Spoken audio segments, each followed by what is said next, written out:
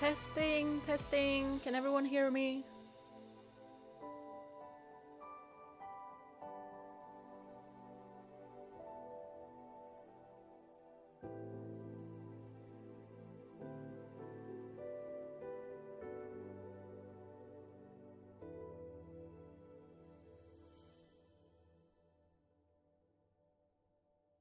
Nice. I'll go get some water and I'll be right here.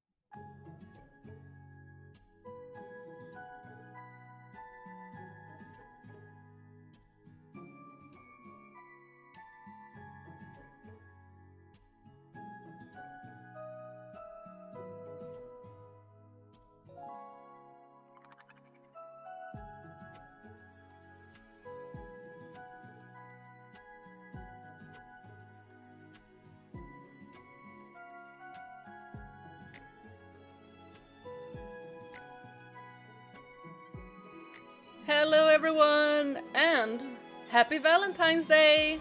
Let's see who is here. Ionix, Nuno, Sure Gaming, Javier, SB, Shalev. Did I miss anyone? Hopefully not. And Metro Gaming, hi! Well, let's see, Ionix, you mentioned something about Hollow Cocoon, set in a beautiful rural Japan and includes fun mechanical arcade games. Yeah, when I searched up that game, you know, I went straight to images and I was like,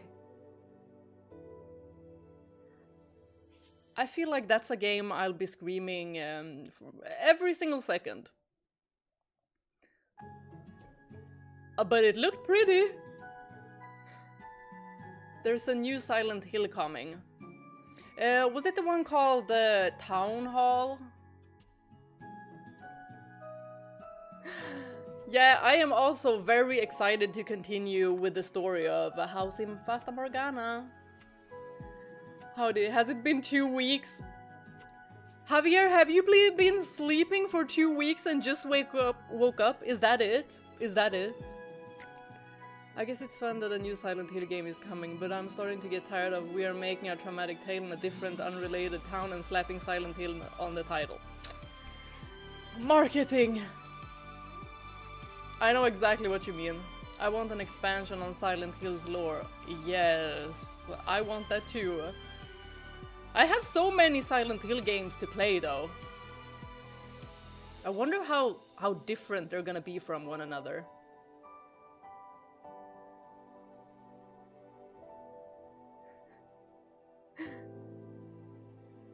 How did your 2 weeks go, Bea? Lots of fun? Yes, oh my gosh.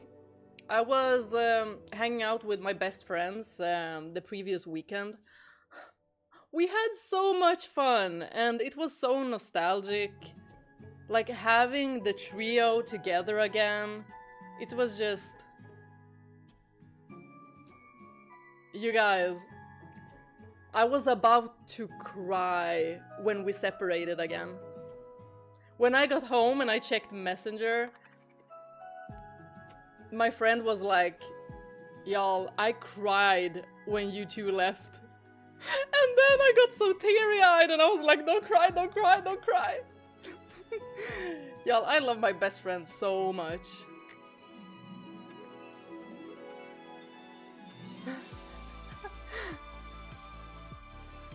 My wife hates Valentine's Day. She says it's fake and commercial. That is true. If I get her anything, she gets upset. Except the shawl candy heart, she likes those. Keep buying those. I've just spent my time with friends today. I was with 3 of my girlfriends and we just went into a cafe and bought these like Swedish princess cakes that are pink.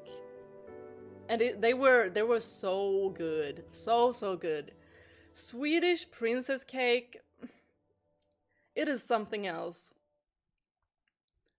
Hoppas du hade kul med din kompis förra helgen, Bea. Ja, tack så mycket och välkommen! Jag hade jätteroligt. Och jag saknar henne så mycket.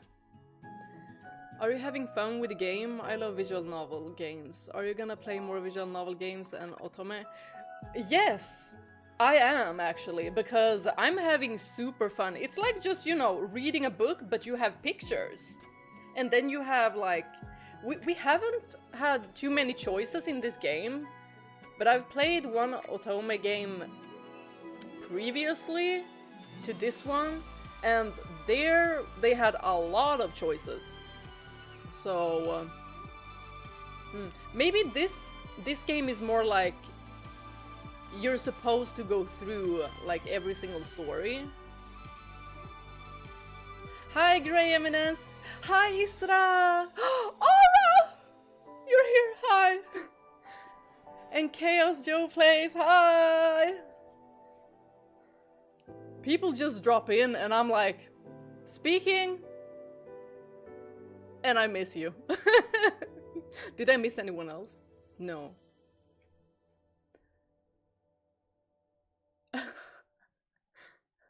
Thank you so much, Cher. Today I didn't do much with my hair. Well, I did fix it, but now it's gotten like flatter. But my hairstyle was looking better a couple of hours ago, but it's okay. And I'm wearing lipstick, which I usually don't. It is called Peri Pera number 6. It's in Korean, so I can't read that. But I think it was called like just made it, or made it. The color is called ink lasting lip gloss. It's super pretty and it's buildable too.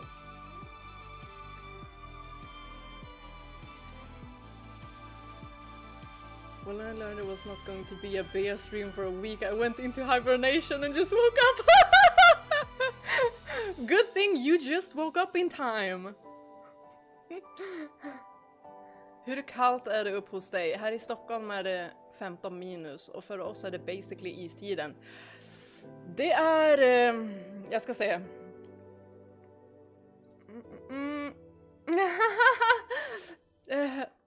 Minus 30.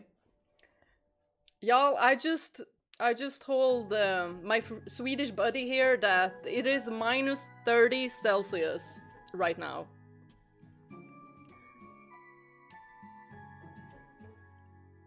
Same, all my friends live in different cities. We meet once in a year.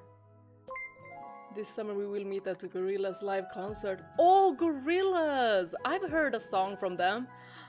Oh, thank you very much, Shalev. Thank you. Oh, you don't have to apologize at all for that. You come into the stream when you have time, and for however long you have time as well. I'm just happy y'all are here. Thank you very much, Shalev. It's a really nice color. Yeah, it is. It's like a mauve kind of color, and I think it suits just about anyone. Like mauve. Yeah. I showed it to my friend, and she asked me like, I don't know if it's gonna suit my. I think she has more like a warm undertone, but I think that would work as well. I think I have a more like neutral tone.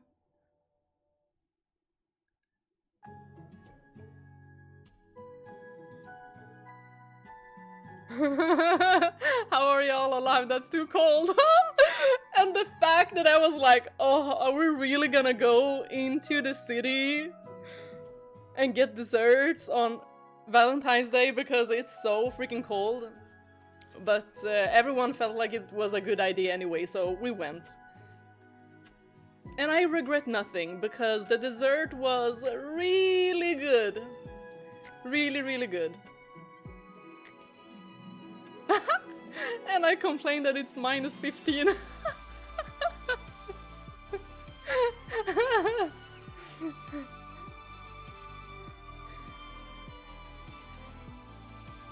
Oh yeah, SB. The new chapter was really fun to read. And I'm also thinking like we should probably, you know, when we're playing a game where I don't have to read too much dialogue, I'm thinking that we should continue reading those chapters because it was really fun. And it feels cozy to read while everyone else is also listening in. Almost warm. From 2 to 12 degrees in the afternoon. By the way, I have to ask, is anyone here playing or hear about the game from the company of Little Nightmares? Oh, I've heard about Little Nightmares, but I haven't really played any of those games. You are basically Shiva. Just give me the white hair and I'll do it. I'll be like, oh, so cold, so cold. I don't like the cold, but if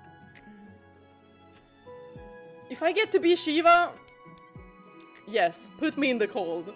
Because Shiva is the best summon. In every single Final Fantasy, she always has the best designs.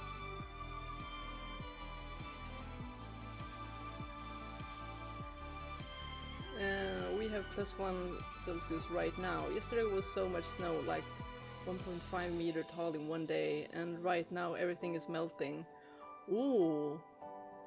Greetings from Kazakhstan. Greetings from Sweden. Rav Shanish, welcome. I don't know if I pronounced it right, but I'm trying. I really like that Kena got a sequel. I've heard about that game, but I don't even have it on my playlist, so maybe I should add it. What do you guys think? Will I like it? Does it have good story and characters? A little update from me, Bea. My third song of my album on his final level mix mastering once I'll... Yes! Please do! I hope it went really well for you, Shalev. I love that you continue to do music. Tomorrow 7-15 degrees, so actually a bit warm for these times. Can't say I'm not jealous. Well, I'm jealous of my boss because she went to Thailand, and when I saw the picture of the beach, I was like, oh my gosh, I need to go back. I love Thailand, and the food is amazing. People are amazing, food is amazing, culture is so rich.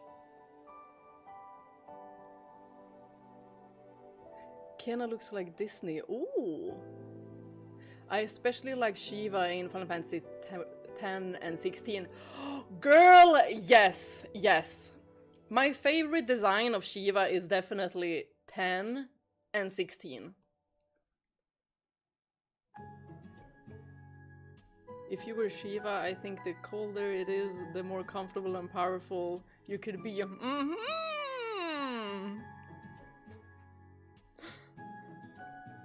Serious question, are we getting a 24-hour stream today? I mean, let's just say this. If streaming was my full-time job, you would definitely be seeing 24-hour streams. Like, definitely. Maybe in the future? But for now, all I can do right now, and also since I live with my parents, I can only set it up for Saturdays. Shiva in Final Fantasy 14 is an amazing and fun fight, and her design is awesome. Ooh. Oh, 14 is the online game, right? Ah, MMO, yes, long MMO story. It goes deeper into her lore. Ooh. What about Kena, Bea? Will you try it? You love Kena. She's an underrated female protagonist. Ah, okay. Then I should definitely add. But I am so hyped for Tides of Annihilation. I am so hyped for that game. It looks so fun. And the characters, oh, they're so beautiful. They're so freaking beautiful. And I love the depth of the faces of the characters, and I love that they look very realistic in, like, they have like shadows in their faces, they have like nasolabial folds, like everything like that. They have it, like, you know, real humans. We aren't just like flat. Everyone has some kind of contour to their faces. Oh, where is Prompto and Aranea Adventures? Yes, to make up for last week. Prompto and Aranea, I think it is part 23.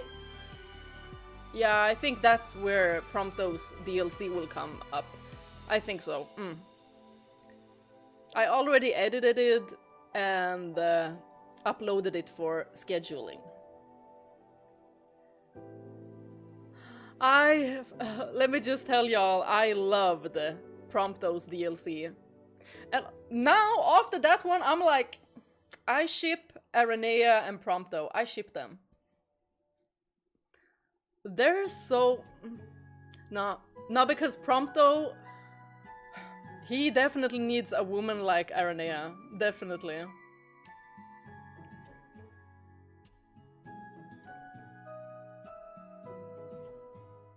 I like how you did your eye makeup. Really suits you, Slasher.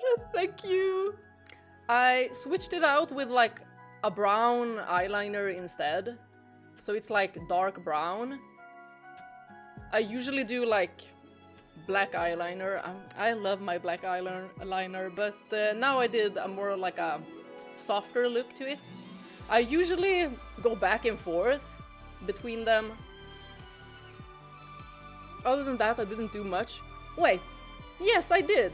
I've actually not arched my brows as much as I used to, because now I'm just following like the shape of my brow. My brows are pretty straight, so I usually like try to arch them, but I guess I can't just go against the nature of my brow. So I was like, the only reason why I don't really like a straight brow on me is because I sometimes look sad with a brow like that, and with an arch it just looks, you know, sassy.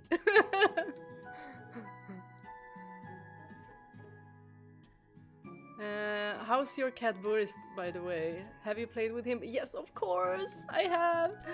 He's such a cutie. He is doing his best.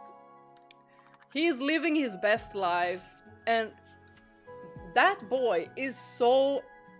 He's so spoiled. He's so spoiled. When he wants a belly rub or belly massage, he will just plop on the floor and be like, massage me. And he does it so randomly too. Like, he can just flop on the floor in front of you, so you have to be very careful. But he only does that with me, my mom and dad.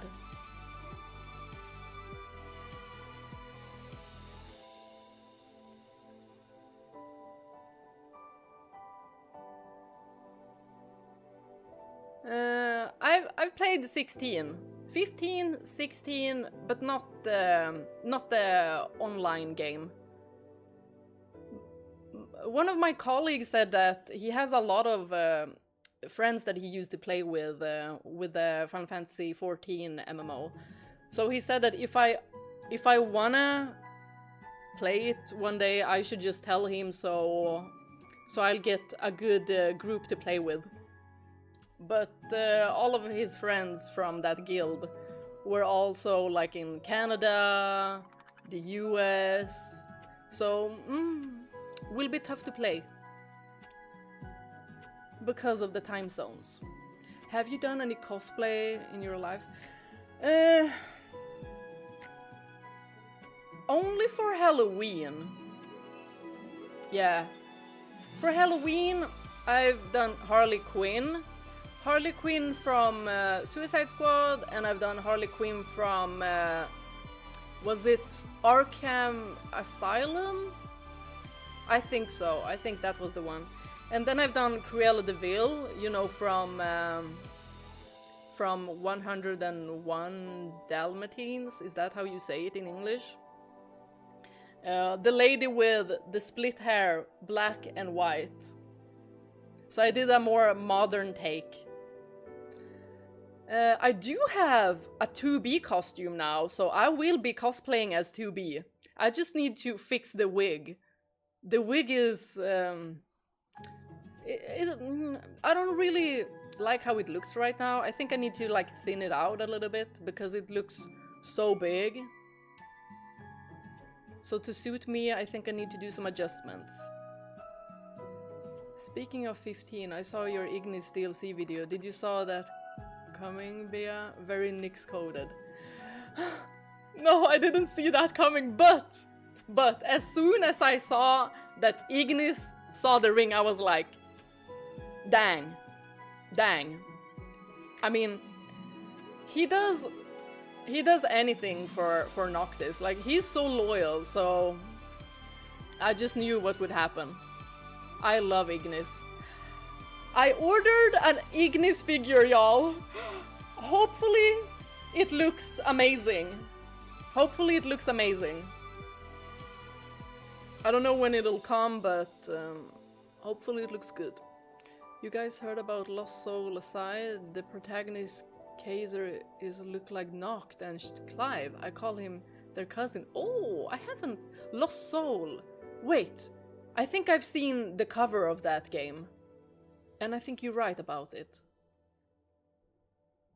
Is that a large Raph banana plushie? Yeah! But it's not a banana, it's the, you know, the artsy burb. That one.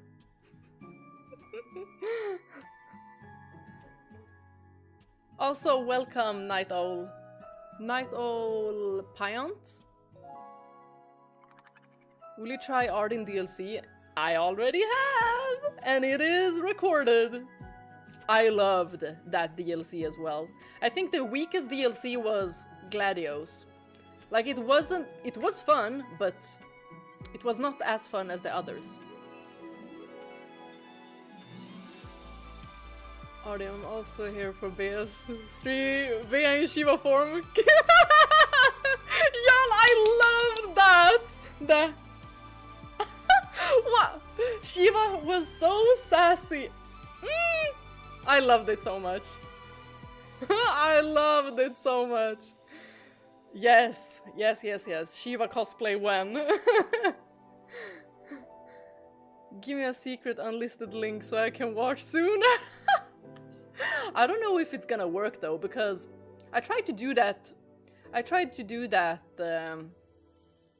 And give my friend one, and she just said no, it says private. I watched a trailer for a new Spider-Man show. It's called The Spider Noir. It's starring Nicolas Cage. I am very excited for it. I can't wait. Oh, I like Nicolas Cage. He is such a good actor. I loved him in Face Off.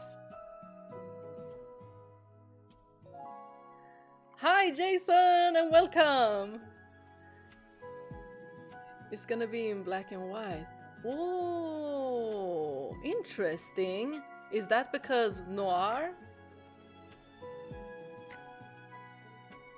I tried to send my 2 songs to Discord, but somehow it didn't work. Does anyone... it is because the file size is too big. I think that's it. So when the file size is too big, it can't be uploaded. Maybe there's a site you can upload it to. SoundCloud? Is it still active? When will you do 2B cosplay? Ooh,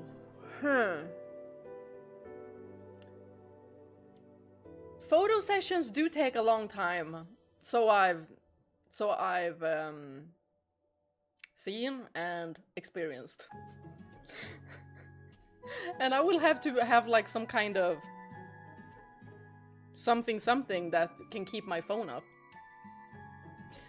But maybe I should do it on stream as well. Yes, I have the 2B outfit. So, one good day I will be cosplaying as 2B.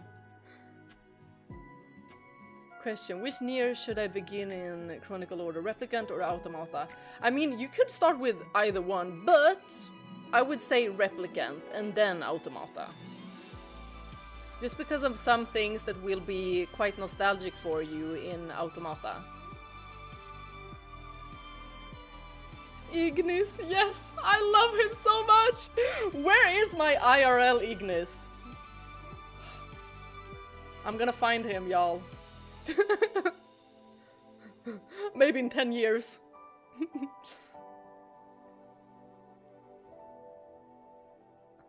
Oh yeah, I remember you showed us your new 2B dress on Silent Hill 2 stream. Yep! It'll be another Maria instead of Ignis. Oh my gosh! Yeah, yes, indeed. We are gonna do some unboxing today. Because, you know, y'all know I've gotten triplets of Maria. So the 4th one, do we think it's gonna be a quadruple Maria? Or are we gonna get James this time? The company did contact this third-party seller, this warehouse, and were like, well, she's gotten 3 of these, so something is going wrong on your side. So they said that this time it should be correct, but you never know. You never know. Maybe they, you know, they just hate James and they're like, no, she's not getting a James, she's getting a Maria. I mean, I love Maria, so, like, I'm not sad.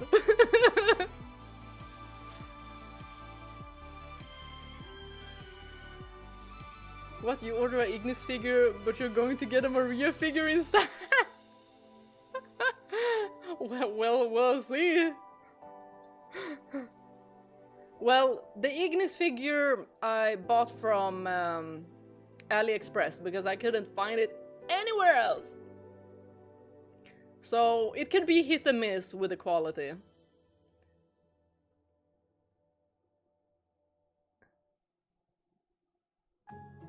Who's waiting for Slash to unbox new Maria today?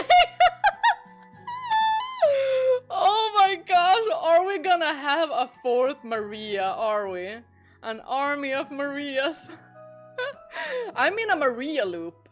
That's my life, Maria loop. I mean, that's fine for me. That's fine for me, I love Maria.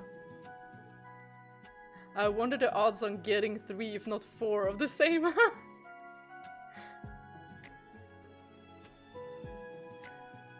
Why in Discord there's a voice chat? Somehow we're not using it for talking. Well, I have set it up so if you guys like want to talk to one another or like play games together, y'all can just join that chat as well and just have a voice chat if you like to. And then the Showtime voice chat is it's only gonna be me talking, you know, like when we live stream, and then I'm gonna, you know, show series and movies and we're gonna watch them. We're gonna watch them together.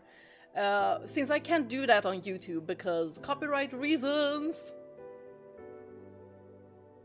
But I'll set it up someday. What should we watch? I'll check on Netflix what we should be watching. Most of them also have English subtitles. So even if a movie is in English, there's still an option for English as well. Even though I have the Swedish version of Netflix.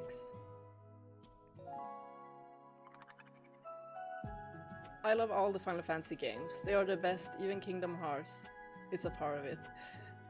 Kingdom Hearts I do need to play. I also have to say I love all the Final Fantasy games that I've played so far. They're so different and I love them. But my all-time favorite, like, it is so hard to dethrone Final Fantasy VIII for me. Like, that is... I'm gonna play that one...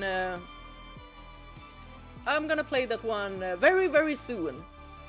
Since I finished Final Fantasy XII, I'll be uploading it after 15. Which Maria are we talking about? Maria from Silent Hill 2. If you keep getting infinite Marias, you can send one to us all. Exactly. Just glitch farming Marias. Does the Ignis figure have the DLC hair though? Oh, he didn't. Oh, maybe I can do something about it because I do some clay art. So maybe I can fix the hair.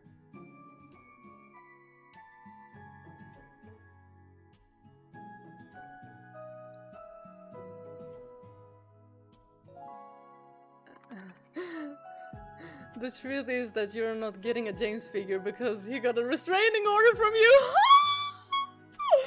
Oh, that could be right. That could be right. Well, unboxing soon. We'll see. Maybe he wanted to come home now. I will have to do a hair mod to the figure too. Are the video drivers still giving you a hard time, Bea? Well, I do know that it's glitching some of the times. It never does this in my other stream setup. So it definitely is something with either the drivers on this computer.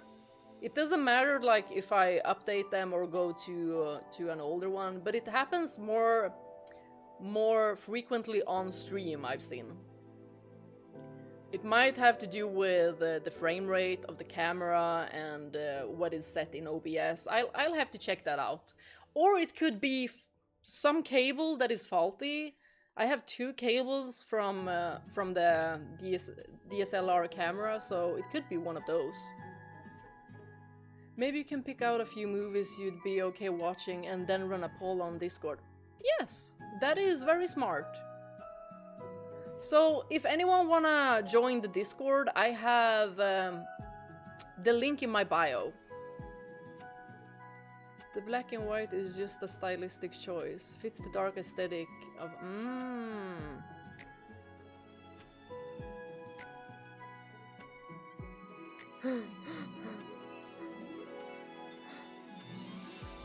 Oh, bye, Cher. See you maybe later. I finished Yakuza. I play now like a dragon. Oh, congrats! Have you fought Yasmat in... Oh! Yasmat... Oh, who was that again? Was it an optional one? If it wasn't an optional one, then I fought it. The next one will be Final Fantasy VIII. Slash can do her own version of Ignis figure with a hair mod. I'm sure they'll sell quite well, yes! And then I'll sell them and, you know, use the money for 11 Deep Space. I'll get all of the cards! Y'all, speaking of, the new banner in 11 Deep Space, like, that is my weakness. Ancient Chinese. Y'all, I love the style. It's such a rich culture. The clothing is just so mesmerizing. The hair. I'm watching a C-drama now called Ashes of Love that Grace recommended. Hi, Persimmon! Oh yeah, Final Fantasy XII Zodiac Age will be the one that is uploaded after 15. And then after 12, it's gonna be 8.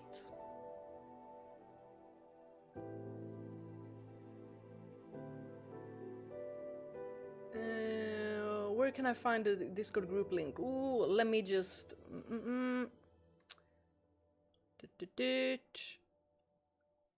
I can copy it. It is in my channel bio. But I'll copy it so anyone can join if they want to. There. And tell me if the link doesn't work. I did generate a new one.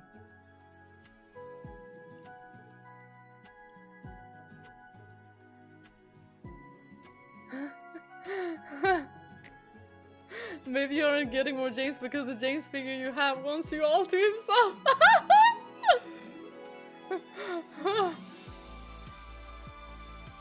Back to the chains and basement cage.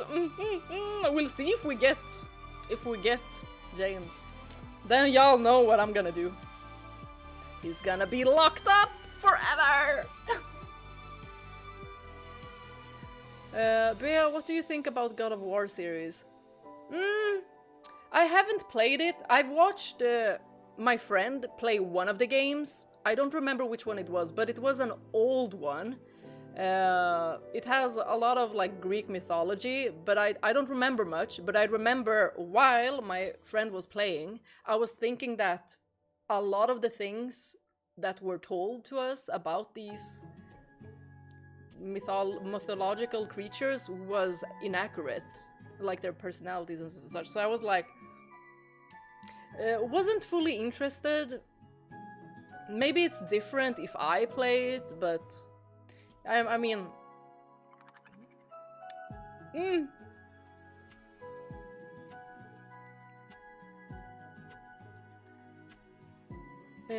planning a vacation this year soon, Bea? Yeah, but I don't know. I don't really know where I want to go, or more like I do know where I want to go, but I'm also gonna check with my friends who can go with me. Because most of the times my friends are like, why do you want to go so far away? The plane ride is like 14 hours. Yeah. Like I wanna see a different culture.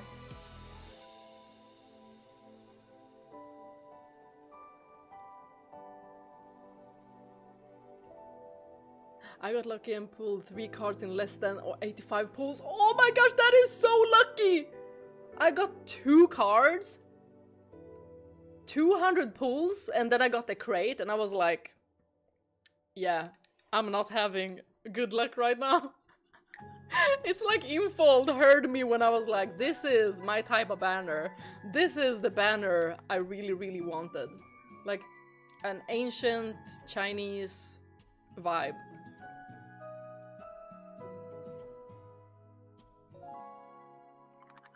The whole Far East history and culture is mesmerizing, but it's hard to distinguish the eras for non-nerds.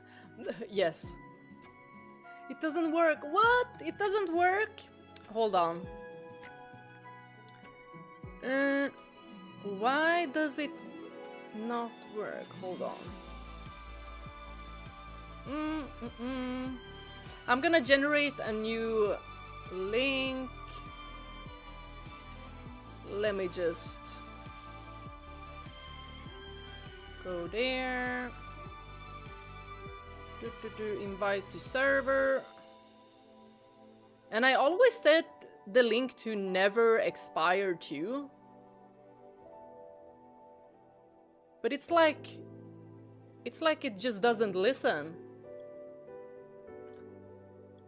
There's the Discord link. Does that one work?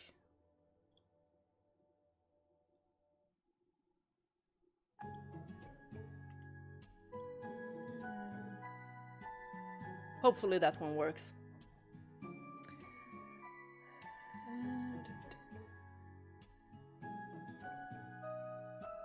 I can't wait for your reaction to the new Lad's main chapters. Oh! First, Lad main chapter is gonna be... what was I gonna say? Uploaded tomorrow, yes, tomorrow. So Sunday tomorrow it'll be uploaded at 6 p.m. Central European time. It was about 3 hours, so the chapters are long. Hopefully, y'all, I have ordered 2 dresses, 2 Hanfu dresses, which I'm gonna wear when I'm reading the new traditional Chinese cards. I just felt like, y'all, I need to also be in that era.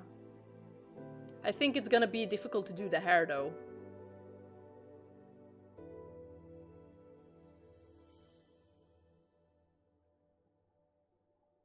Yeah, no, the most mythological accurate, but the originals were better games. I know there's one called the God of War Ragnarok as well, and that one should have Nordic mythology. And I'm like, if I'm gonna play that one, I'm probably gonna criticize it if there's a lot of inaccuracies, but you know, I could just ignore them as well and be like, oh well, I guess it's okay. Visit Taiwan. I have that on my bucket list. I think the link to the Discord in your bio has expired. Yeah, I don't know why it does that, because I always check the box to never expire as well. Discord, why you do that? Bea, when are we getting your house tour on Lad? Alright! Oh my gosh! After I've read the main story chapters, then I'll do a Love and Deep Space stream. So we can go through my house, which I really haven't done much on. But I wonder how well it's gonna be playing on stream. I did connect my PS5 controller to Love and Deep Space, so But it only works with the touchpad. Well, that's better than nothing.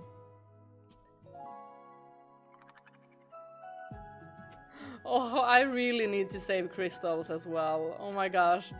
Raphael's birthday, and then Caleb's third myth. Y'all. Yay! Welcome to the Discord server, where we always have fun, but we also will be watching movies and series together. I got Raph and Zane in the new banner, and I am going to stop there. I gotta save up for Raphael's birthday next month. Oh my god, I hope I am lucky in the next month. My wife and I went to Dublin, Ireland for our honeymoon.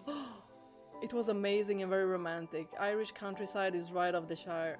Yes, oh my goodness, I also need to go there. And Scotland too. Edinburgh, oh my god. I've watched so many TikToks on Edinburgh. It looks amazing. Who are you ranking in Led's character beta? I don't play it, but I think Xavier or Silas reminds me of Li Xiaolan from Tekken.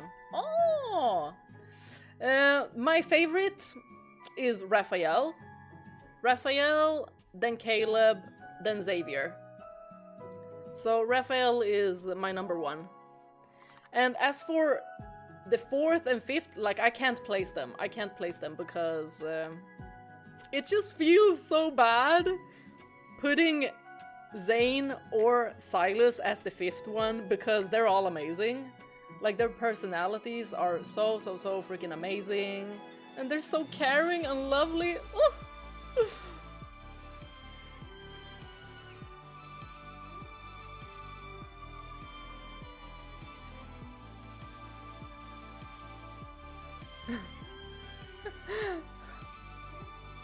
I think the schedule now is Raph's birthday, then Xavier's solo, then Caleb Smith. Ooh, oh my goodness. I'm gonna have to save a lot of crystals.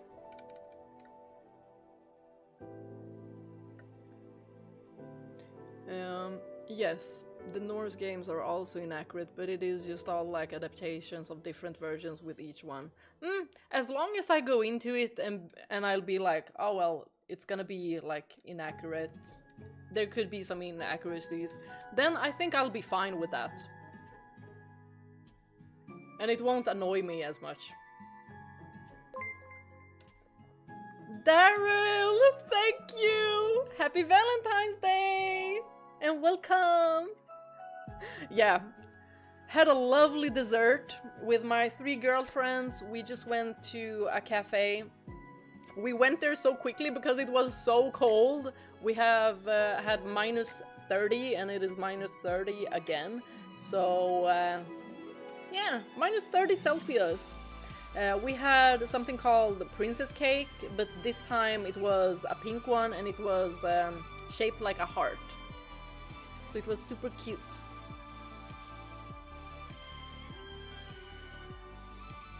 So what you're saying is Zane and Silas are tied for last? Y'all!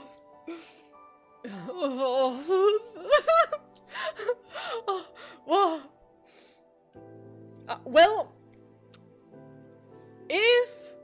if I could, I would have put them all on the first main spot, but that would also be like very, very expensive. Like, I'm not, you know, I don't even have the patience to farm. I farm at times in Love and Deep Space, but most of the times I just pay and hope that I get the cards that I want, which I usually do.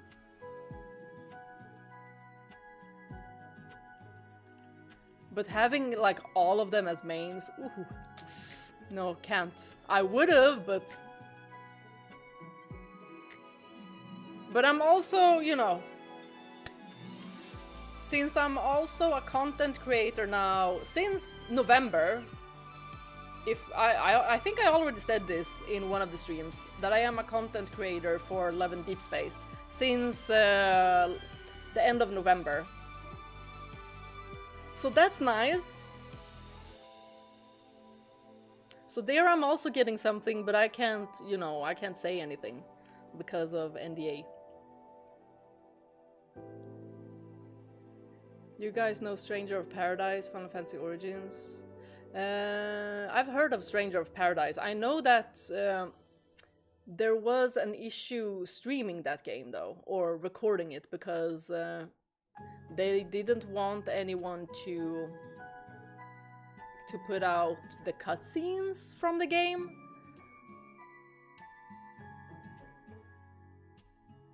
I don't know if it's still like that, but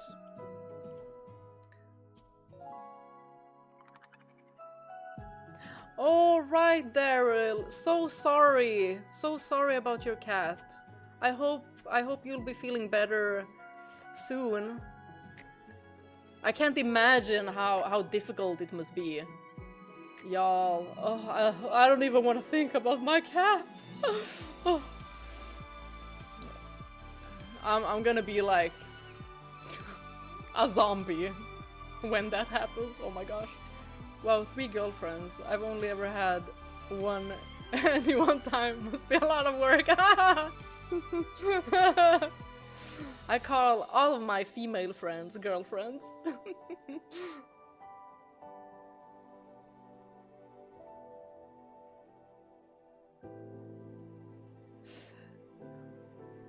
Oh, good to hear that, Daryl. My cat is 15, so in cat years, very senior. But he's full of life, and he hasn't like shown any like signs of, you know, slowing down or anything. So Ionix, yes, I hope so too. I hope so. I really hope so. Like, oh my gosh, what am I gonna do with my life if my cat isn't in my life? Y'all, when I say my cat is like my child, like literally, I mean that like literally. Hi, Red Dragons. So in that case, I can name my male friends boyfriends? Yes, you can! Who's to stop you?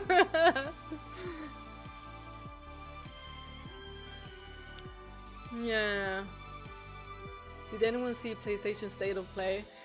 Y'all, I didn't even watch it. But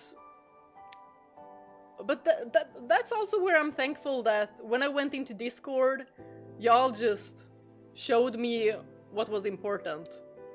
I did check on Twitter just quickly if there was anything like Final Fantasy related, but nothing. The oldest and second oldest cats alive are owned by the same guy. He feeds them egg whites and broccoli. Whoa! Boris, as I see him, is a happy and a ninja cat. Yeah! Like, he is like a kitten. Like, no joke. He runs around and plays like he's 5. John Wick game? I haven't even watched the movies.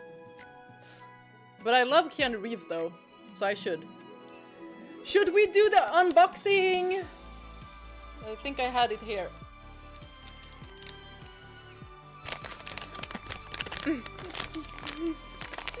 Are we ready for the unboxing?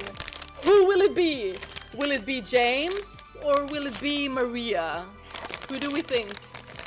According to the text here, it should be James, but that's what it said on the other packages as well. So,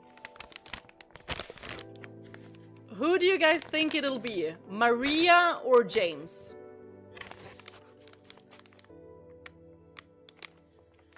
Let's do a poll. Good idea. Hold on. Start at that.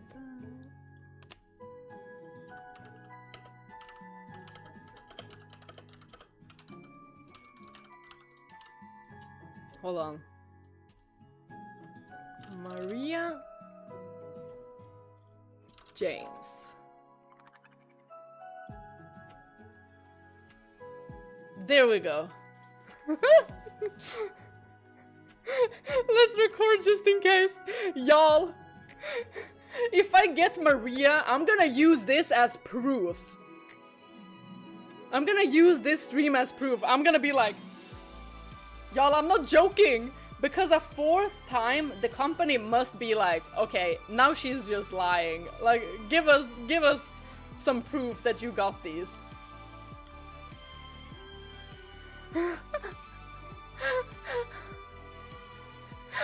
Y'all, it could be anyone, literally, because every time I've tried to get James, I got the nurse first, and I was like, I didn't order this, but fine. So I did another order, and then I got Pyramid Head and Maria, and then I got the third order for free, and it was Maria again.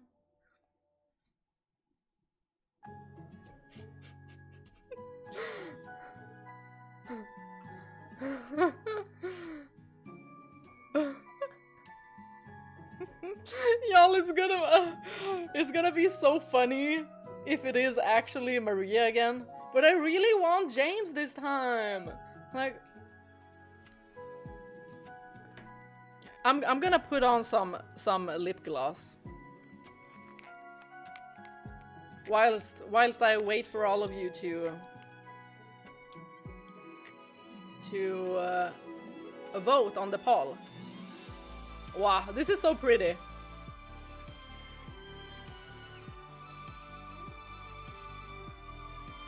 It looks kind of like vampire-y.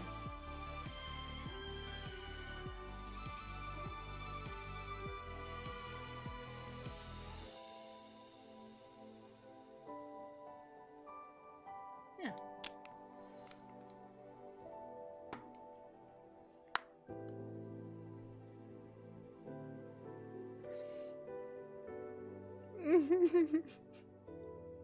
Only valid answers: Maria, James, Ignis.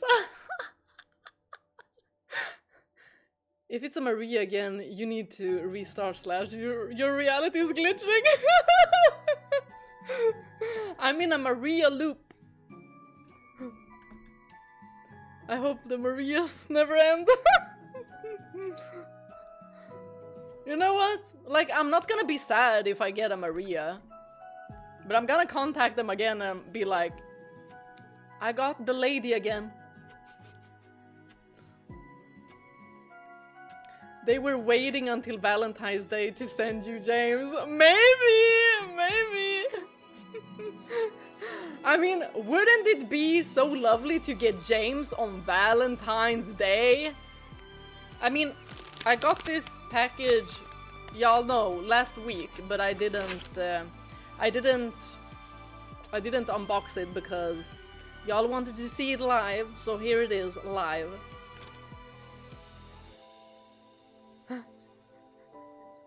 You're right, Bea. It's Valentine's Day. It must be James. I have a feeling Ada will be appearing. Oh my gosh. If she does. I'm gonna feel even more motivated to play Resident Evil 9 if Ada appears. Like, I love Leon, but Ada! It's a timeline paradox. You're not doing something to break the loop. What am I doing wrong?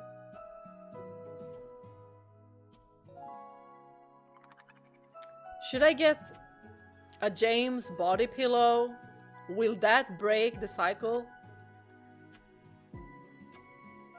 Maybe?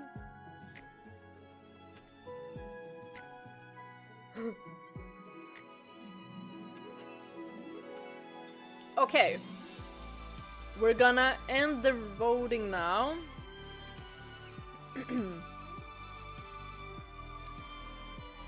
Let's see what it says. So, 54% James and 46% Maria. Are we ready? Are we ready? Okay. Y'all, I'm gonna check it first. And y'all, Y'all, maybe you can see it on my face if it is James or not.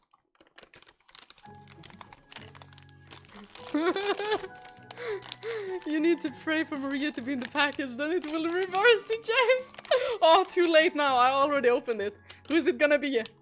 Hold on, I'm gonna peek.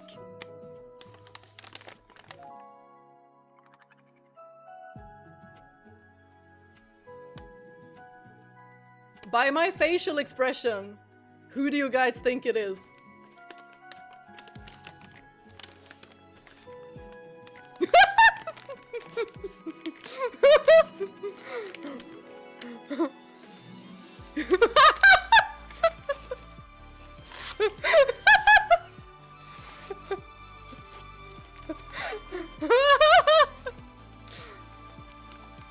So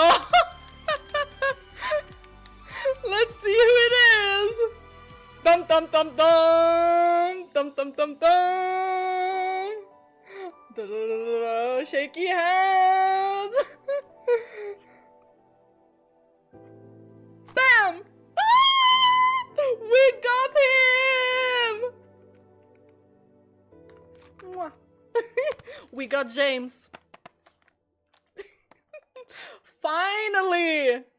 Finally! He's so cute. He's so cute. Was my poker face good? Now y'all are gonna like rewatch that part where I had my poker face and y'all are gonna be like, well, that wasn't such a good poker face actually. But I was playing. What? There. Nice poker face. Finally.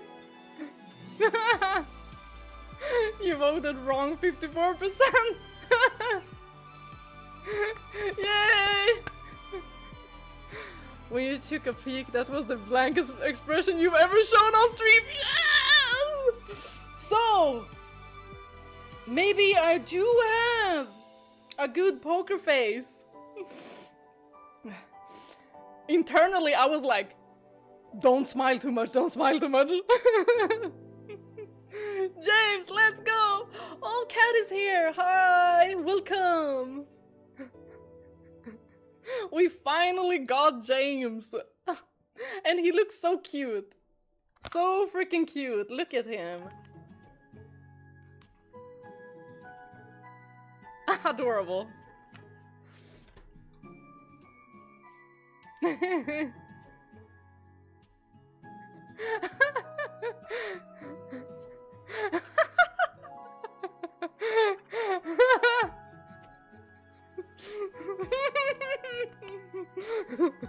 You are the reason Brexit happened. Never know. I mean, with this poker face, I could be doing a lot of things.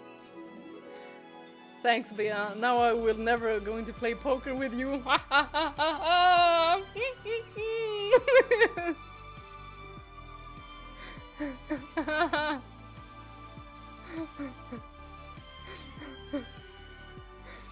Finally, I pulled off a poker face. Finally.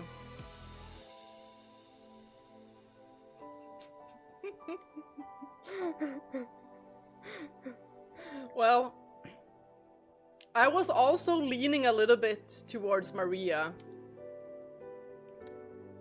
Because I was thinking that it's either gonna be a Maria, or if it's not a Maria, it's just gonna be like a pyramid head or a nurse again. Because you can only buy nurse, pyramid head, Maria, and James.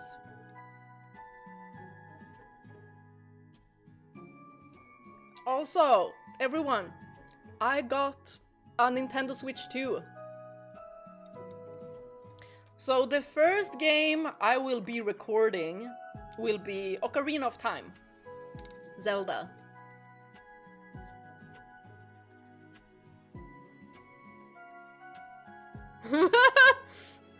Bear could be the Queen of Sweden and go to world conferences giving world leaders the poker face. Exactly. Like, you would never know. Maybe. Had Maria won, you would have gotten another quantum collapse after the vote. Will Ocarina of Time be blind? It was a long time ago, so I don't remember much of it, but I've watched my brothers play it, and I've played it myself as well. But it was also like a long time ago, and I wasn't as good in English back then, so I didn't really, you know, understand any like story and side quest and such. So, but I remember really liking Ocarina of Time and Majora's Mask. Majora's Mask, I would say, is the most recent that I've replayed, and that was on 3DS, but I didn't finish it. Not on the 3DS. And also, Majora's Mask was super scary, so I always needed help from my brothers. But now, I am a big girl, and I will play these games by myself.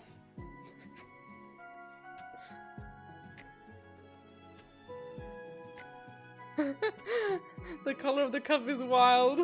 It's my sparkly cup.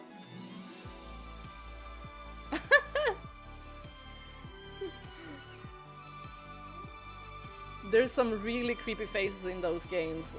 Indeed, indeed. And I was so scared of the moon. So scared. Darn. I know I had something else to tell you guys, but what was it? Why didn't I take a note of this? I know there was something I want to tell you guys. What was it?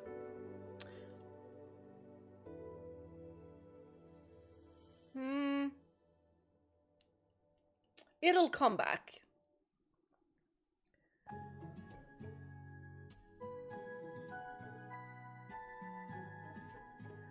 Just need to learn sword fight and get Ghost Girl to help you not to be scared. Yeah! She glitched my camera last time. I just disappeared. I was like, what is happening? But I was very lucky that I happened to like notice in my periphery that I noticed that something went dark. I was like, what? Otherwise, it would have taken a while. But I've been thinking that I really wanna stream Mass Effect 1, 2, and 3. So maybe we'll do the Mass Effect series after Fata Morgana.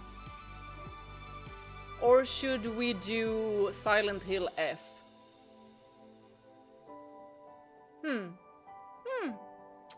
Maybe I'll do a poll for that as well.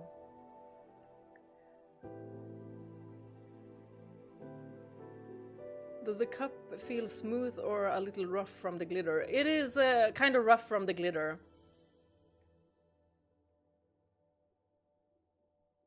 Zelda Tear of the Kingdom got me messed up. Such a beautiful game. Oh, I really want to play all of the Zelda games. I'm far from playing all of them. I've only ever played Ocarina of Time and Majora's Mask.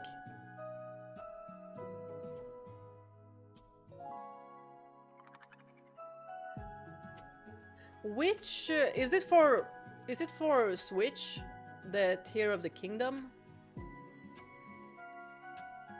Mass Effect, it's a great journey. It will take a long while to finish the trilogy, but it's a great choice. Yeah, I think it'll be very fun. I do, however, need to check if I'm gonna play it on PC or if I'm gonna play it on console. Because I don't know if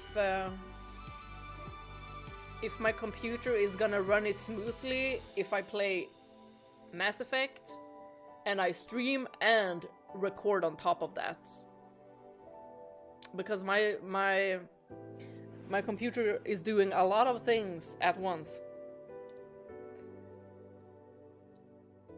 But I could do like a test one. We desperately need a Dragon Age Origins remaster remake. Oh, I would love that. Origins. It is so good. And my love Alistair. I love Alistair. He's one of my favorites. All-time favorite characters. He's adorable.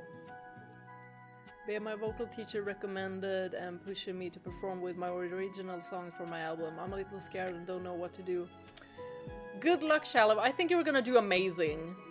Just listen to the vocal teacher. I think you're gonna do amazing. I actually love that rough glittery texture. Now it's even better. I don't think I would have bought it if it was like smooth, because it would feel quite slippery. So I can really like feel the glitters. I like it. Nice grip.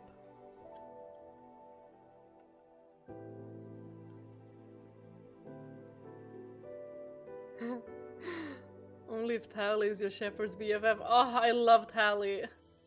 Love her so much. PS5 Legendary Collection, it runs well too.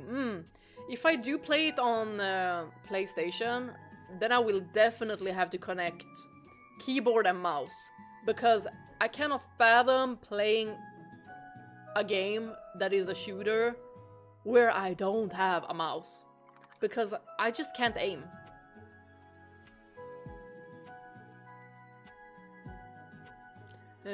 But I'm telling you now, Bea, on Mass Effect you will struggle to choose a love interest. So much to choose from. I already know! Y'all, I already know.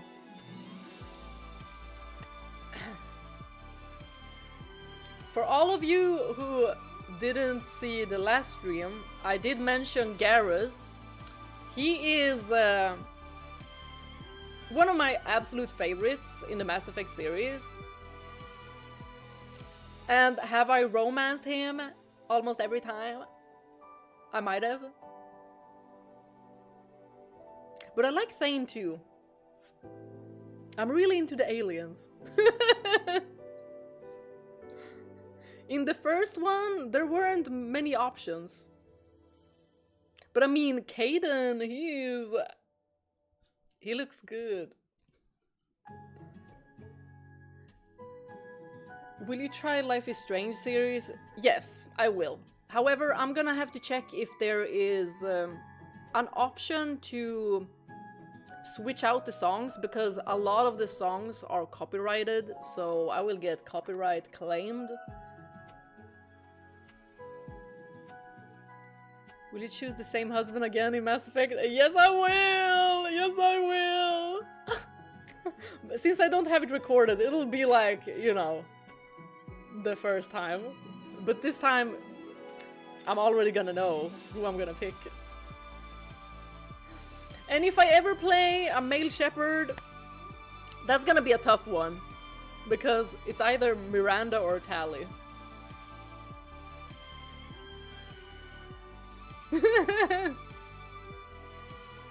Oh right, Liara too! Oh my gosh, that is tough. Wait, but Liara? Wait, you could, as a female shepherd, you could pick Liara as well, right? I think so, right? If a game allows you to choose between playing as a man or a woman, what do you usually choose? Usually I do choose woman. But in Elden Ring I did pick to play as a man. I customized a man.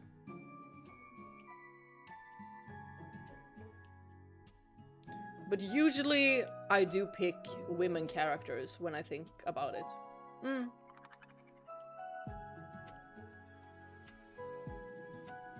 Mass Effect, first time hearing about it, going to check it out. It's a great, great game series. Yes, Liara goes both ways. That's how I remember it. I can share Thane with you if you want. Oh, Thane, he's so beautiful.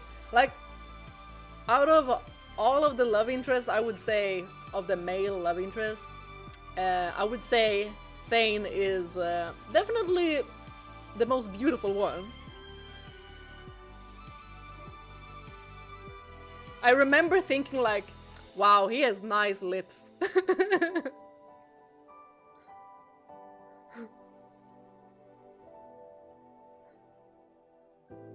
Which anime series you recommend to watch, Bea? Do you want like a long one or a short one? I really love Naruto. Inuyasha, I really love that one. Which one? I've recently watched Lovely Complex. I love it so much. It is so wholesome and fun. And what more? Ergo Proxy, Technolize, JoJo's Bizarre Adventure. Ah! Y'all, I love every single season of JoJo's Bizarre Adventure. And I cannot wait to see the animated version of Season 7, Steel Ball Run. It's gonna be on Netflix. Oh my god, I'm getting so giddy. Oh, I love it so much.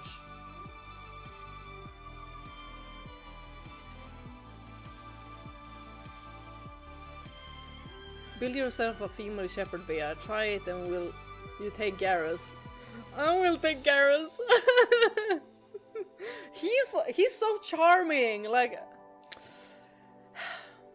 every single time I'll be like, okay, I'm gonna have to romance someone else.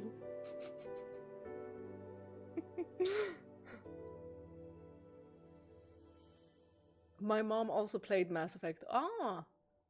Depends, but I play women a lot because girls are pretty. Exactly! Exactly. That's also why I pick women. I am split between Zane and Silas, but I would say Zane too.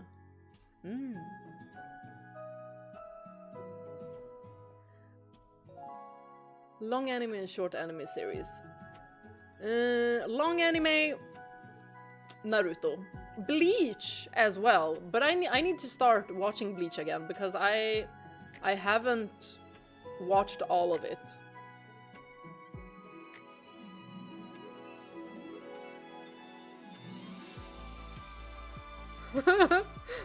I always pick Tally when playing male chef. She's so sweet and nerdy and feminine. Oh, I love Tally. Miranda's does not tempt me. Y'all, my eyes be like when I see Miranda. But she's so pretty. But yeah, I feel you with Tally. Like, oh my goodness. I love her so much. She's like very charming. Like, I'm charmed by her.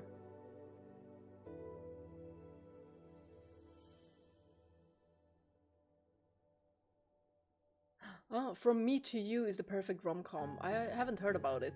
Do I need to put Garrus in a tuxedo and add him to the husband? Yes! Yeah, I think you do need to. Also, Alistair from Dragon Age. He's a big crush of mine. Detective Conan. Haven't watched that one. Kimi ni Todoki. I think I've heard of that one. I think it is on Netflix, maybe?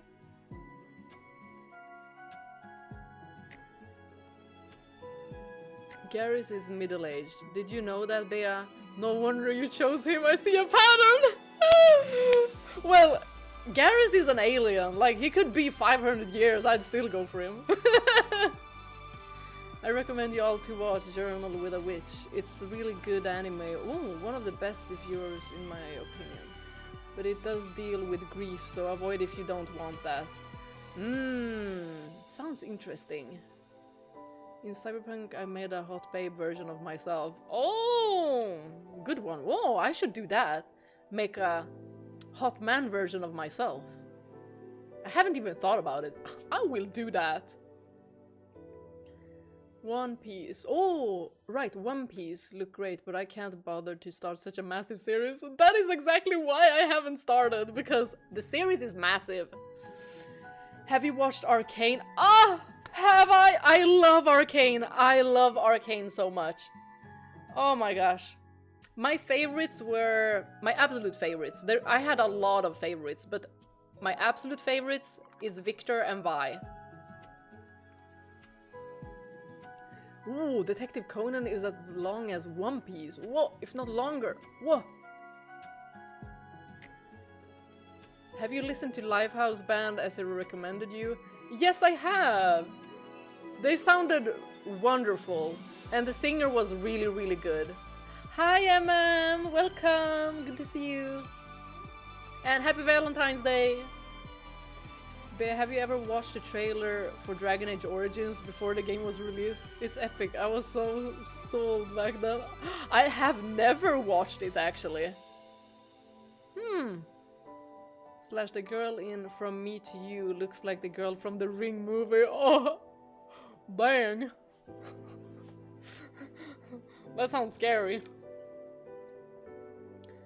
Just to mention again, Attack on Titan. Oh right, I need to watch it. Like, I barely remember anything.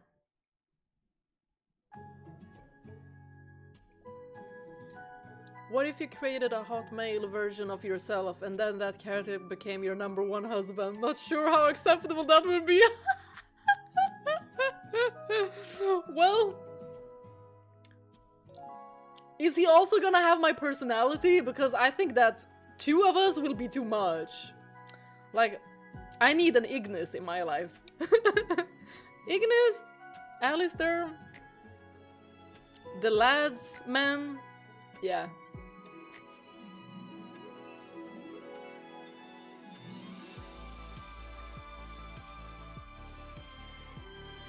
Did you know that if you don't choose Garrus and Tally, it is implied in MF3 that they end up— Oh! Really?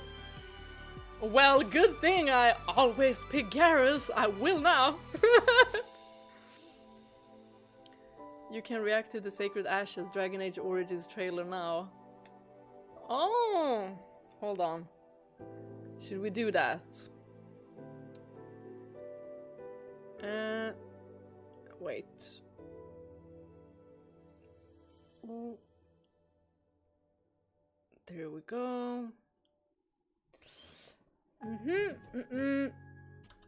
Dragon Age Origins Sacred Ashes trailer, right?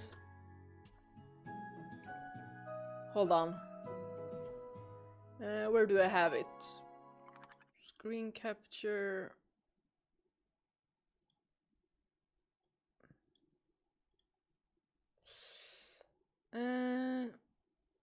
This one. There we have it.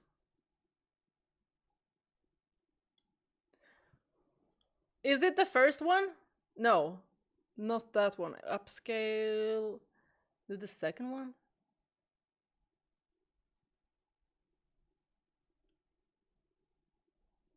Yeah, in the anime, everyone is also scared of her. Short anime that doesn't waste your time. I recommend Roaring Kenshin. Oh, right, I have that one on my watch list. Samurai Champloo, Samurai 7, to name a few. Is Cowboy Bebop, is that one good?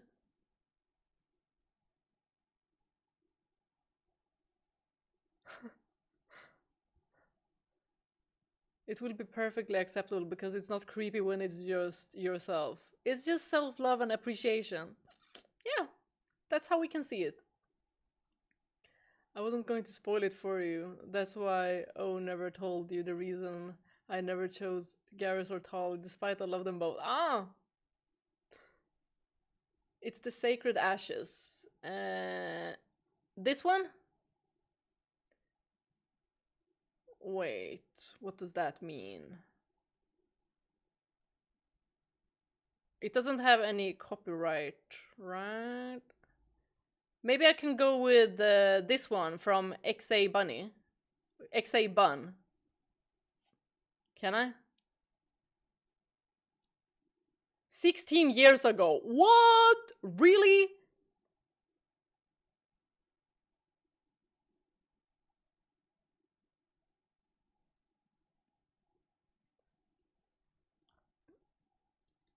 I need to pause the music there because I'm still hearing it. So this one. Is it this one?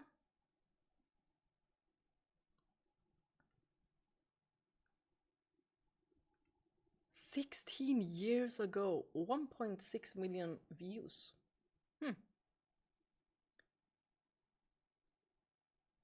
It's one where they are on a snowy mountain. Okay, let's go.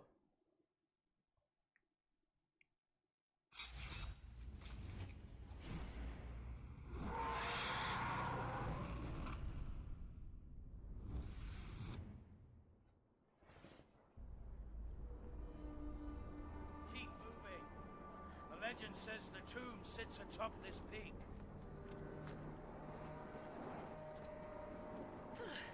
Lovely. We can freeze to death while digging for the bones of a madwoman.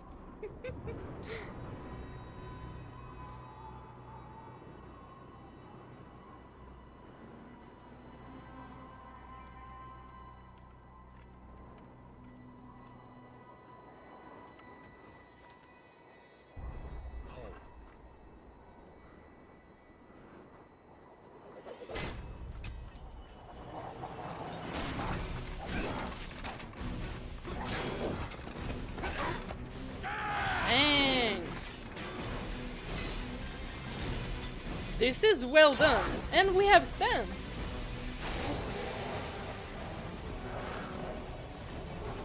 Yay, go boy!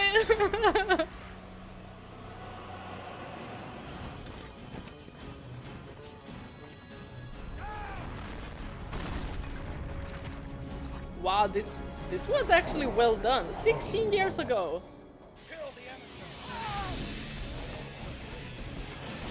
Wow, she's so cool, Liliana. Just stand before the darkness and Let's go! guide their hand.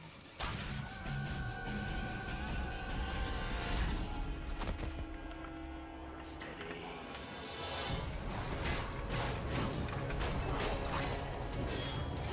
That's supposed to be Morrigan, right? Go girl! Woo!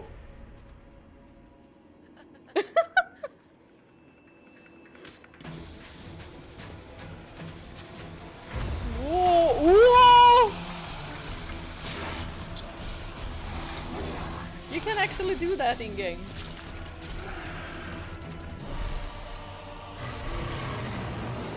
Uh-oh. Mother, is that you? Strike when she comes for me.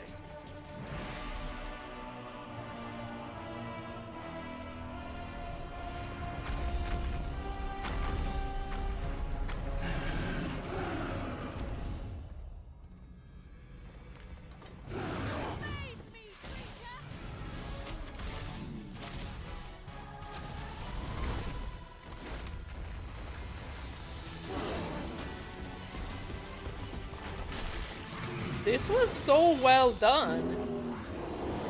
Let us end this.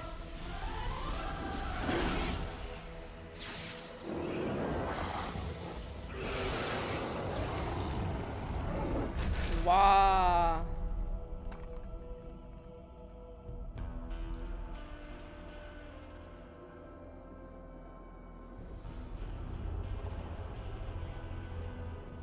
And who this guy? Just like supposed to be the warden?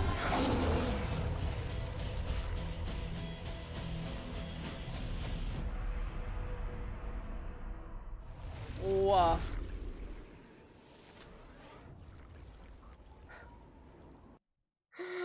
Wow.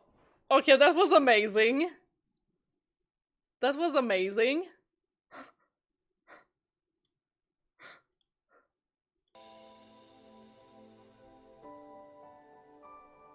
He is your warden character.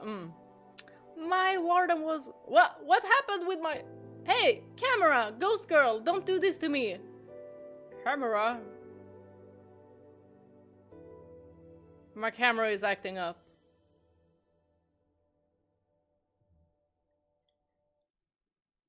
Hold on. Ghost girl! You shouldn't be doing this now. Okay. See? Ghost girl, listen to me. I was just like...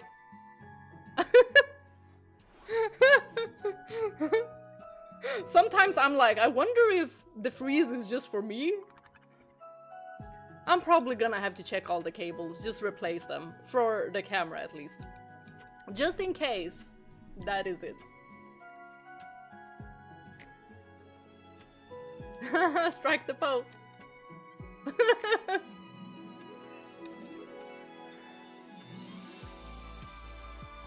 Oh my gosh. Morgan and Liliana's parts were amazing.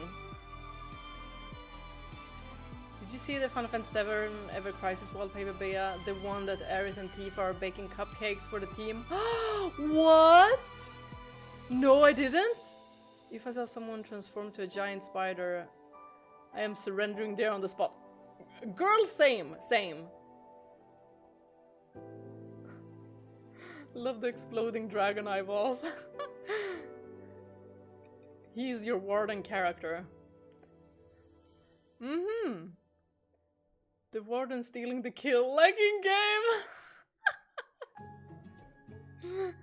Everybody will just kick him out if he, you know, loots the entire time and kill steals.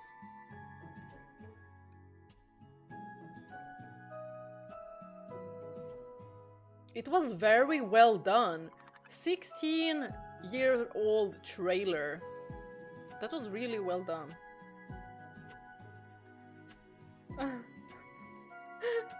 Yeah, Ionix, keep her under control. I thought we were gonna see EOS cam utility again. She was nice this time.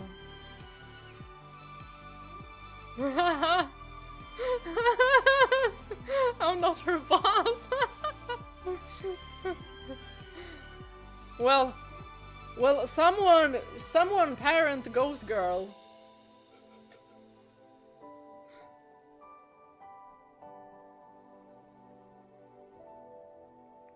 We've been talking for way too long now.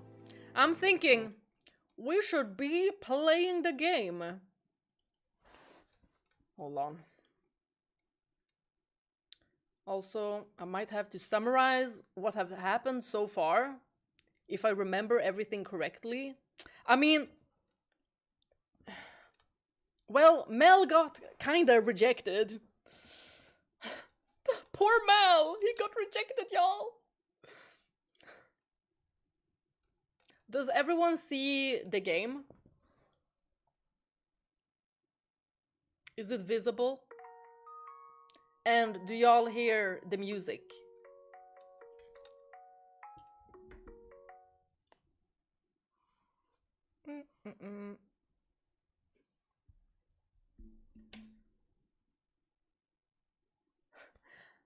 I think Ghost Girl wants you to play the game. That's why she's messing.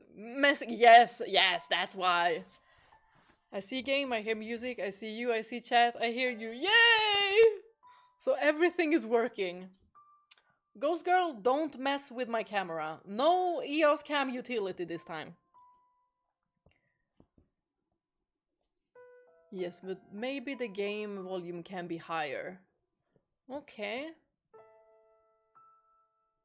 Wait, if I go...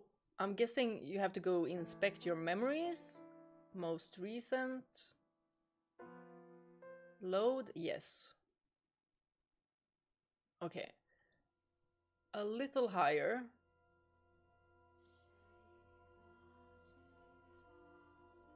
Is this good? Or is it too loud now? What do you guys think? Is the game music good? Right. What happened is that Mel got rejected by the white-haired girl.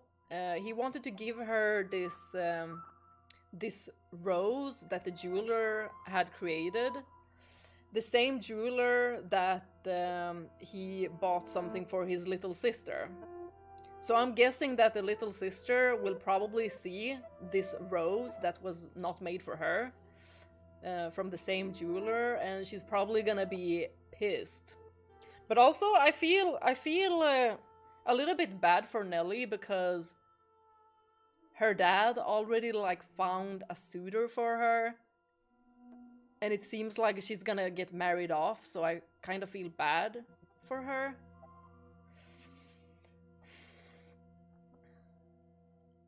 For now it's good, we'll see in game. Yeah. Oh, thank you so much, Shalev! One last gift from me. Oh, thank you! Good night, sweet dreams! See you on Discord and maybe next week on the weekend?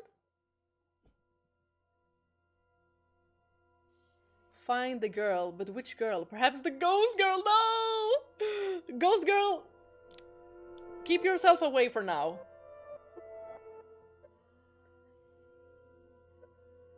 Okay.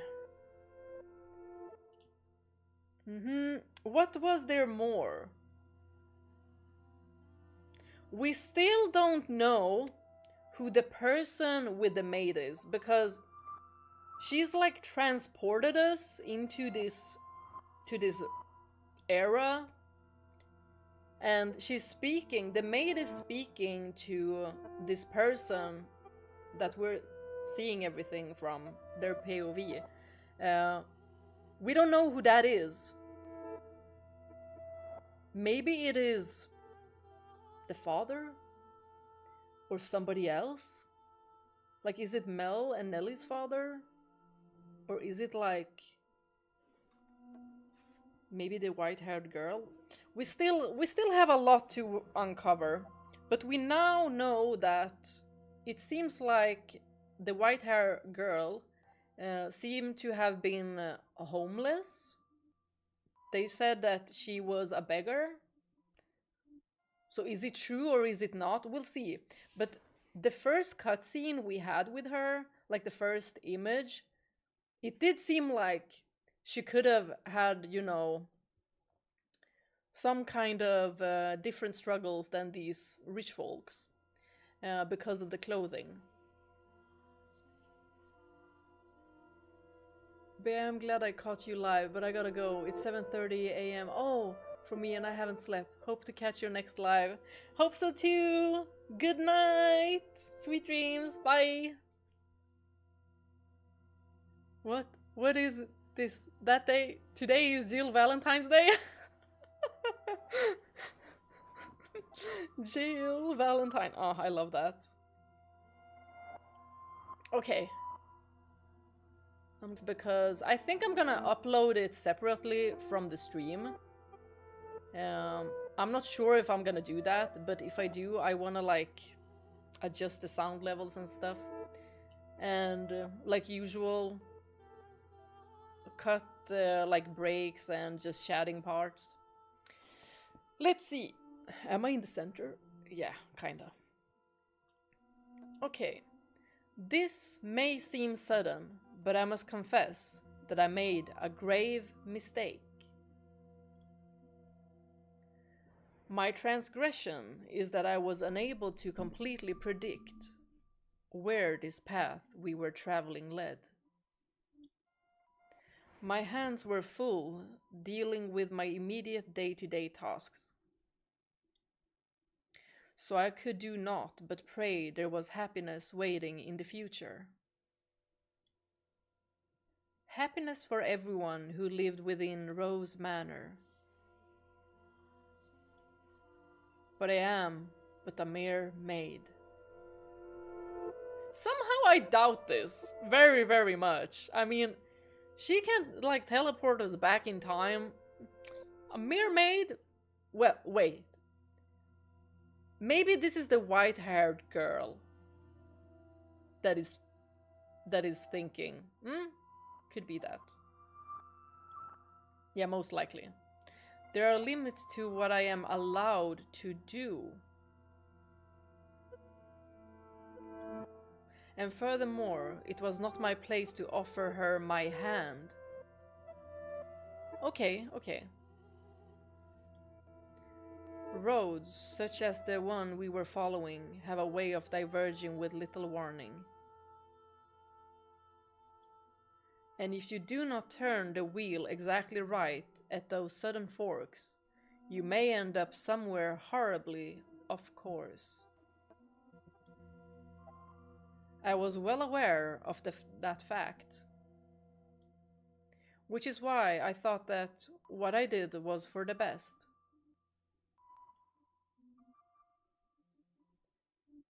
It's happening again.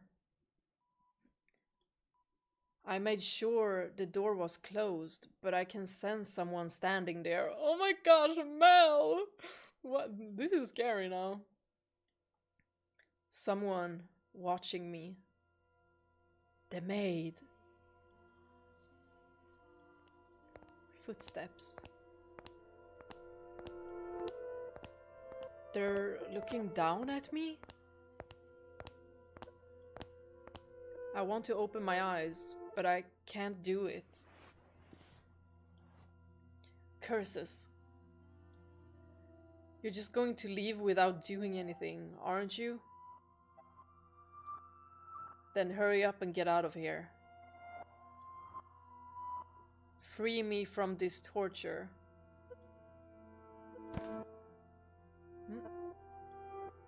No, tonight they're on my bed now, looking down on me. Oh my gosh! Y'all, can he see it like the glitch in the Matrix or something?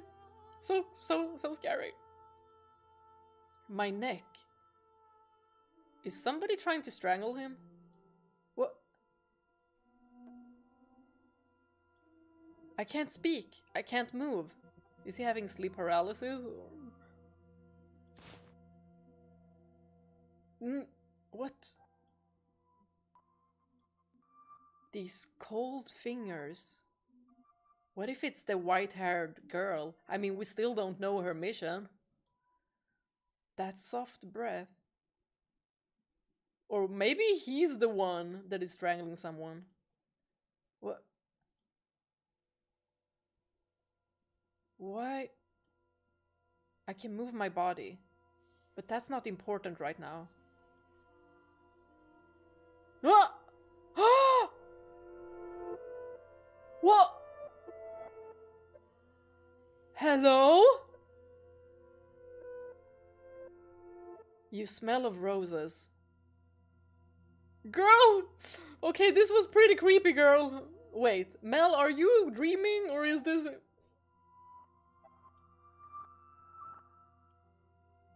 The scent of a world far removed from ours.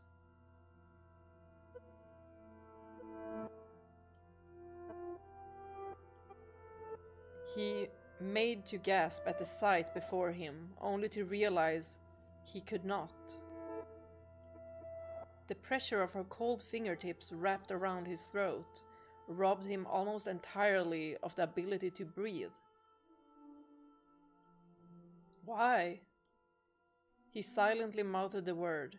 For that moment, at least, her melancholic ruby eyes were focused wholly on the flaxen-haired young man.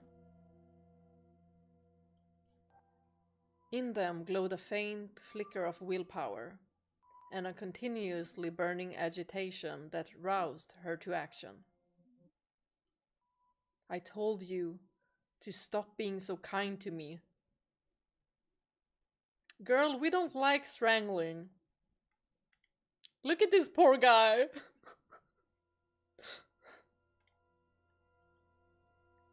Why? It will all be over soon. Please don't make any noise. Girl, you better stop. You better stop, because Mel is my favorite right now. Why? To put an end to this family. You are my only... Your only what? Why are you shaking? She doesn't want to do it. What? Upon hearing Mel's words, the strength drained from her slender fingers. He had not been questioning why she would do such a thing. There was, of course, a trace of bewilderment visible in his eyes. But he did not shout, nor did he tremble in fear. He instead expressed concern for the young woman who looked like a cornered rabbit. I'm not shaking. You are, I can see it. As he slowly regained his breath, Mel's voice too grew clearer.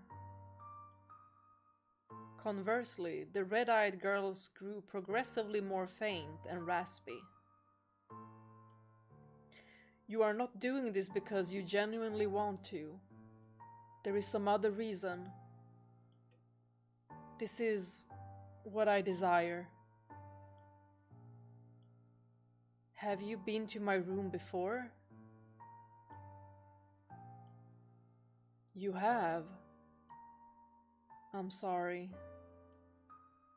Ahaha. Well, I'll be damned. Tell me, why are you shaking? Mel is handling this very well. You are not putting any pressure on my neck. Why haven't you run? Because I cannot fathom why you would do this, so I'm not afraid. Do you hate me so deeply you want me dead? Do you despise me to the point you would be willing to take my life with your own hands? No, I don't. Y'all, something traumatic must have happened for her to be, like, going after Mel like this. He's been so kind as well. Like, he's an angel, literally. But maybe, you know, the family did something, so she's, like, wanting to take revenge. But why on him? See, like I said, there's another reason. If it isn't because you detest me, then tell me, why is it? I'm sorry. I will leave your room now. I will do my best not to bother you any further, so please forget anything ever happened. Do you think I'm just going to say okay and let you go? Why can't you tell me the reason? I'm sorry. All right. Then I'll try and guess. What? It has something to do with your lineage. You're troubled by it somehow. Am I right? Oh, it is? Okay. I thought so. Is it something else, or is it because of her status? How do you know about that? The priest at the church told me he had seen you before. He's gonna tell her probably because, you know, the priest said that he had seen her, and then when he saw her, she was a beggar. And now she's the maid at the Rose Manor. He also told me a little about your origin. We don't care about this. Don't worry, girl. But that's all I know. The only difference between us is social rank. Y'all, he's fantastic. The way he does not care. I don't know what would cause you to do this. Please, tell me who you really are. Tell me why you came to the mansion, and why father allowed you to be a maid. Maybe there is some kind of curse. I haven't said anything to mother or father. If you're hiding the truth from them, they still don't know. but I want to. Mel, how is it that we still don't know her name? Can you please ask? I won't get mad at you or have you punished. I'll even swear to God if you'd like. I want to be the prince who whisks you away. Y'all! He knows just what to say. Literally the best. I want to be like the prince who rescued the girl from the dark mansion and showed her the world. So precious. I know I'm not that dependable, but I want to help you. Why do you show me such compassion? Why do you treat me like this? I have my hand around your neck. Why? I thought it would be obvious. Or have I not expressed myself well enough? Wait, is that? That's his hand, right? That's his hand. Oh! I love you. Ah! Yo, he fell deep.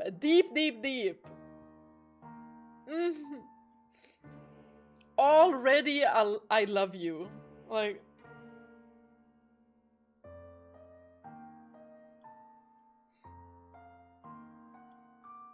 every time you push away, it crushes me.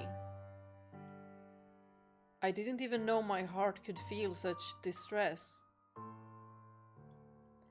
If you dislike me and don't want to be with me, then, well, I'll just have to live with that. And the way he will just take this as well. Like, if she does reject him, he's not gonna bother her. Like, this man, 10 out of 10. Like, he's gonna grow up and become... Y'all, if he does grow up and become like a monster, I'll be crushed and also very surprised because he's a literal angel. As much as it may hurt. He's so polite. But if you have some other reason, some weight on your shoulders that you can't share with anyone else, tell me. I want to help you. Wait, I need to move my microphone a little bit. There.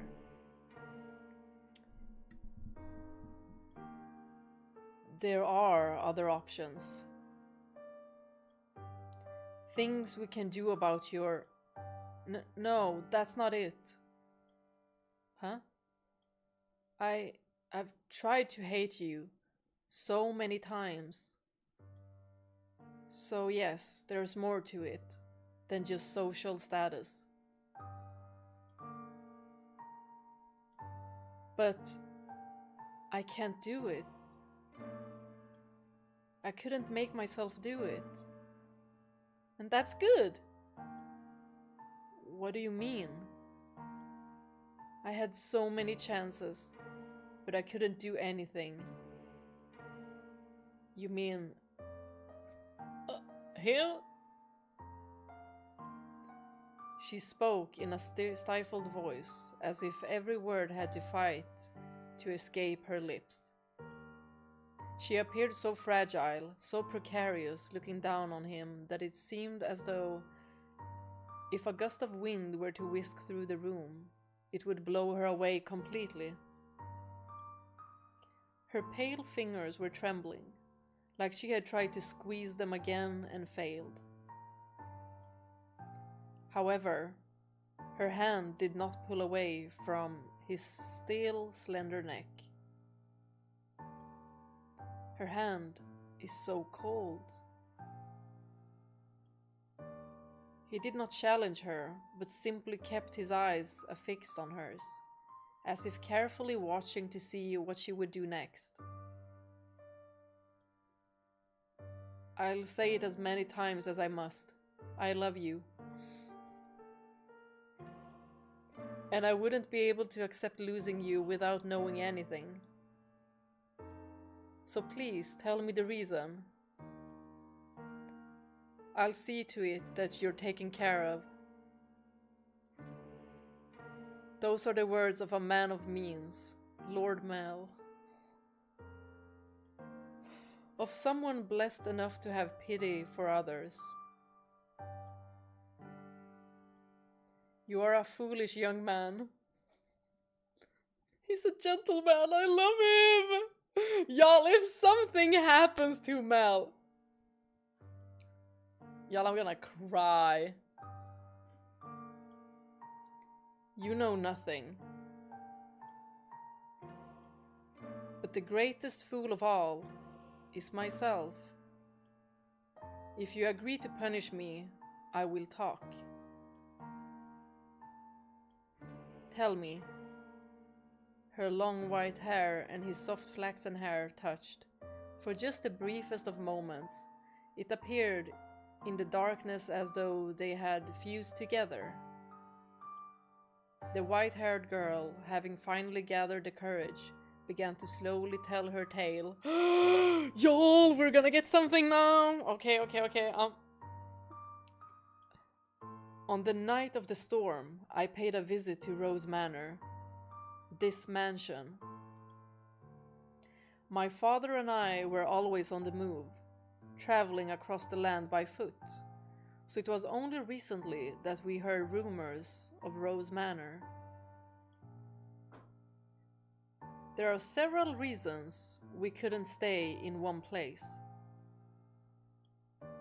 First is my unusual appearance. People often find the color of my skin or eyes disconcerting. So after living in one place for long enough, unsettling rumors would begin to spread, forcing us to leave. Another reason was my father's line of work. He painted pictures for a living. Maybe these pictures are in the Rose Manor walls, maybe? But he had trouble finding a patron, so he had to work day to day. When he was no longer able to find work in a city, we would move. We were birds that migrated without a flock. When we arrived at this town, my father was exhausted and weak. That is when we learned of Rose Manor and the family who dwelled within it. Rhodes is a name my father could never forget. He was long ago a painter in service of the Rhodes family. How long are we talking? Are you guys vampires or not? Hold on. Your father was an artist here? Yes.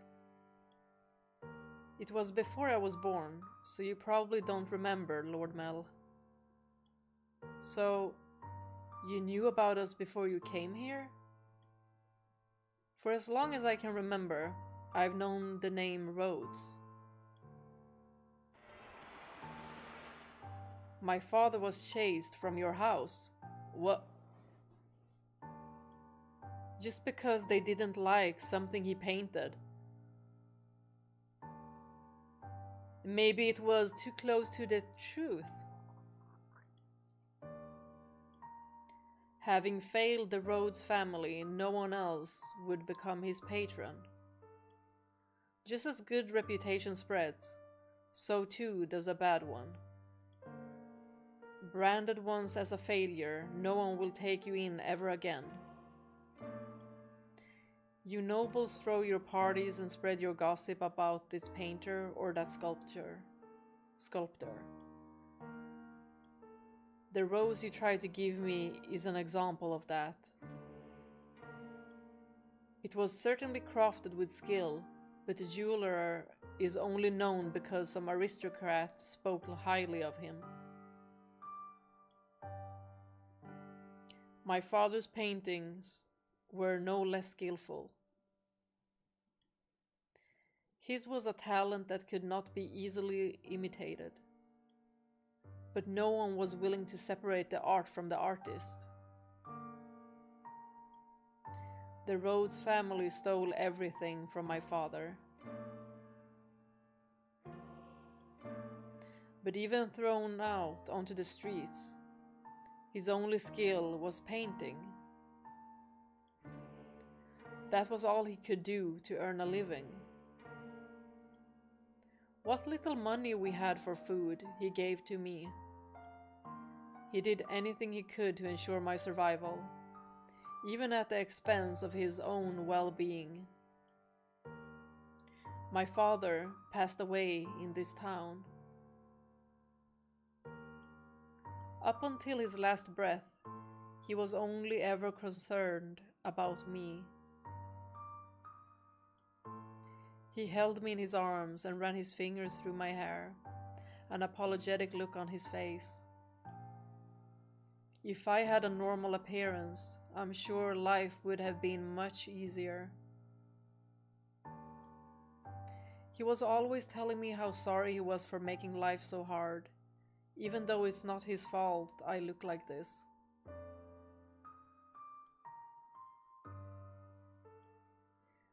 I disdain the Rhodes family for putting my father through such hardship. I imagined you were still living in decadence, acting as though nothing had ever happened. No, you wouldn't even care about the fate of one simple painter. Our lives meant nothing to you, and so I sought to bring misfortune upon you. And that's why you tried to kill me. In truth, I had wanted to take the master's life, but your father spent so much time outside the mansion. And I wonder why he does that. Like, there must be a reason for that as well. Why is he not in the mansion? And so, you're right. If they lost me, it would put my family in a very difficult position. That is the whole of my tale. You now know about my father and how I feel about you. Having told you of the blackness in my heart, I cannot go on living like nothing has changed. Please give me punishment. Why? Why would you have me put the one I love through any more misery? Oh my gosh! Good answer. Like, he just knows what to say, right? He's such a treasure. But she too. I'm not fit for your affection. Not only because I am not aristocratic, but because every time I spoke with you, I did so holding this darkness in my heart. Does that not unnerve you? In the end, it was my family's actions that caused you so much suffering. Would that your father were still alive. Perhaps I could have done something. I'm sorry. And besides, you hesitated. You didn't actually kill me. What am I even to punish you for? As you said, you had countless opportunities, but you could not bring yourself to do it. Y'all, he is so mature, so logical too. How can you not love this character? Tell me, why couldn't you kill me? Because if it's because I've given you enough reason, to have even the slightest bit of interest in me. Nothing was as I envisioned it. What? I assumed the residents of Rose Manor would be cold, people who believed that wealth and rank mattered above all. And that's why you have to separate the parents from the children. They're all different individuals. Like, even if they live in the same environment, it doesn't matter. But on the night of the storm, the mistress was the first one to extend her hand to me. I arrived at the mansion, disguised as a beggar. Actually, disguised is not the right word, as many nights I only survived on the generosity of others. The mistress did not send me away when she saw me. Quite the opposite. She took me in as a servant. Maybe she remembers her somehow? So that was Mother's doing. I could scarcely believe she would invite a stranger into her home, that she would treat a stranger with such compassion.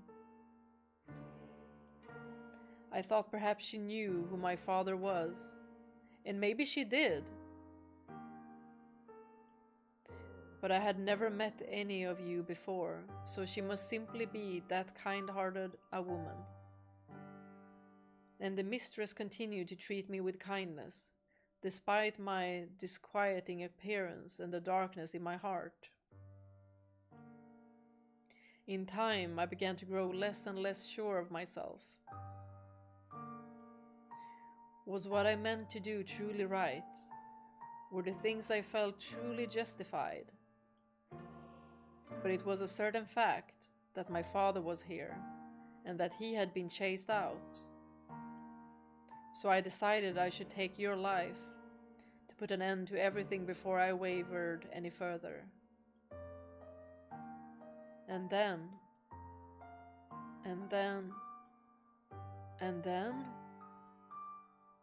you were too kind to me. It's all your fault.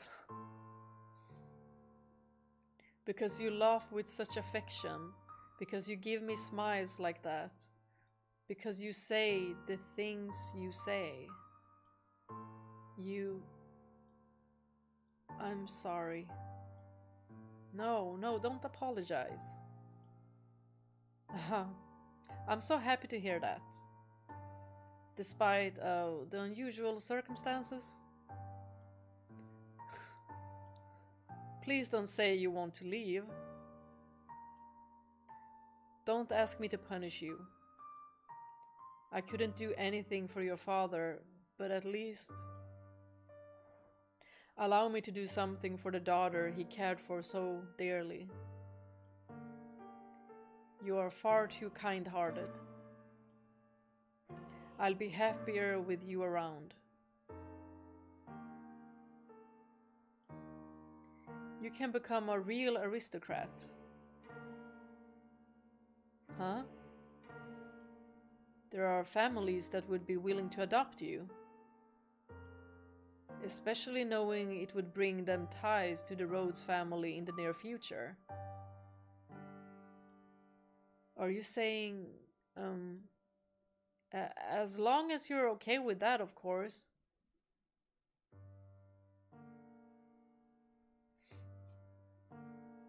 He doesn't mean, adopt her into his family, right? Because, well, biologically, they're not. Okay. Yes. This is Caleb and MC all over again. I'm okay. I'm okay with that. I don't understand how you could possibly say that. I have my hand around your neck even as we speak. It seems reasonable enough to me. I'm desperately looking for some way to not have to lose you. but I couldn't. I don't know any etiquette or social customs. How could you? Just don't go strangling people! You can learn all of that. Exactly. You're pretty and naturally graceful. You'll do just fine.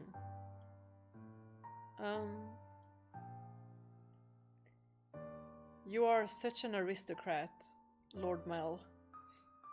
Well, the way you can come up with compliments so easily. Well, it comes naturally for him because he loves you. And he's trying to solve every single issue that you have. Only for you. Yes! See? Y'all, he just knows exactly what to say. Oh. But he's not saying it because he's playing with her or anything. This is genuine from Mel. Nelly says my poetry has as much charm as a dissertation. I don't understand theater. It puts me to sleep. Exactly. So this comes straight from the heart. You laughed. Thank goodness. Keep smiling. You don't have to stop. A smile on your face is a smile on mine. Look at this guy! Okay. The way he just makes me squeal. It's so cute! It's so freaking cute. No matter how deep the darkness has taken root in your heart, it can always be removed. Y'all, I'm so worried. I'm so worried that something will happen to these two. I'm so worried. Game, you better not kill off any of these two. Especially not Mel. I believe people are capable of forging their own futures. What do you say we go to the theater sometime? I promise I won't sleep through it. At the private theater, we can get seats at the far end of the second floor, so we don't have to stand. They would be pretty lavish seats, and it would give you a chance to experience the noble life. But please don't be shy. I can have clothes prepared for you. I'll ask one of the maids who can keep a secret. The black-haired one, right? The black and green-haired one. She has like a greenish tint to her hair.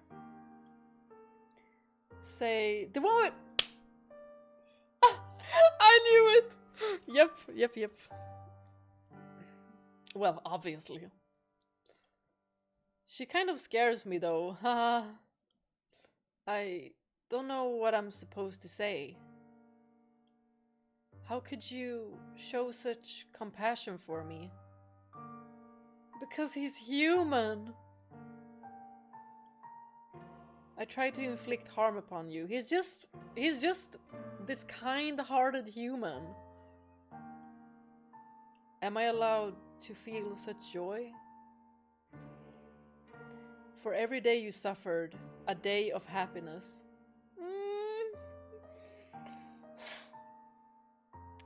Bless this guy. That's how it has to be. So, stand by my side. He softly whispered the girl's name.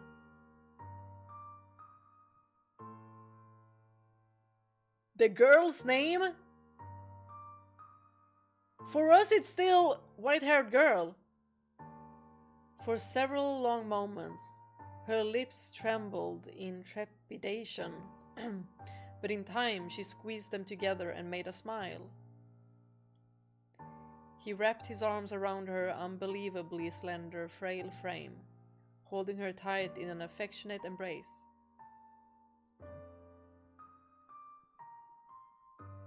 Mel approached me the next day.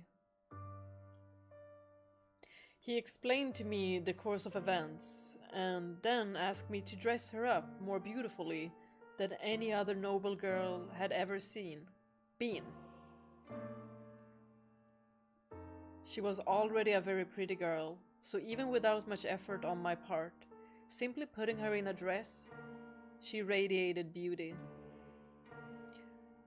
I was quite partial to her smile, so I agreed to help, thinking that if it would lead to their happiness, I could not ask for anything more.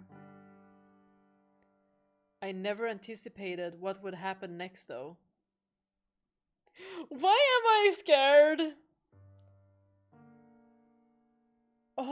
Hopefully they get married. Is that a thing? Can they get married? I want it to be something good.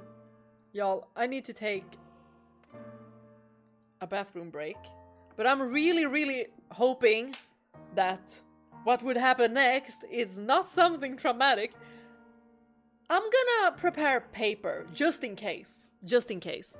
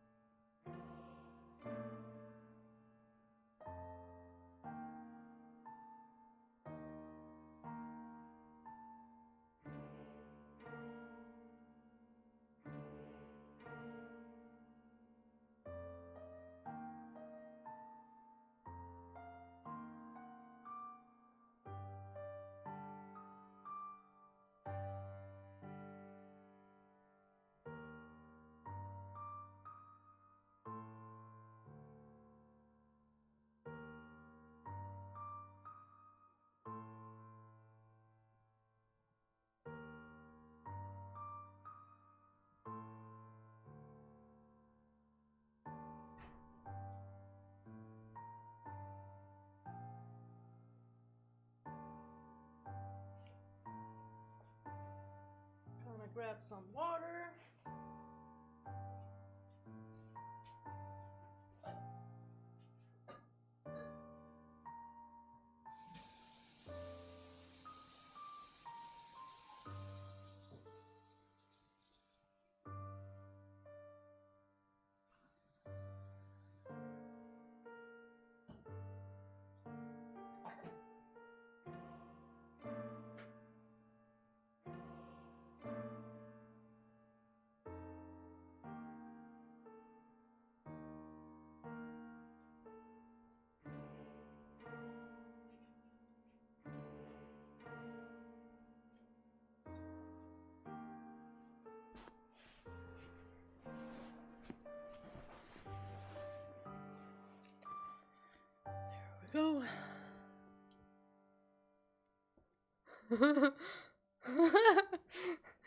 I have many more plushies in my room. So many, many, many more.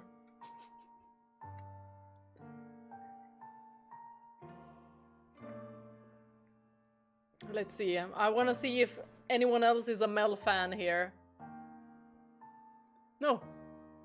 All right, I can't scroll because then it scrolls in the game.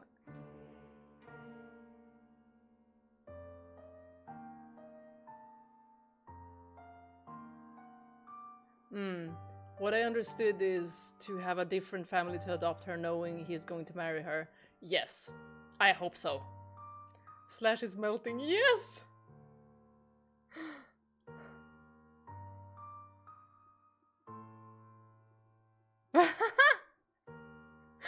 I don't even know how many plushies I got, to be honest.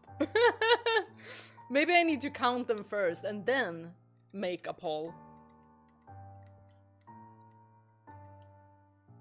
But what do you guys think about this story so far? Like, I am very surprised. Like, it is much better than I thought it would be.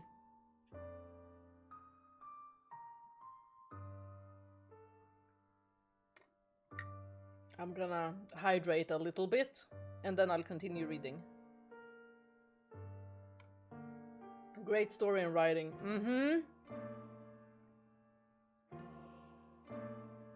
Did not expect.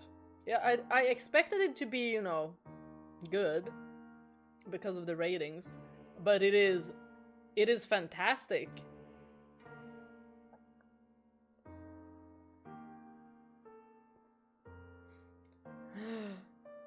Extremely likable characters. Yep. I just know it's gonna get really dark and waiting for it. Oh my gosh. Darn it. I forgot tissues. Hopefully there won't be anything to cry about. Hopefully. Okay. I love this game. I feel like I'm gonna love it too. I wasn't sure about it 2 weeks ago, but I'm invested now. That's my feeling too. And that's why I felt like I wanted to stream it, just to see if it was a game that I would continue playing. Otherwise, I would have been like, okay, let's play something different. I'm just gonna eat one of these. These are cinnamon bun flavored dates. They're super good. They taste exactly like cinnamon buns. Since I've had so much desserts, I had to go with something a little bit more healthy. Even though there's sugar in this one too. No, because it says no added sugar. So it's no added sugar. It's just sugar from the dates.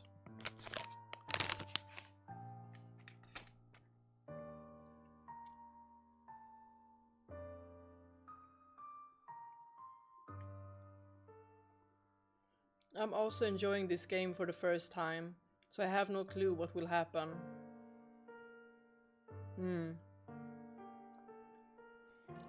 I'm gonna reapply some of my lip gloss. It's so pretty. I think it like fits the vibe of the game as well.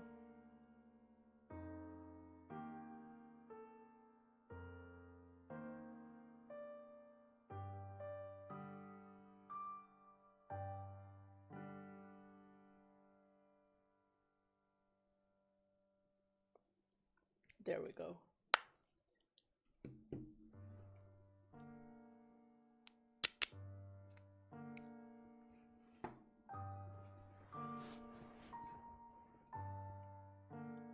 I like stuff stuffed with dates. Dates are really, really good. A healthy snack. Okay, let's continue. I never anticipated what would happen next, though. Perhaps my hopes were unreasonable after all.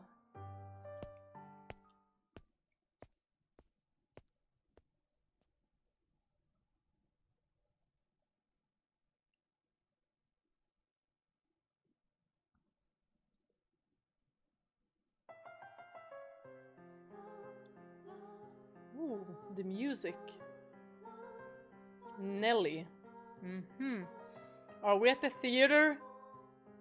Because if she sees Mel with the white hair girl, oh my god, I'm so worried, I'm so worried, I'm so worried. Now, Nelly. You love the theater, so don't look so cross. Is this the man she have to marry? Ooh!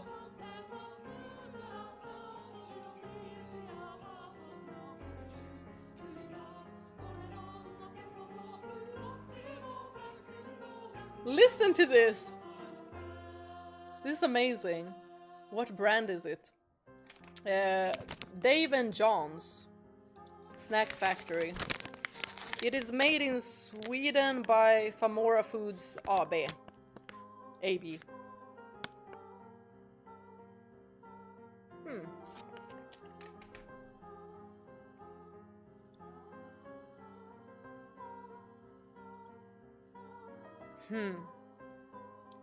Nelly was out with a man other than her brother that evening. A rare sight indeed. And she was quite clearly in a foul mood. I will not stand for this. That I should have to marry a man as disagreeable as Arthur. Y'all, I'd be pissed as well, like... It's unthinkable, and especially since she doesn't like him. The young man at her side was Nelly's fiancé, selected by her parents. But, like, I'm not getting a bad vibe from the parents. So maybe he's not really that bad. It's just that she doesn't like him.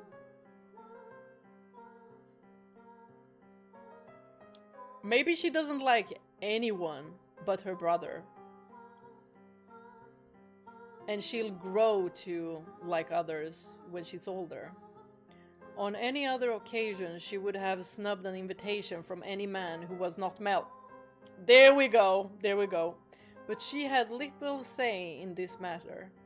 Maybe her parents also know that she's so stuck with Mel that they're like, she gotta get interested in somebody else.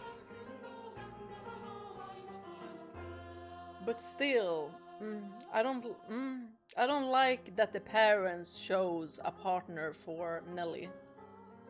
And she's also so young. She was, for lack of a better word, forced to go out with him. Girl, I would be pissed too. And oh, how furiously she had fought against it.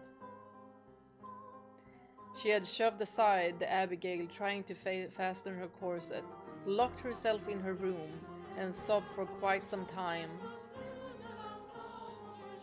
It required the combined efforts of several of us to get her ready and out the door for her date.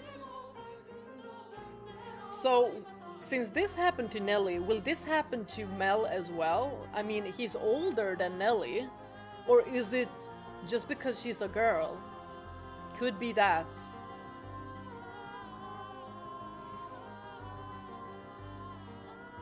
Come now, you should at least pretend you're enjoying yourself.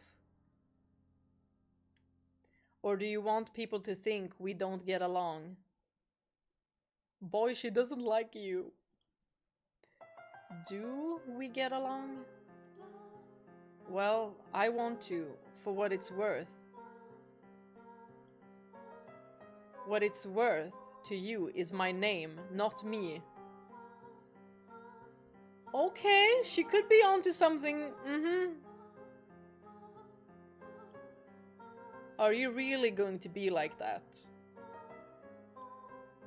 I went out of my way to take you to your favorite play. So, she doesn't have to be agreeable because of that. I mean, she's forced to go here with you. The least you could do is be a little kinder to me.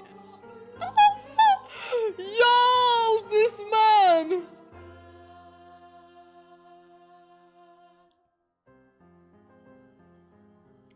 What was it called again? Romeo and Juliet.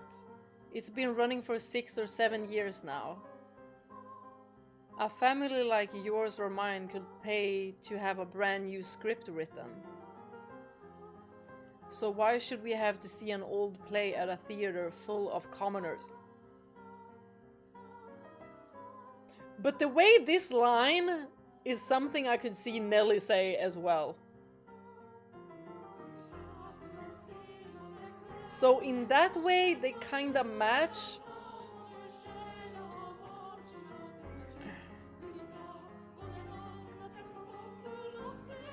It may be private, but even so, I would rather just have a show put on at my estate. Stop talking already. Why should I? Why should I have to marry someone like you? I have absolutely no desire to marry you. Whatever it takes, I will put a stop to this. I'll talk to father as many times as I must. Y'all, what if she does something and white hair girl gets married off to like Arthur or someone? Or she might, you know, stage a scene that looks like something but isn't because she staged it. We'll see. Because she seems desperate right now. I understand her, but putting others... hopefully I'm wrong. Please don't make such a scene, it's shameful. Y'all, I do not like him. Nelly, I know exactly why you don't like this guy. There are people around. Remember, you represent your family. Besides, our families are hardly strangers to one another. Try as you might, I doubt you can get rid of me. Oh! Where's that poison at? Where's that poison at? What was it? Aqua Tofana or something, huh?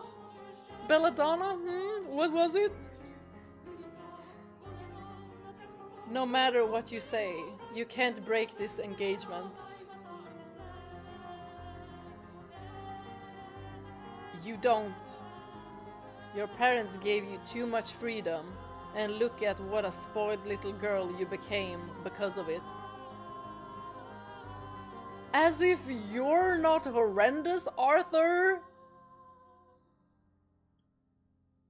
Goodness, you're going to be quite the handful. Oh, get off your high horse. No, you're the one on a high horse, Nelly. Y'all, the way this man... I feel like he's definitely gonna be a wife beater. You're going to be my wife. You could at least put some effort into liking me. What is there to like, Arthur? What happens when I take you to a social engagement and you act like this? It's shameful to the both of us. She's a kid. How old are you, Arthur? This coming from someone who used to call me Lady Nelly. What's your problem? He was just playing for the cameras, or more like playing for the eyes. When you choose to act like a lady, I'm glad you call you that again. Ah! Goodness gracious. Put yourself in my shoes for a second. I don't want to be in your shoes. I have to marry a bratty little girl because it will help my family.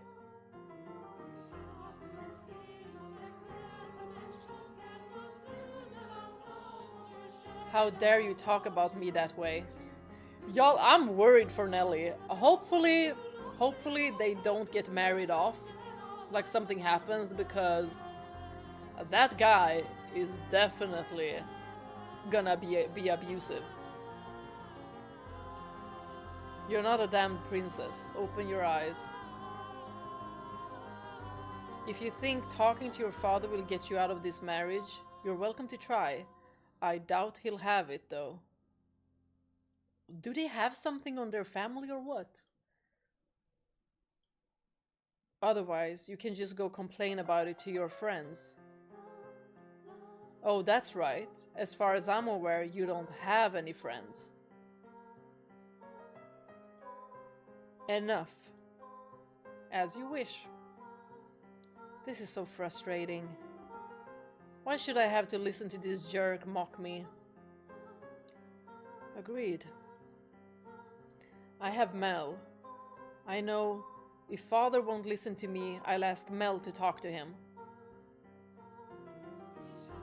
Mel will be able to convince him. Come on now, your favorite play is about to start. Y'all, he's triggering me so bad! Arthur! And they gave him such a nice name too, like, Arthur, I hate you! Maybe you should face forward. Maybe you should talk to the hand! Oh my gosh! Y'all!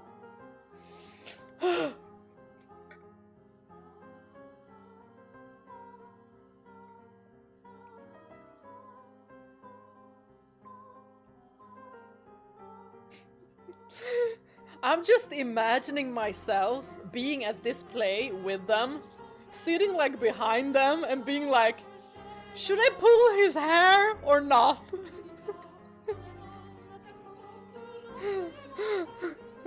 Like, ain't no way, ain't no way. I would just listen to this. If I overheard something like this,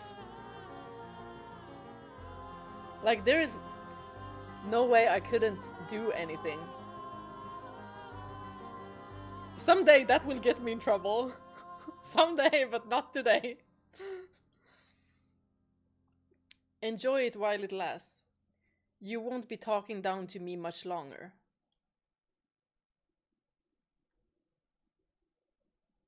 What? Maybe she saw them. Is that? Oh my gosh! She saw Mel and the white-haired girl. Wait, Nelly! Arthur, piss off.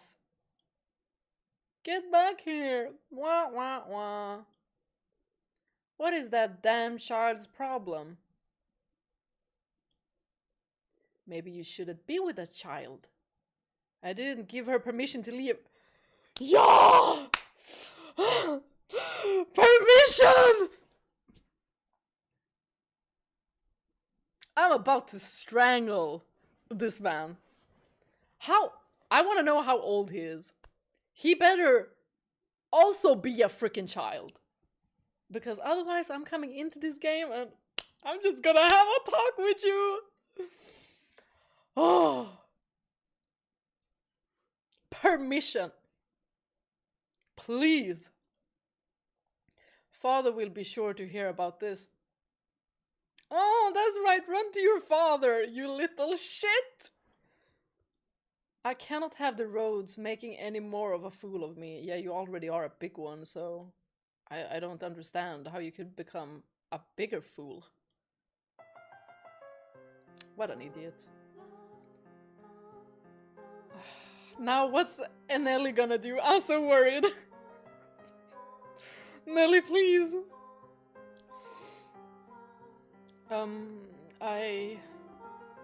You're fine. Don't be shy.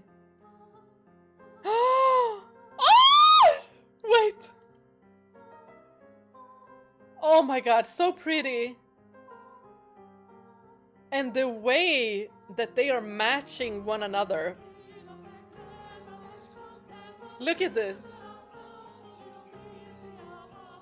So pretty.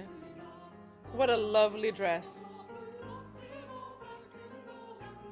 But so many people are looking at me.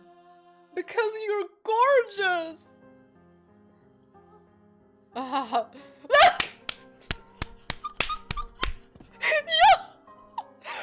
Mel and I, we're the same. We're the same. Using the exact same. We're in sync. Maybe Mel is how I would be if I was a man. I think so. I would like to think that. 100%. No, it's because I look strange. I assure you, that's not the case. It is true you have an unusual appearance. But right now, the unique color of your hair, your skin, and your eyes all serve to accentuate your beauty. Exactly. Uniqueness will always be better than looking like everybody else. You sound like a prince, Lord Mel.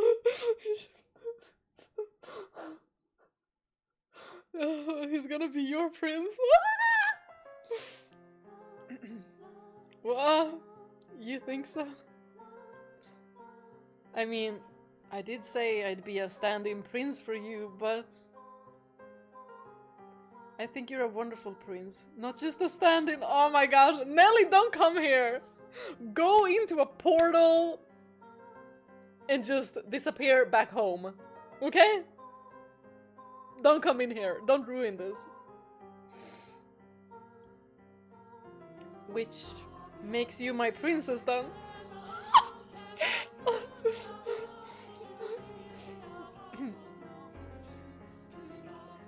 I cannot be normal about this. This is so adorable. This is so adorable. I don't... Oh, you're supposed to say, yes I am there. You're going to make me sad. I guess I'll just have to keep working at it until you submit.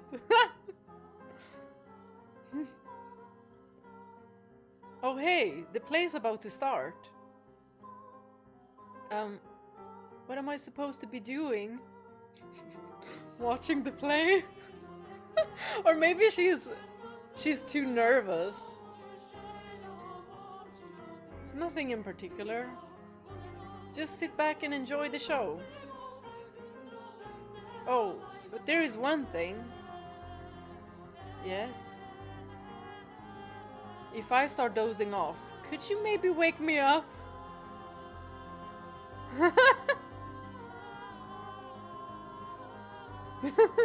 Oh my gosh, they're so cute. Oh, the impending doom is coming. No, no, no! This could only be... And we hear the little footsteps. Oh my gosh. Nelly! Don't go between them. I can teleport into the game and make so that Arthur will never be your husband again. How about that?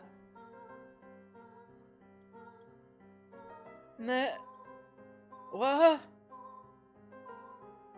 Dearest Mel? Nelly? Dearest Mel, why are you... What are you doing here? Oh. I asked her to join me. boy, now you have to defend her with your life.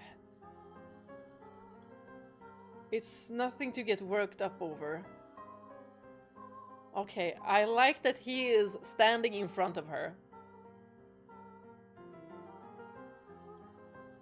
It is. It absolutely is. How many times did I ask you to come with me and you wouldn't? Well, it's different. This is different. Because the boy is in love. So of course he will do things that he wouldn't normally do with the one that he loves. You don't even like theater, dearest Mel, and you brought her? You're right, I'm not especially fond of plays, but I wanted her to be able to see one.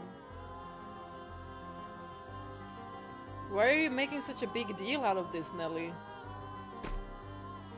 She's not suitable for you. Did she grab him?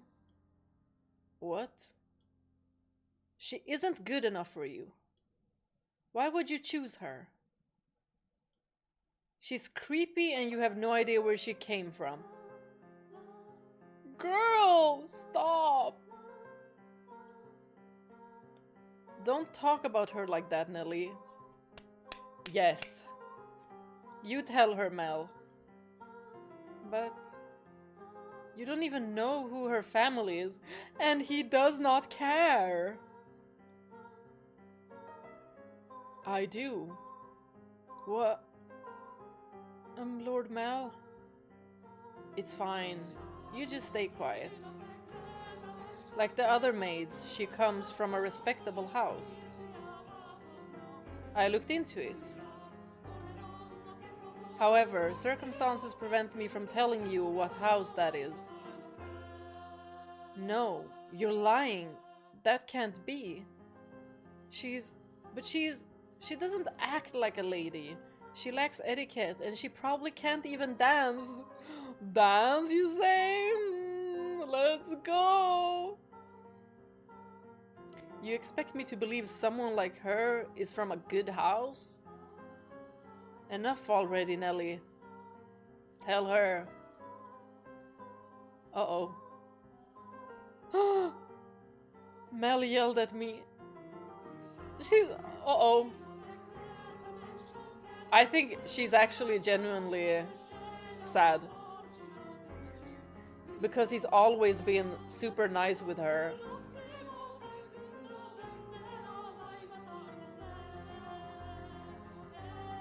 But the things that she's saying, like, there's consequences to that. You have my word. You don't have to worry about her. So please stay out of this, Nelly. It isn't any of your business if I spend time with her, is it? But dearest Mel. You need to stop hanging all over me, Nelly, and find someone for... Wait. What are you doing at the theater? Are you here alone? Oh yes, dearest Mel, about that. I have a favor to ask of you. I'd been waiting to talk to you about this since yesterday, but I haven't seen you at all. Settle down, Nelly. What is it? Father had me engaged without consulting me. And he picked Arthur, that disagreeable little... Oh right, that. I already know. When did you know? What?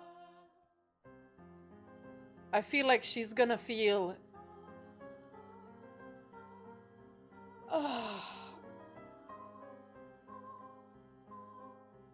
She's gonna feel very betrayed by this.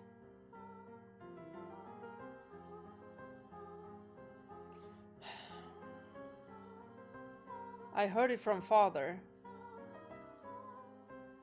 That reminds me, you didn't show up at breakfast this morning. I see now, it was because of your engagement. Dearest Mel. Is that who you're here with today? In that case, you should get back to him, rather than waste any more time with us. It seems like Mel hasn't ever spoken with this Arthur person or know how he is. I mean, he could have met with Arthur and Arthur just, you know, put up a facade, but the Arthur that we've seen with with Nellie is who he actually is. Because I don't think Mel would agree to this, like, at all. You knew I didn't want to get married, Mel, so why? Why didn't you talk father out of it? Because it's your time, Nellie. If there's someone else you'd rather be with, then, well, you can try persuading father, but... I feel like Mel also wants her to find someone, so he's not in her clutches. Because she is really, really obsessed with Mel. You're the only prince for me, dearest Mel. Oh. And the prince always grants his princess's wishes. Doesn't he? I just want you to say you'll do that for me, dearest Mel.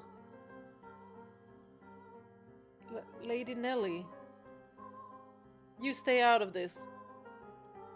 It's all your fault. No, no, no! No! It's all because you showed up and played your little tricks on him. Girl, no! Stop it! You're supposed to be BFFs! I warned you about this rat, dearest Mel. She is not suitable for... I told you I had enough already. Oh! Dang! Mel!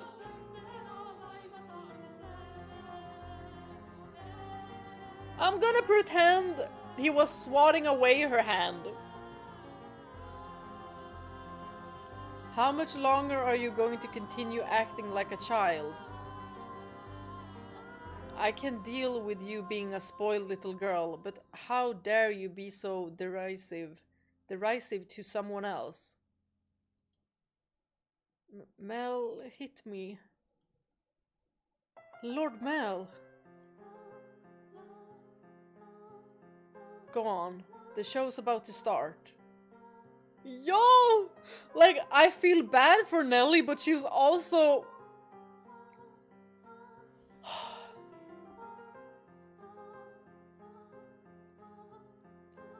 People are giving us dirty looks. Oh! Y'all, the way Mel now slightly parallels with what Arthur said.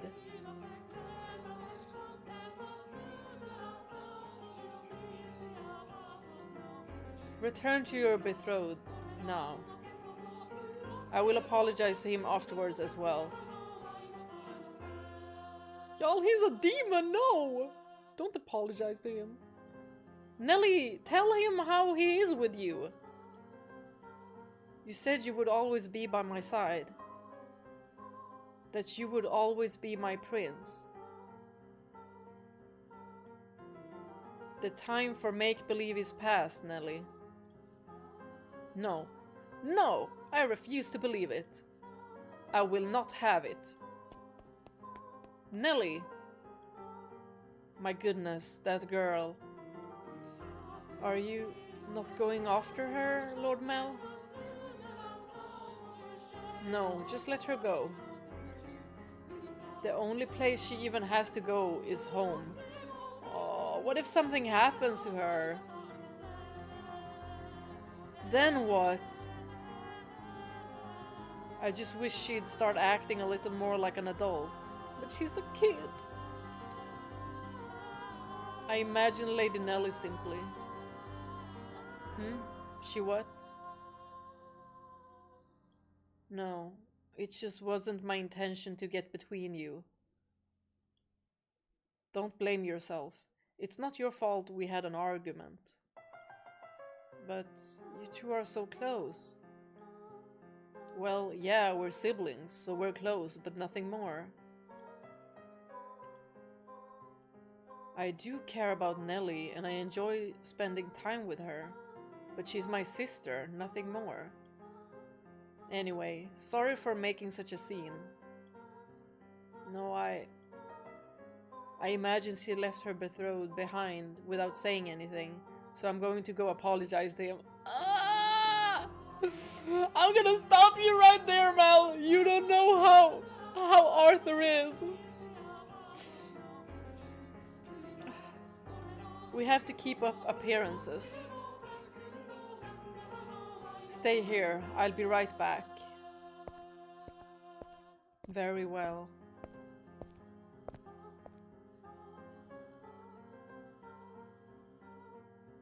Y'all, I'm scared. Master, what are your thoughts on the tale so far? Which of the siblings do you think was in the right, Master? The brother or the sister? Oh my, I apologize for the abrupt question. Did I startle you? What do I think? Yes. I believe Mel was probably right. He was also surely happier than her. As Mel had anticipated, Nellie fled from the theater, leaving her fiancé behind. She forced her way into a carriage stopped outside, probably one called for a different nobleman, and ordered it to take her home. Mel's assumption was correct. The only place she had to return to was the mansion. Okay, so she's home, okay. The sun was beginning to set, and as a young lady, she could not simply go wandering through town alone. Nor did she have any acquaintances to take her in. Her world was, in essence, composed of two elements, her brother and a rose garden. They were the light of her life at Rose Manor. She lived a very isolated existence.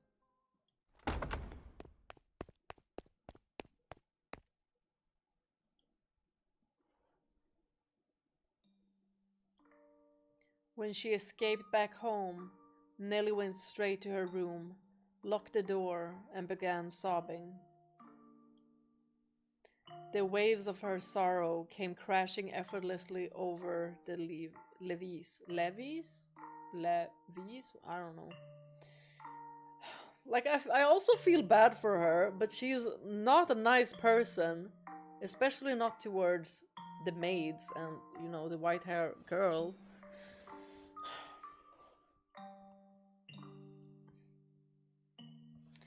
Oh. And she doesn't have any friends. She has Mel.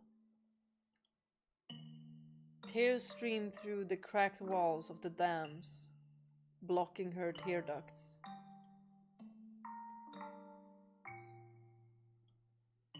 Why? Why? Why won't you help me, Mel? Why won't you take my side? I think she needs to tell Mel how Arthur is with her. Because it seems like Mel does not know. The decor in her room appeared blurry through her damp eyes. Memories of the day she had it redecorated played back in her mind with crystal clarity. She told me she had no feelings for you. That liar. That liar. She let her emotions run wild, breaking glass craftwork, silver plates, designed by famous foreign artisans, flower vases, all sort of things. It was as though a beast had been set loose in her bedchamber. The vase she tossed shattered against a painting hanging on the wall, spraying water, porcelain, and roses in every direction. It was the portrait she adored so dearly, of her and her brother. Ah. And in what appeared to her like a metaphor for her life, the frame fell off, its mounting, and came crashing to the floor. Nellie darted over and scooped it up. The frame had broken, but the painting inside was unharmed.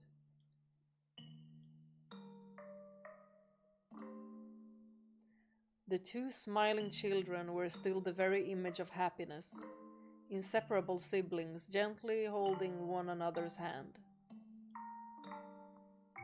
My prince is no more. Though in her present state of mind, that image of happiness brought her nothing but misery. And the worse she felt, the more frustrated she grew at the smiling girl and kind boy of her past. The princess is no more either. You're not a princess anymore, Nellie. Some other woman has taken your place. I trusted you, Mel. I believed you would always be there for me. This painting is nothing but a lie.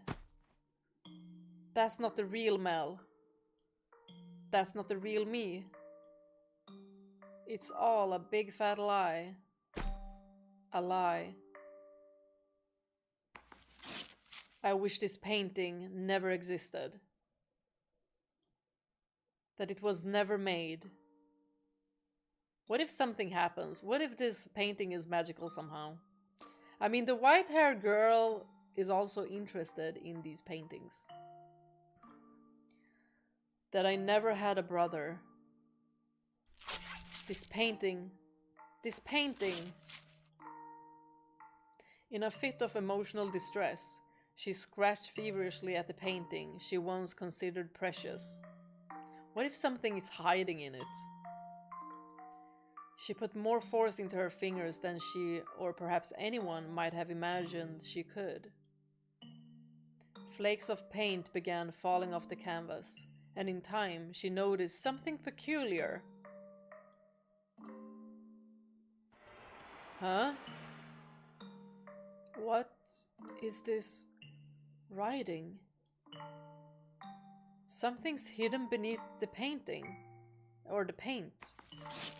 Just a little more. Uh-oh. A date? Why would that be hidden? What could it be for? What if it was the white-haired girl's father who painted this? Completed.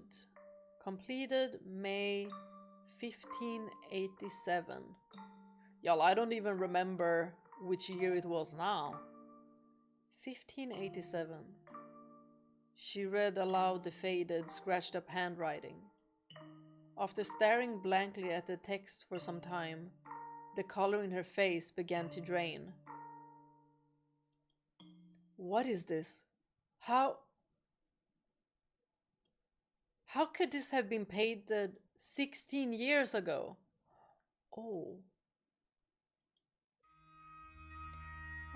I wasn't even born yet then. And Mel would have been just a baby.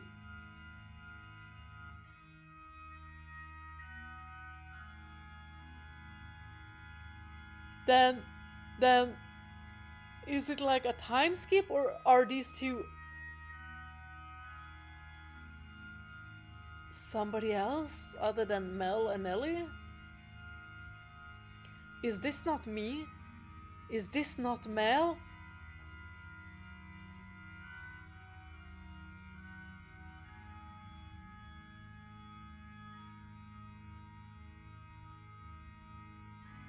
Interesting! There's still more writing. Urged on by her rapidly pounding heart, Nellie furiously scratched away at the painting. Even as her clean pink fingernails were soiled with fragments of paint and blood, she did not stop. She was so overwhelmed by trepidation that she could not stop. She had a horrible premonition that something was about to happen. Something indescribable. Incomprehensible. This is how I envision your son and our unborn daughter might look several years from now.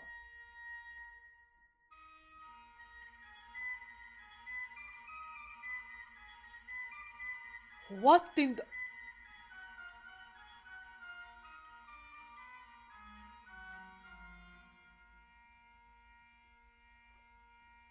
Your son and our unborn daughter. So this was a painting of the future. Then it really is of me and Mel. I mean, that to me doesn't seem, you know, too weird, but I mean, they could just visualize how they would look. We don't have that much detail in this picture, but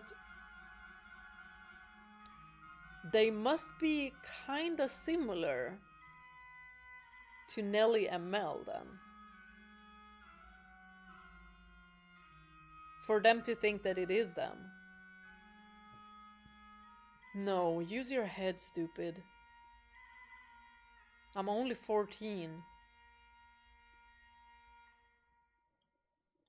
16 years ago, I would not have even been inside Mother.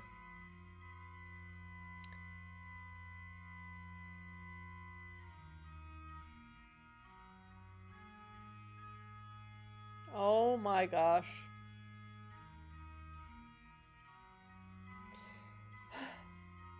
Y'all, the thought that just crossed my mind, let it not be so.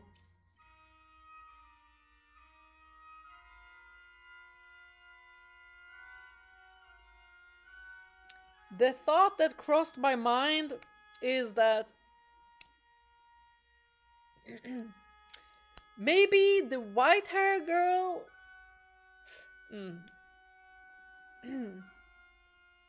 No, hopefully they aren't related. Okay, let's continue.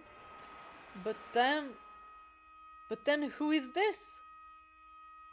Who is that holding Mel's hand? But does she have flaxen hair?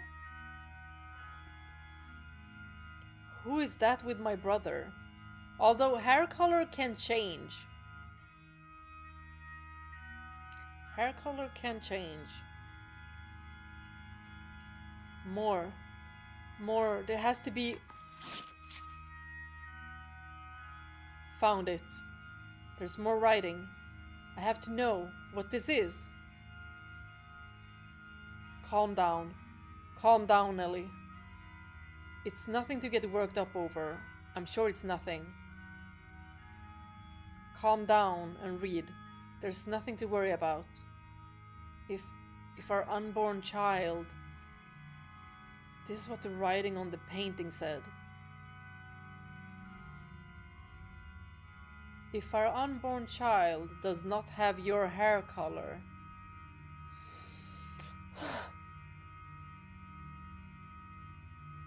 then you will probably not be able to take her in as your own.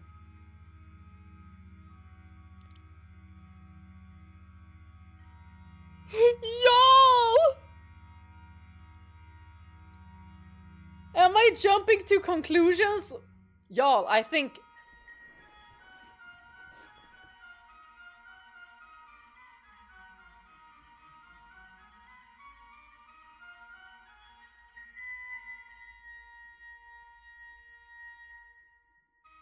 So... they're siblings?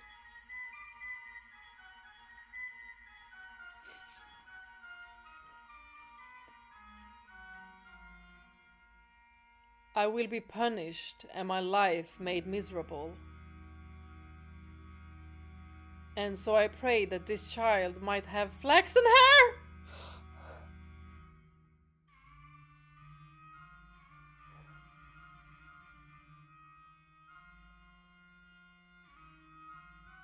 Their mother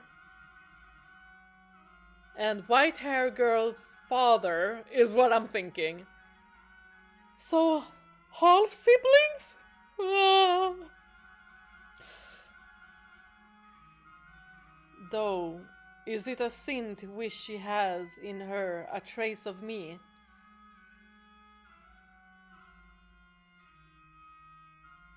I do hope it is a girl.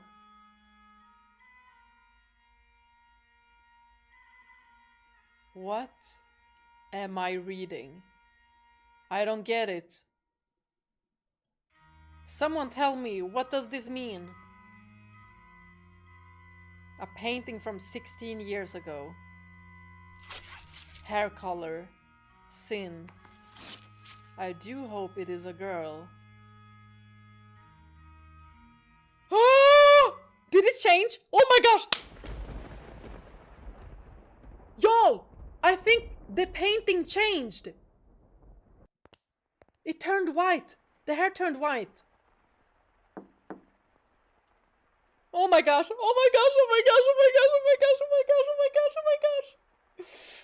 Yo. No! They're half siblings!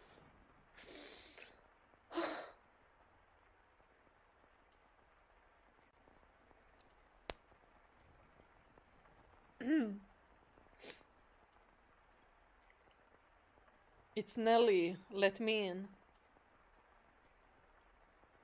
Lady Nelly? Oh, you changed out of your dress.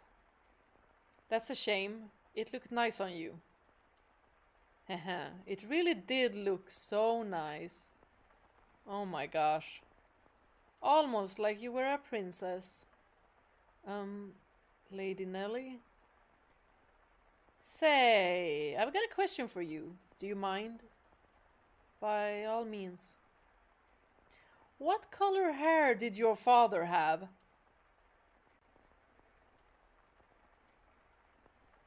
I beg your pardon? Did you not hear me? Should I repeat the question? No. I assumed it would be about Lord Mel. I'm just so curious about where you got that white color from. My father was more tan than white, so I didn't inherit my paleness from anyone. She said hair. I asked about your father's hair color. Why would you want to... There's no reason you can't tell me, is there? My father, had white hair. But that was simply because he was an older man. I do not think he was born with... Ha ha ha. Lady Nelly? Oh my gosh!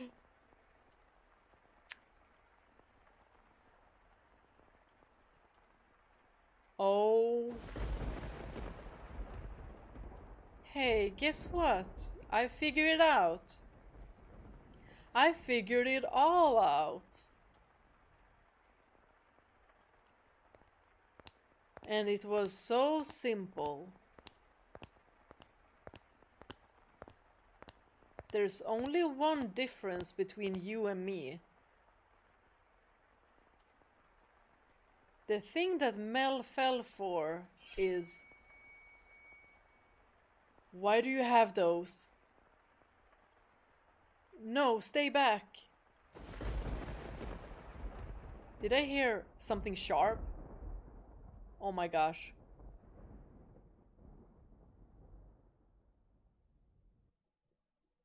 Y'all, I'm worried. Ah, we have finally reached this point in the tale, Master. If your memory has been refreshed, then we can return to the mansion immediately. Very well then. If you insist, Master, we shall proceed with the story. It was a stormy night, much like the one the white-haired girl had first arrived on. It was quiet as a crypt in the mansion, not a single light visible in the halls. The house sat in wait for the sun to peek out over the horizon. The darkness is, generally speaking, something that rushed by like a gust of wind as we sleep. The flaxen-haired young man, too, lay in bed, pale blue moonlight sporadically screaming through the gaps in his drawn velvet curtains as he attempted to submit to slumber. He was having difficulty drifting off, but as time trickled onward, he drew closer and closer to the arms of Morpheus.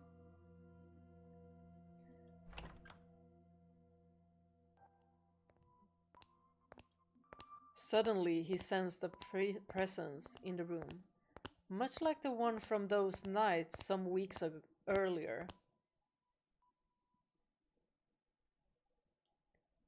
Is someone there? Y'all, why do I have the feeling like, what if Nelly like grabbed a bunch of white hair girls' hair and just cut it? What if she put it on herself to like impersonate her, but she couldn't because they don't have the same eye color, right? If she didn't, no. I don't know how this is gonna turn out.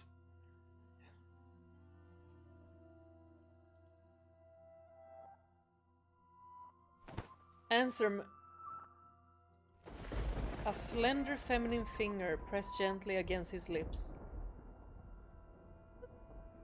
Why do I have a feeling that this is Nelly? There was no hostility in the motion, but rather a great deal of affection. The silhouette faintly visible in the dark room was the same as that night.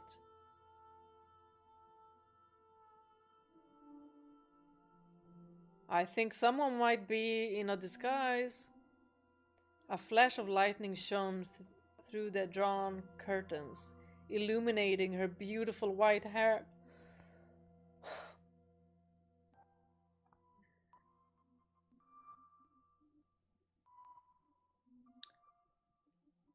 I have a feeling that this is Nelly. Nelly, what the frick have you done? I hope my imagination is just, running wild. Several silky locks spilled over her shoulders and brushed against Mel's cheeks. A couple soft puffs of air tickled his face as though she were silently laughing. He assumed her finger, held against his lips, was her way of telling him to stay quiet. She began to slowly, delicately trace the outline of his mouth, moving down his cheek and along his jawline as if over porcelain. You're rather more forward than I remember. Oh my gosh, you guys!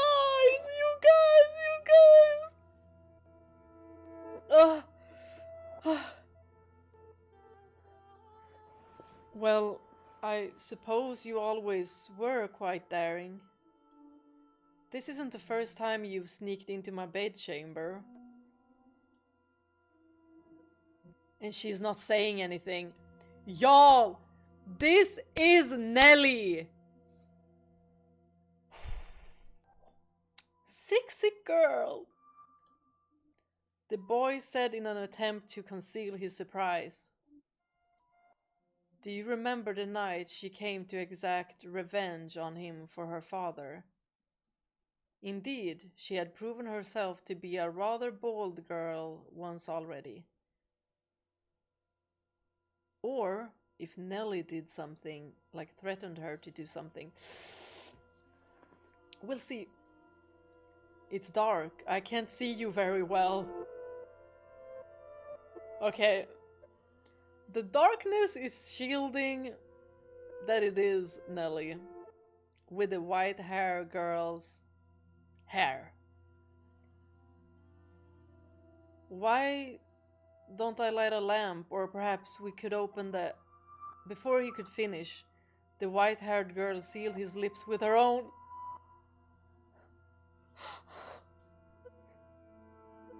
Y'all, give him a break!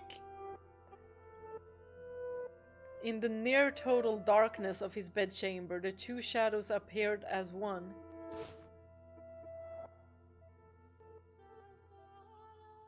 They remained that way for several minutes. Their kiss was innocent, no more than the pressing together of two pairs of lips. And at the same time, the white-haired girl lovingly ran her fingertips across his skin. When their lips separated, Mel gasped for air. It seemed he had been holding his breath. Slightly embarrassed at himself, he said, "Dearest Mel!" And we saw that it was Nellie's eyes, right? Oh my goodness!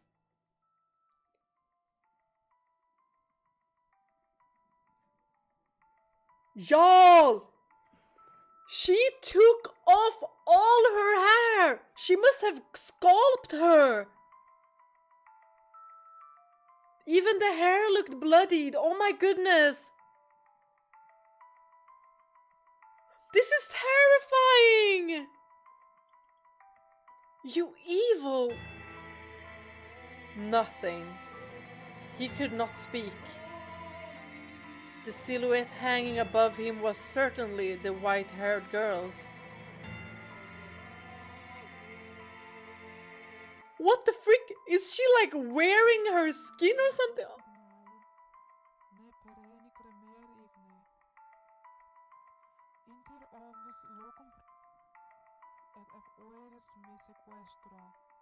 Oh my god, what is this?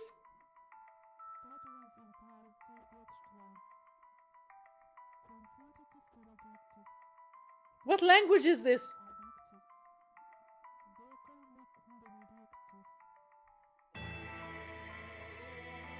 Oh! Y'all, anyone else really freaking traumatized? Oh my gosh. Or was it?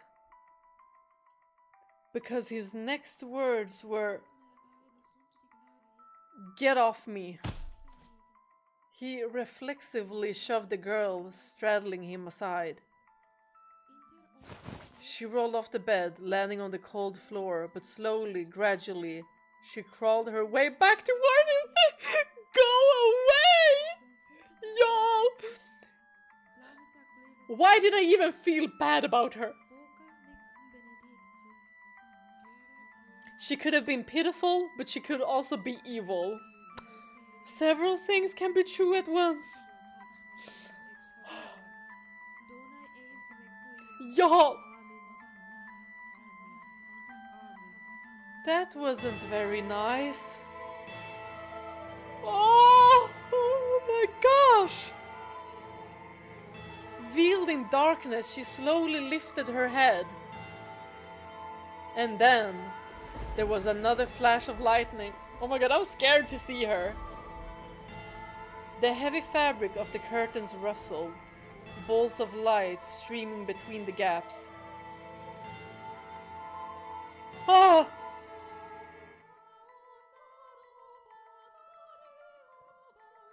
Her flaxen irises glimmered. Oh my gosh! Nelly, you're sick!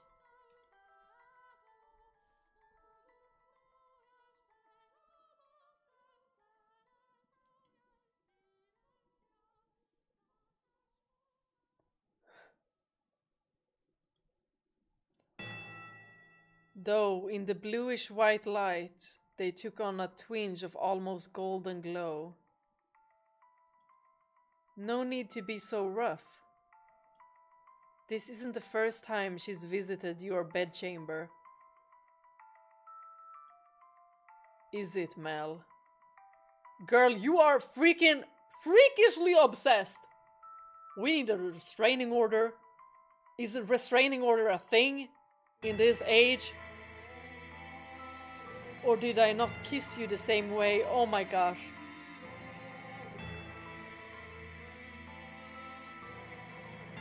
Tell me, how does she run her fingers across your skin? What does she do when she nuzzles up to you?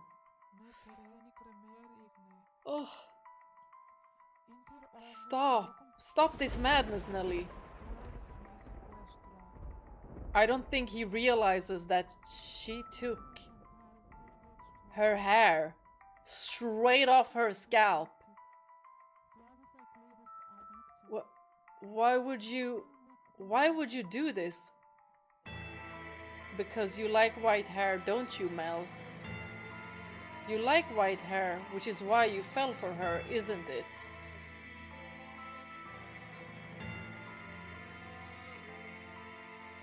Ahahaha, so if I have white hair, then you'll fall for me too.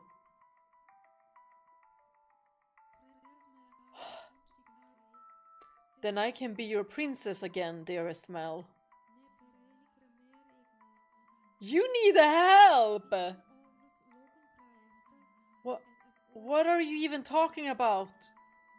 He could not escape from her, from his sister's piercing gaze. Why? What happened? How could she? Questions crashed into the young man's mind like waves in a stormy sea. But none of them found answers. They simply caused him further perplexity. Y'all, I'm so worried. Is the white hair girl dead? Oh.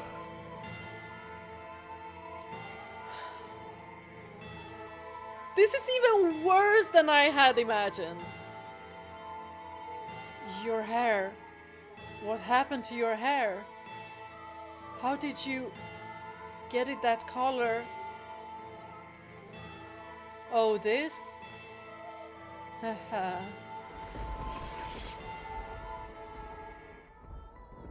You like my wig?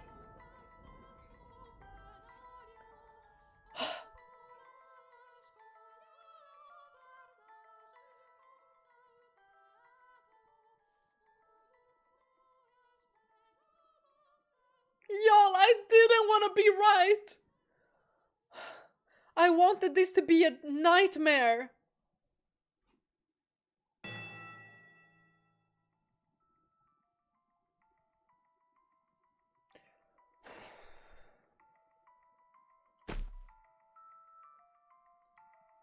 But as soon as the words left her mouth, Mel was in motion, propelled by pure instinct. He clenched Nellie's shoulders tight enough to dig his fingers into her flesh. You're hurting me, Mel. What did you do to her? Tell me, what did you do? I made her leave. It was perfectly reasonable decision.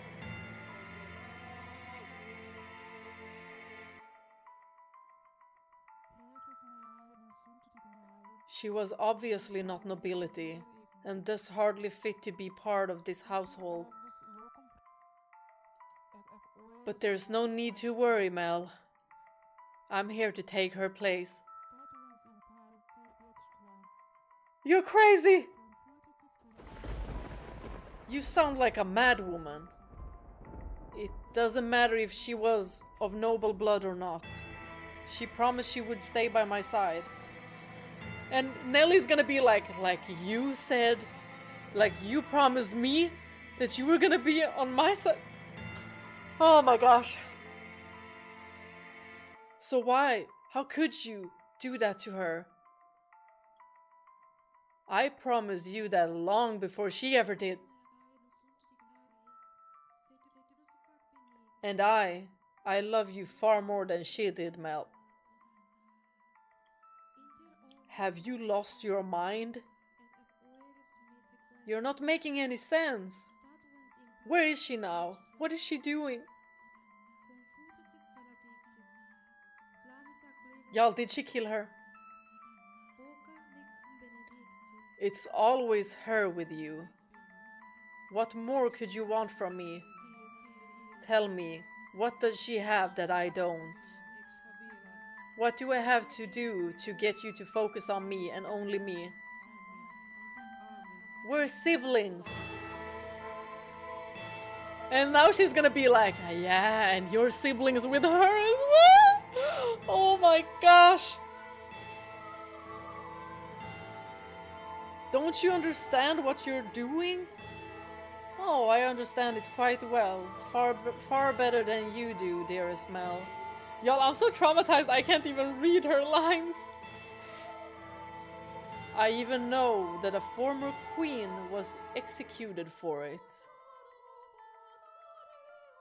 But if we don't get caught, there's no problem.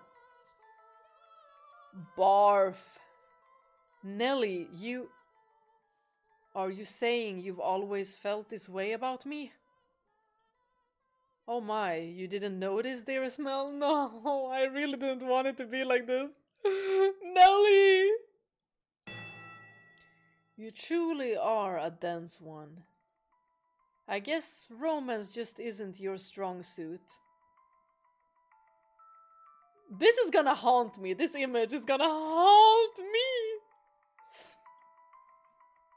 But you've noticed now, haven't you? You know exactly how I feel about you, right? Quit it. Enough. Don't say anything else. Stop. Stop having these insane feelings for me. It's disgusting. And she's probably gonna break it to him now. What are you laughing about? Poor Mel. Content in your complete ignorance. Alright, I'll tell you everything. Mel, you can only love blood-related women. He's gonna be like, what the frick? Huh? His cackling sister appeared to him like some kind of inhuman life form. Her actions and incomprehensible.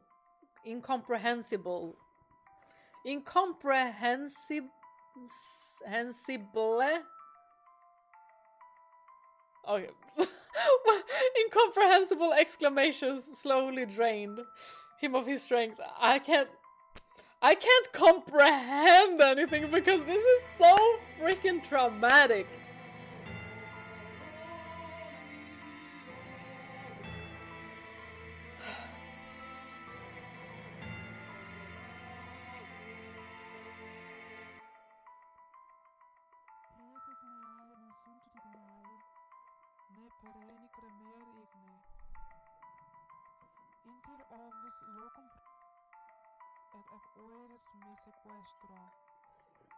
How are you guys holding up?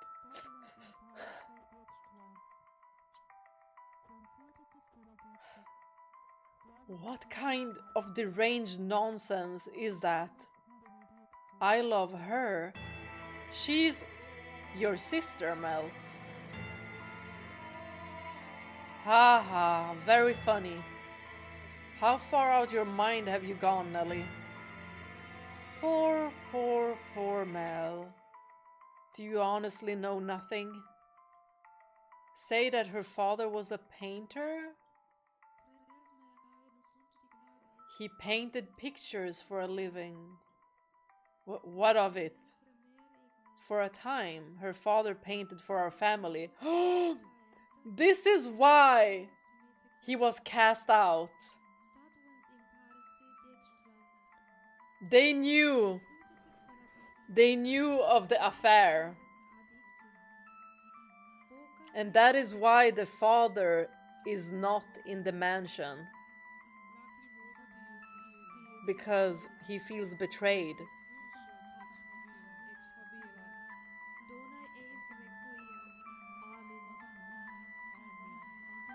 You've seen the picture before, dearest Mel. The one hanging in my room of the two of us.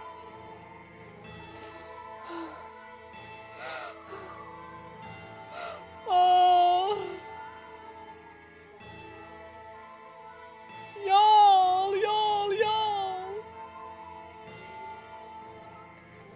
That was painted by her father. Ha ha ha.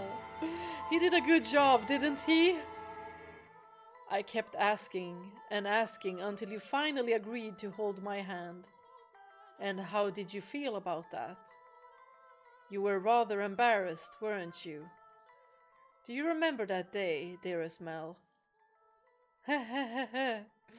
You couldn't possibly remember it. But there's a chance you might remember this.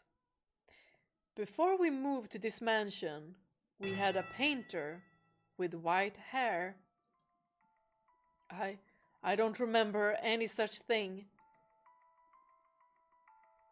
He was, long ago, a painter in service of the Rhodes family. But that painter did something very, very bad, and because of that, he couldn't remain a part of our household. Do you know what he did, Mel? He lay with Mother. Y'all, I knew it!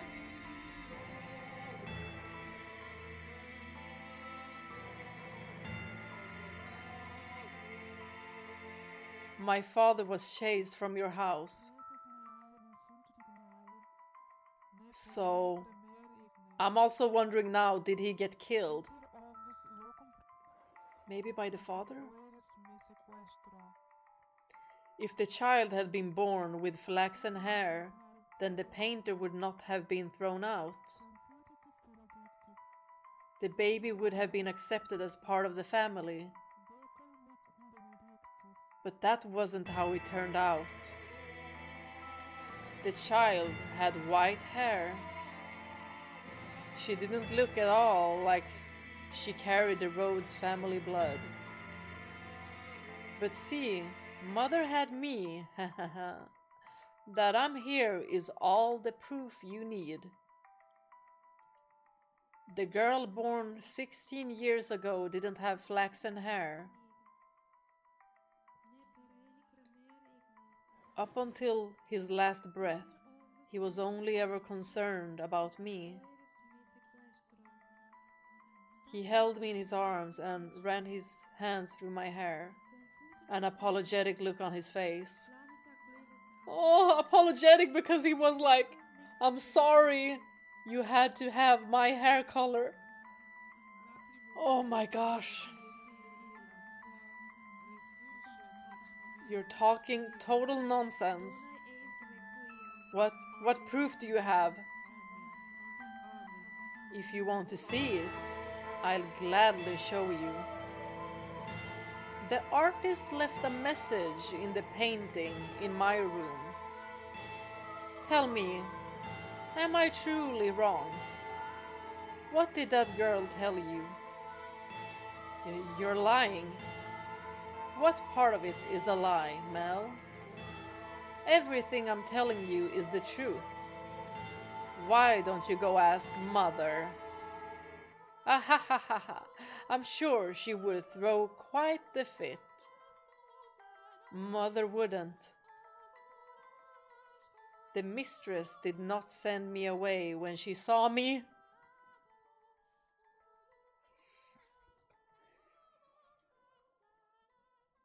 Quite the opposite. She took me in as a servant. It never made sense to me. Why would she hire a maid she knew nothing about? Someone who just showed up at the door one day. And when I asked Mother to make her my maid, she stubbornly refused. From a good house, don't make me laugh. If she were really nobility, she would have given us her name. But Mother was so desperate to cover up her mistake. Ah ha ha ha ha ha ha ha ha. That doesn't make any sense. The thing is, Mel is smart. He knows. Because he's having flashbacks of the things that the white-haired girl told him. He's just playing dumb. I don't believe a word you're saying. It couldn't possibly be true. Or he's in extreme denial. Wouldn't it be nice if you could bury your head in the sand? But Mel, feigning ignorance is a sin. No, I refuse to believe it. Not a chance in hell.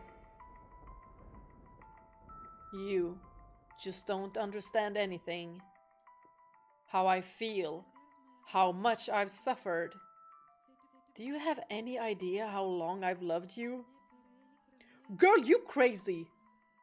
Girl, you so batshit crazy! Knowing that you would never accept my affection. But then, fancy that. You fell in love with your half-sister. Then I should qualify for your love too. Oh my god, you crazy girl!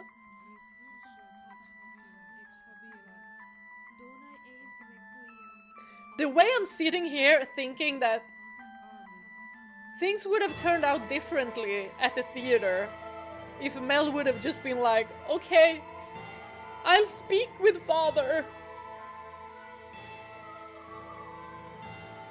What if Arthur's father or mother knew about this affair and they were threatening the father that it will come out if they don't get Nellie to marry Arthur?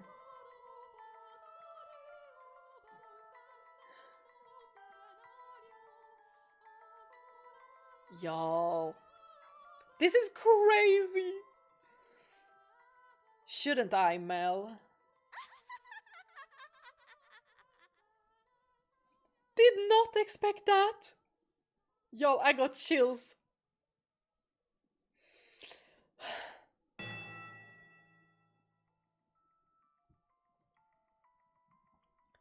Stop it.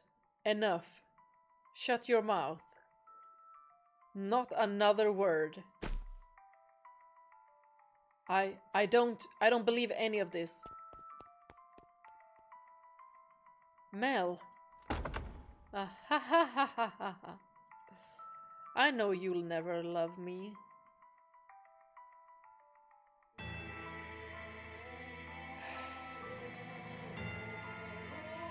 She killed her.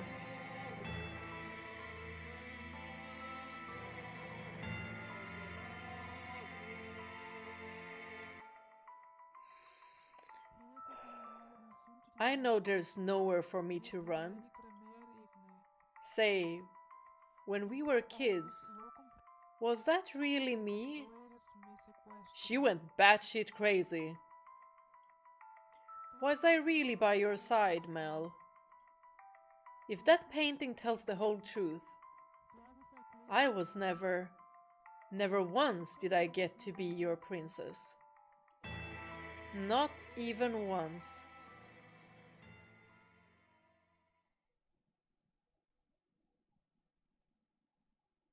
Dearest Mel, everyone just loves to dote on me. They're always telling me how pretty I am. Mother does, father does, and all the maids do too. I can do anything I want. So for me, acting like a spoiled child is the only form of rebellion I have. I don't have the kind of freedom you do, Mel. I'm just a doll for the family to play with. When I have visitors, it's only ever for show. So it's not my fault that I don't have friends. Dearest Mel, you're the only one who's ever cared about me more than anything in the world. Dearest Mel, I always knew how I would react if you fell in love. I would cry my eyes out. I would envy her to death. I would get angry as a bull. But eventually, I would have given up. I knew I could never have it my way after all. Then why didn't you just give up? Is it because you felt that you had the same play field, that you are also a half sibling? Y'all. My feelings would never bear fruit. So why did she have to be your sister? Tell me, why?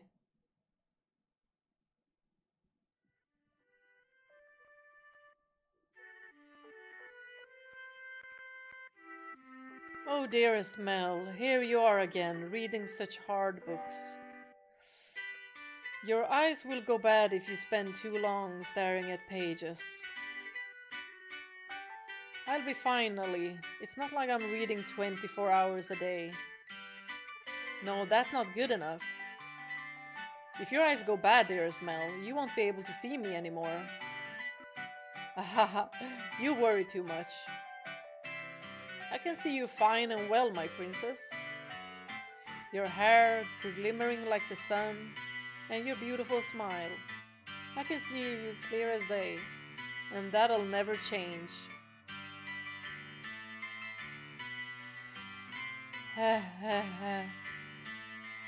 Why is there redness in the middle? Plus, the skies are clear today, so you're even more radiant than usual. Why do I have a feeling something's gonna happen to his sight? Hehe, you know, this is my favorite season. Winter's cold and there's so much rain. I can't stand it. But as it gets closer to my birthday, the clouds go away. And I just adore the sun. Ah, yes, it's almost your birthday, isn't it? Have you decided what you're going to ask Father for? Not yet. I want pretty dolls and shoes with sparkling gems. And I also want a pretty dress, like the ones Mother wears. Haha, a list that long is asking a bit much, even for Father. But dearest Mel, I already have what I want the most. So the truth is, as long as I have that, I don't need anything else. Oh, and what would that be? The hairpin they bought for you the other day? You? Or maybe the song they had written for you last year? None of that, dearest Mel. Huh? Then what could it be? Now I'm really curious. What is it that's so valuable to you? That's a secret. Girls have so many secrets. I just don't know what to do. Hehehe. Say, dearest Mel, would you run your fingers through my hair? Just for a little bit. What was that? What was that? What's gotten into you, Nelly? Oh my gosh. It was so fast I didn't see anything. Why are you so hungry for attention all of a sudden? Please, dearest Mel.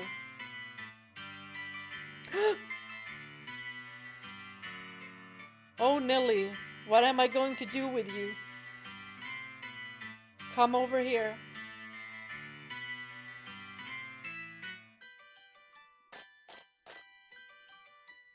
Y'all, I'm scared to click. I'm scared to click. I'm scared.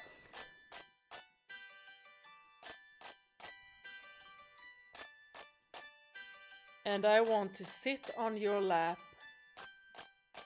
Yes, yes, as you wish, my beautiful, beautiful little princess. Say, Dearest Mel? What is it this time, Nelly? Right now, I'm so incredibly happy.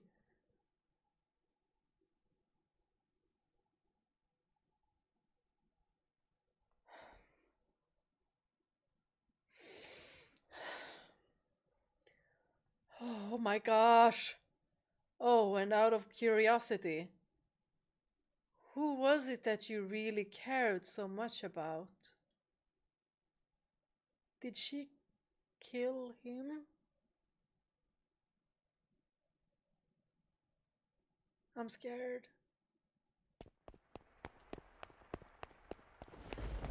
Is she going to? I'm thinking like, I'm getting a scenario where she's like, if I can't have you, nobody can. Oh. In a fevered frenzy, Mel fled from the mansion. Even in early summer, the night was cold. And to make matters worse, raindrops pelted him from head to toe. But that caused him little discomfort, for a far greater maelstrom of pain rampaged within his breast. At night, the town took on a different appearance, not simply for a lack of illumination, but the people active within it as well. It was not a suitable place for a young aristocratic man to go wandering unattended. The darkness is not only the abode of devils, but of beggars, thieves, criminals, and all manner of things undesirable.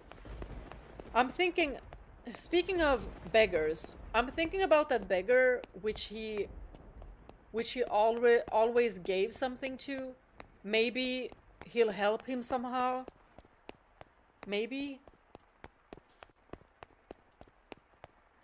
Oh my gosh. This is so tense. But despite that, he continued to run, knowing not where he was to head. He simply went where his feet took him, and where he arrived was the church. Father, Father, God should be able to offer me counsel, to answer all my questions about that painting, about her, and about Nellie's feelings.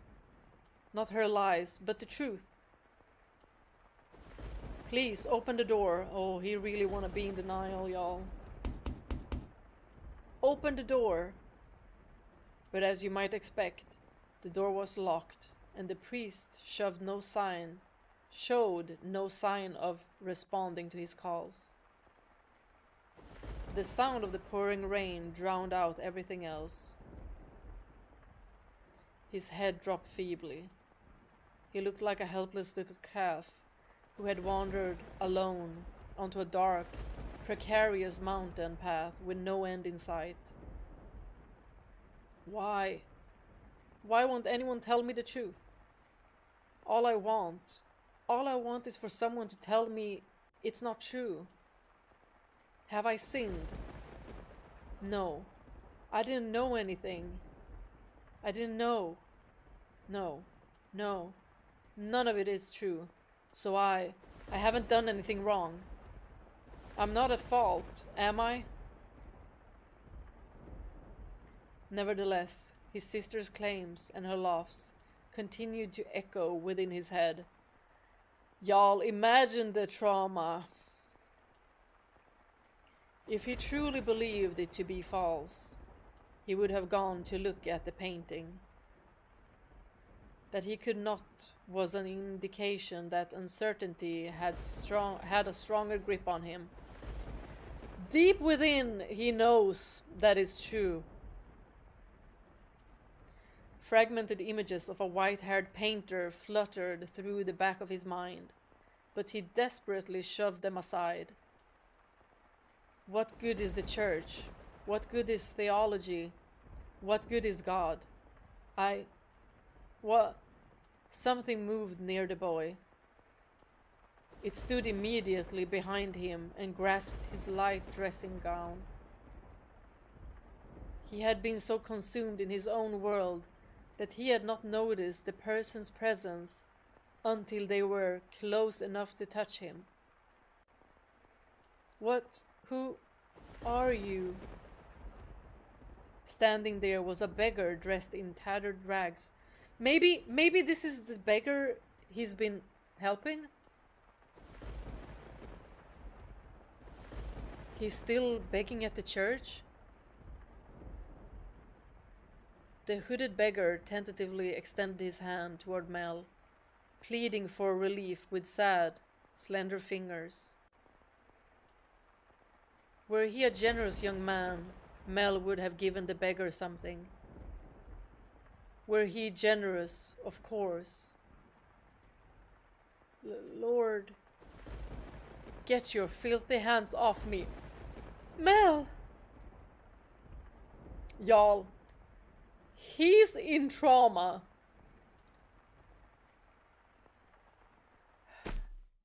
I don't have a damn thing to give you right now. Don't you dare touch me. Suddenly, the beggar's head turned upward.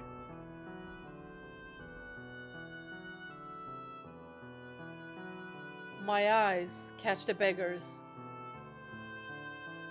Oh my gosh! Oh my gosh! Her hood fell back, revealing a hairless head.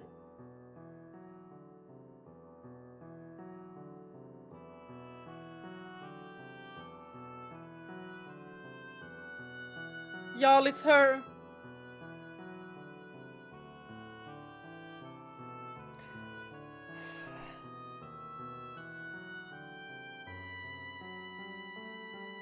Why? And a pair of red eyes gazing bitterly, though with a familiar, distinctive glimmer at Mel. Red eyes. She immediately covered her face and turned to run.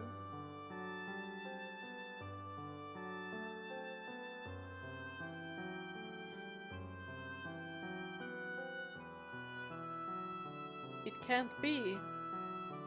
The beggar that's always been here was a...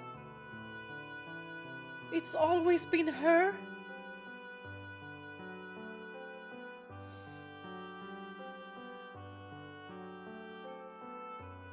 But you said yourself that they would not survive much longer. How could you be certain she was that same beggar? Wait for me. Perhaps, as someone of such high social standing, all beggars appeared the same to you. Or perhaps you wanted to believe your meager generosity made a difference, that you did something of value. I will not say it is wrong to think so. Wait for me. I chased after the fleeing girl. Though I shout for her to stop, she continues to run. The rain is so heavy, I'm afraid I might lose her. I'm terrified. But I didn't do anything wrong, did I? I'm begging you, please stop. I just want to talk. She comes to a stop at a corner. Please do not go around this corner. It's you, isn't it? I'm sorry. Why are you apologizing?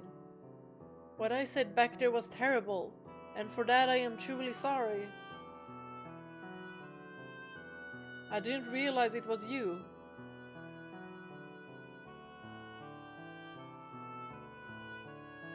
Please come back to me. If you're concerned about social status, I'll figure something out. And Nellie's getting married off soon enough. Y'all, he's just acting as if he's trying to really suppress this. Like, he wants to go back to how it was, but it can't. Oh, yes, Nelly. Nelly did some horrible things to you. She lost her mind. She was talking nonsense. But don't worry, she'll be out of the picture soon enough. I'll make sure you're safe. Say something, please. Are you angry? You're angry, aren't you? I'm not angry at you. I am not. Did you know everything? Did you come to our house aware of everything? What? Did you? Tell me, please. The priest isn't around and everything Nelly says is a lie. You're the only one who will tell me it's not true. What are you? A relationship.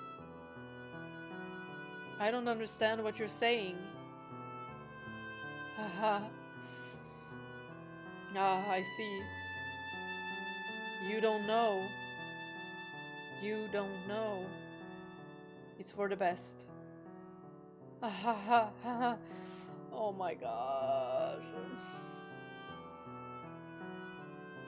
Nellie's the only one who knows, and she'll be gone before long. Everything will be alright. Mel, you're not thinking about... You're thinking that she's gonna get married off, right?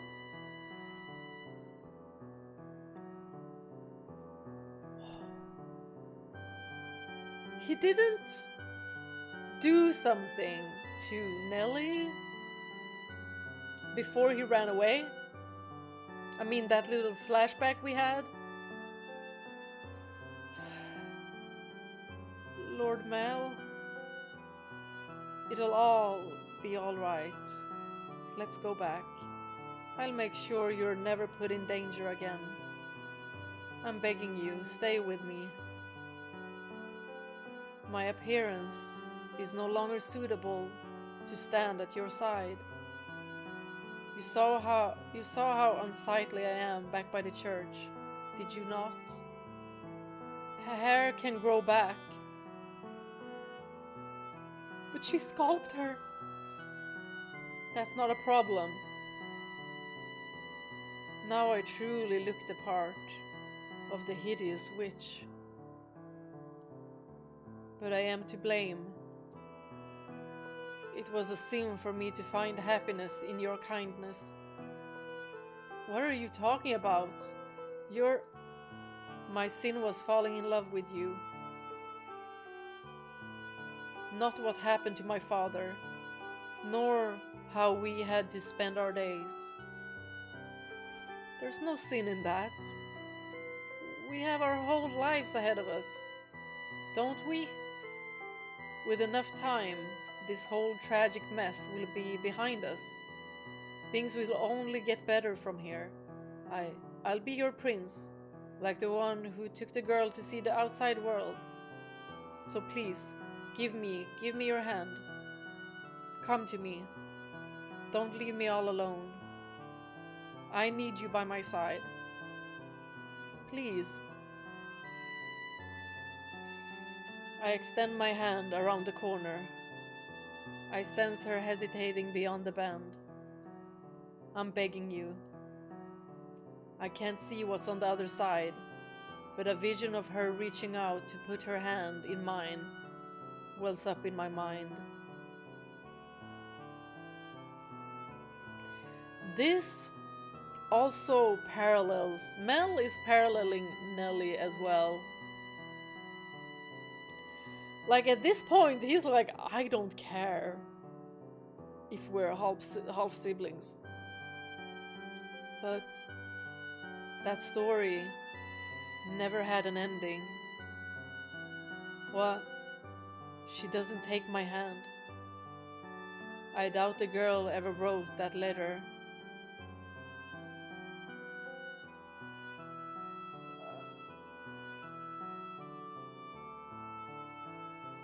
She's not there when I turn the corner.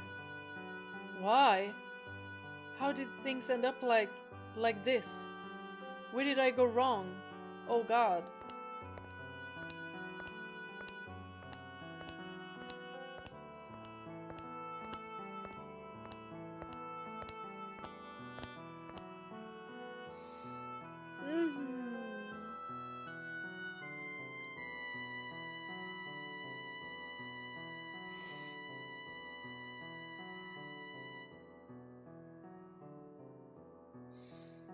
Y'all.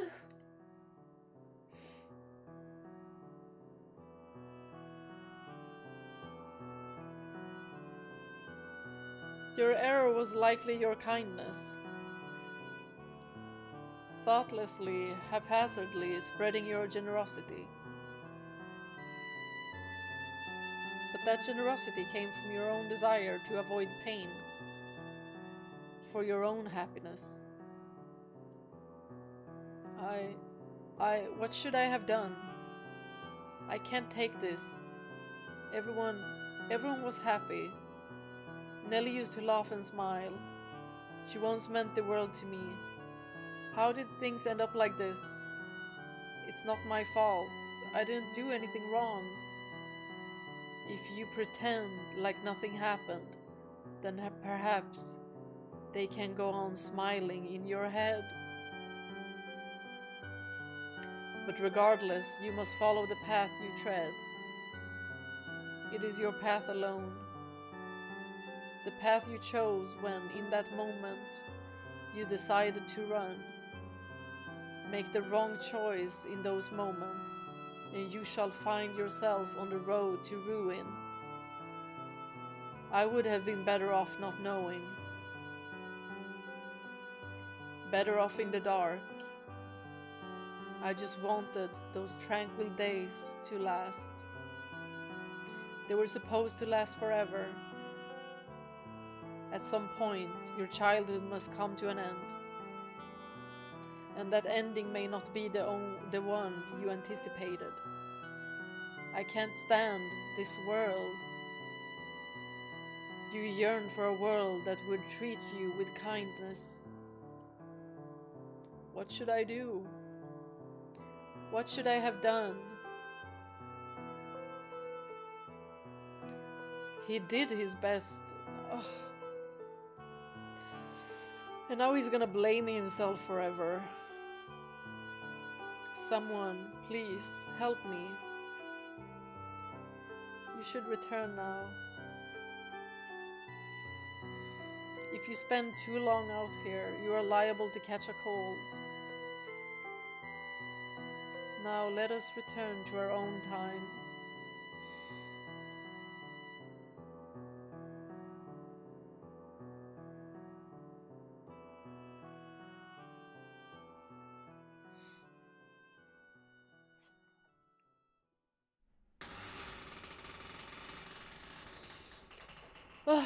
Dang, that was heavy.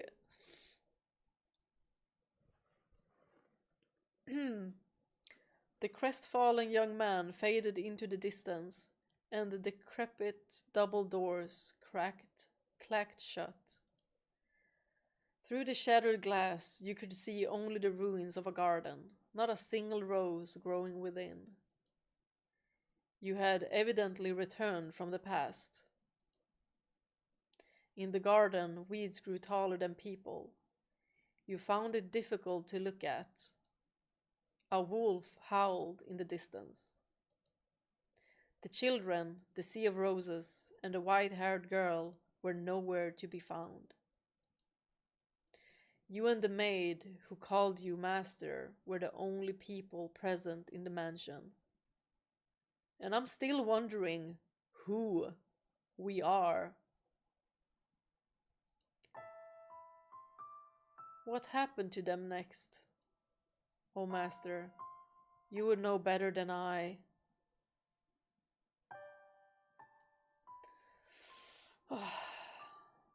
My, you cannot remember? Is he the father? It seems this is quite serious then. Or is he someone who's always been close by? Worry not, my loyalty lies with you, master.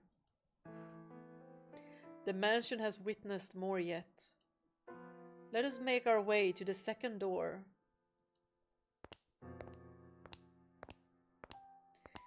Your hand in hers, the maid guided you back through the kitchen and into the tea room.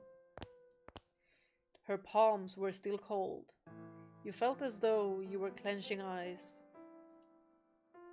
Master, do you wish to know the truth no matter what may be hidden within? Or if it is something you would be happier not knowing, would you rather remain in the dark? Oh, is that so? Ha ha ha. I wonder about their father. Yes, the flaxen-haired sibling's father. Do you think he knew about the white-haired girl? I think so. If he did, then perhaps he allowed her to stay because of how deeply he loved his wife.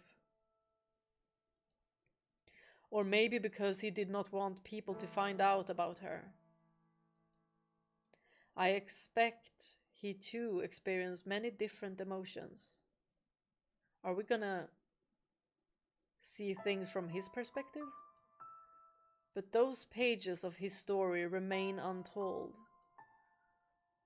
Their parents likely had a turbulent tale as well, but theirs is not of consequence.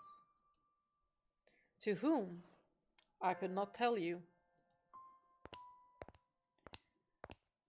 You and the maid crossed through the entrance hall, continuing your trek.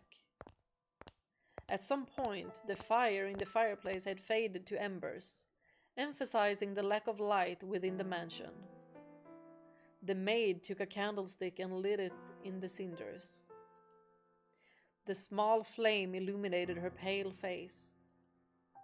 On a whim, you asked the maid about yourself. About me? I'm a maid devoted to your service, master, as I have said. Oh, what was that? You are interested in my name? Hehe, you flatter me. I truly do appreciate the question, but you are more than welcome to simply call me the maid. This is curious. We still didn't get a name for the white-haired girl, and we don't have a name for the maid. Also, it would make me much happier to hear you say my name after you have recalled who you are, master. Is it because she is someone very important to him? Is that why? A subtle smile rose to the maid's face, after which she began to lead you down a first-floor corridor. Y'all, the storytelling is so good. Still holding the maid's hand, you passed in front of a full-length mirror. In it reflected the warm light of the candle, which disappeared out of range shortly thereafter. Oh my, is something the matter?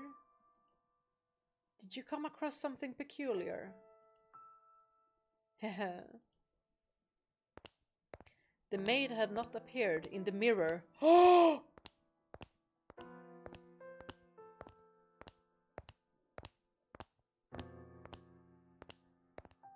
She doesn't have a reflection. Does this mean she's a vampire?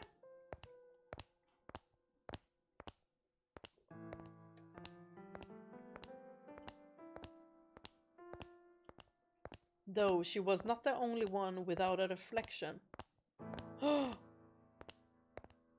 Are we just spirits? Or maybe we're both vampires. You reached the end of the corridor. There appeared to be a doorway, but the door itself was long since gone, leaving only a hole in the wall to frame the stairs behind it.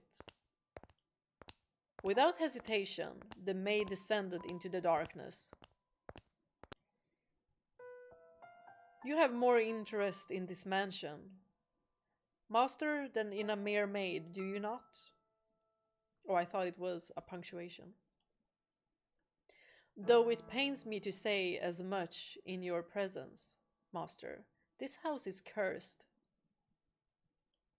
Yes, it is a curse that runs deep. As you just bore witness to, the majority of those who dwell within these walls fall into misfortune. I have served here for many years, and periods of happiness are as fleeting as a sugar cube in a cup of hot tea. Why did such tragedies befall them? If I were to guess, master, it was because you had not returned. But when you remember your true self, the mansion's curse should be broken. The next door is before us.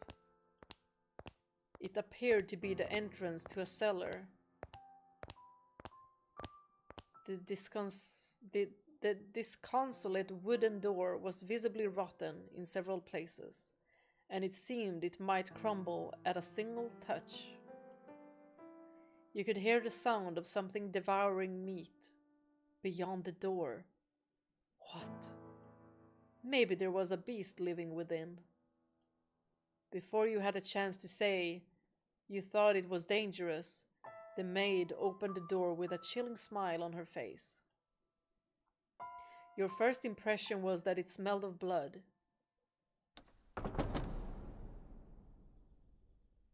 Uh-oh.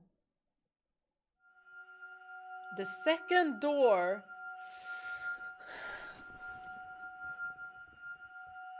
Oh my god. 1707.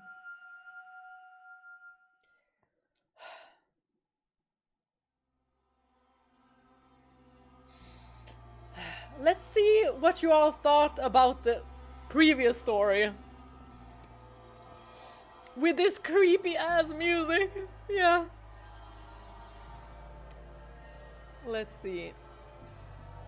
I'm checking the comments. Oh my god, this music is so creepy.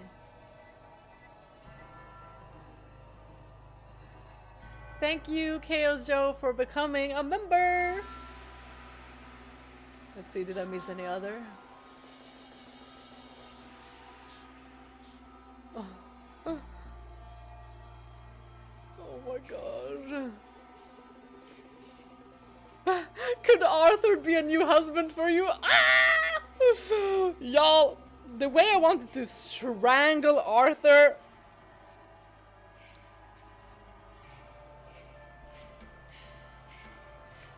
Hate him.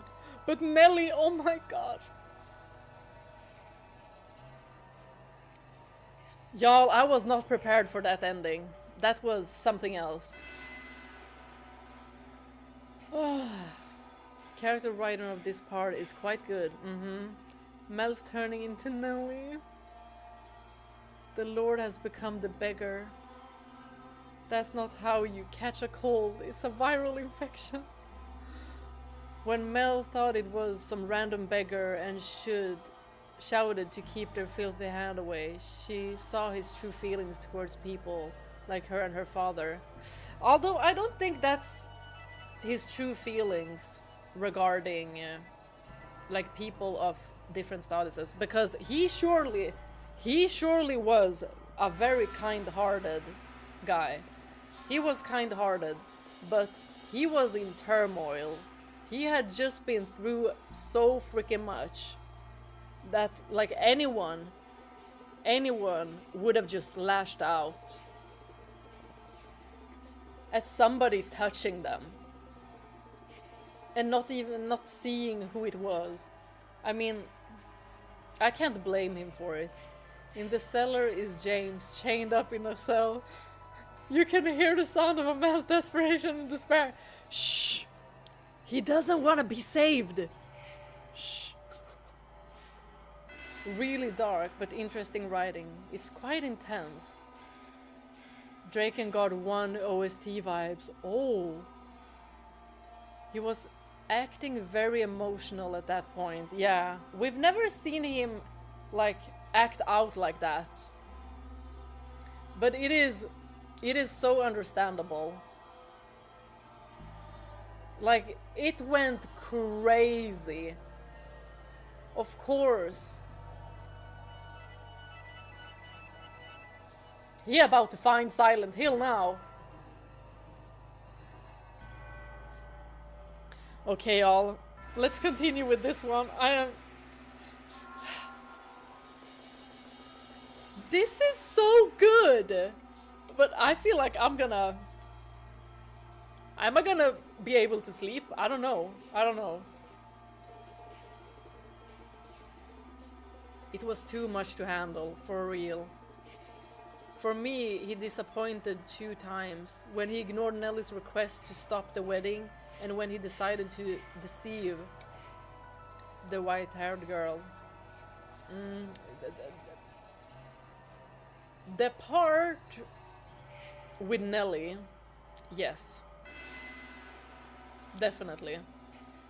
But I feel like he wanted to save himself as well from Nellie's grasp, like her obsession with him, and just like leave him alone to be with the white-haired girl.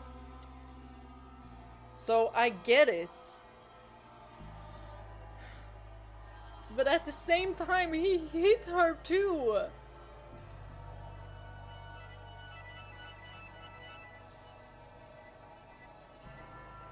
And then she goes and does that. Oh. Y'all.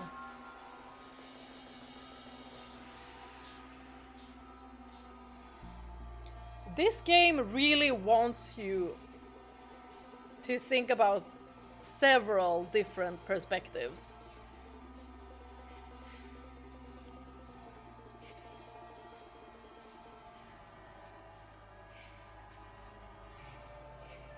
Oh my gosh.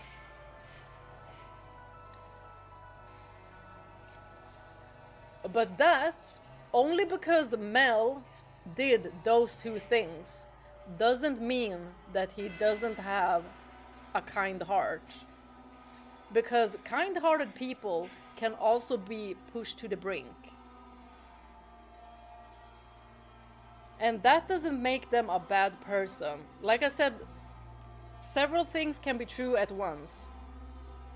Like you can do questionable things and still be a good person, but it also depends on what you do. Did he hurt someone? He hurt feelings. He hurt Nellie. He hurt the white-haired girl as well.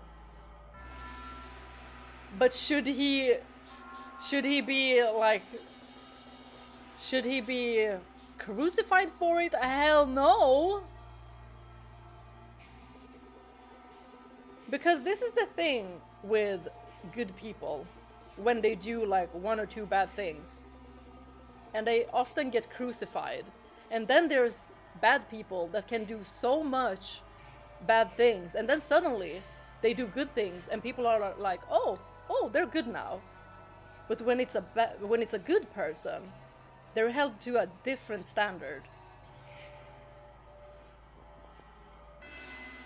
Knowing the story, it was funny during your first stream when you said, wow, she really loves her brother. Not in that way though, obviously. Turns out it was in that way. Yeah, oh my gosh. But not everyone acts on it. People's characters show when they are at their darkest times. Well, I don't think so with Mel. Because we can say things and do things in the darkest moments that we wouldn't agree on when we're not in those moments. Because he wouldn't have broken down like that in front of the maid. And he really, really wanted the white-haired girl to come back with him. But from the white-haired girl's perspective. Her seeing him like just react like that toward her when she was in that outfit, that to her was a red flag. Because then she might have thought that this is the way he's always been, because she hasn't really seen him interact with others.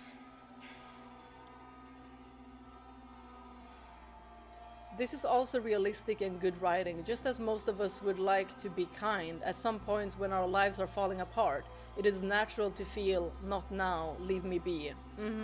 Yeah. That is what I really liked about this writing. Like, it's not... It's very, like, gray area. And of course, there are levels and limits of what you do and response. Exactly, exactly.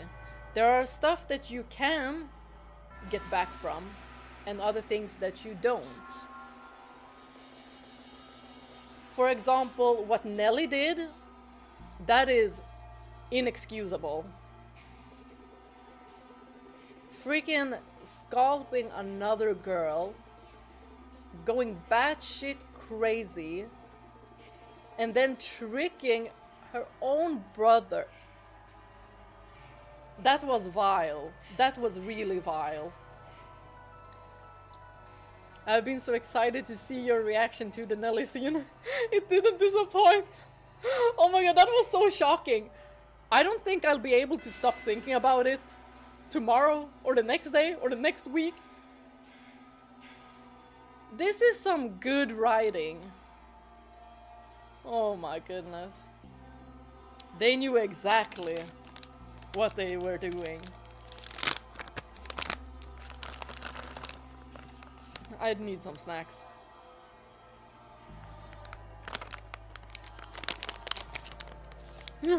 Nelly needs some jail time. Yeah. And a permanent psychologist. Although they wouldn't have psychologists at that time. So maybe a priest? A priest? Or an imam? Or what's the third? A pope? I still don't get the red flashing during the flashback of Mel and Nelly as kids. Yeah.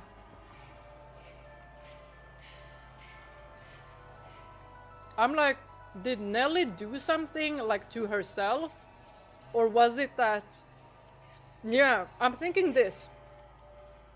Since she was wearing the white-haired girl's hair, like fully, like a wig, that part, the red part, might have been the blood coming out of the hair because she scalped her. That is what I'm thinking. What is wrong with my bangs? Where are they separating?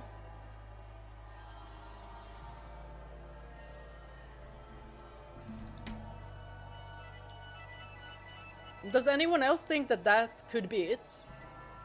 That the red part of it might have been like the blood coming from the hair, just, you know, like... I want to chorus sing over and over, Nelly Roth! Nelly Roth, Nelly Roth, Nelly Roth, Nelly Roth!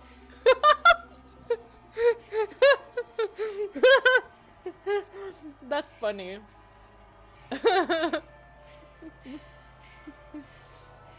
Nelly was crazy all along, yeah. The real victim is all of this is poor white-haired girl, yeah. Could be, or maybe it was her own hair showing through the wig.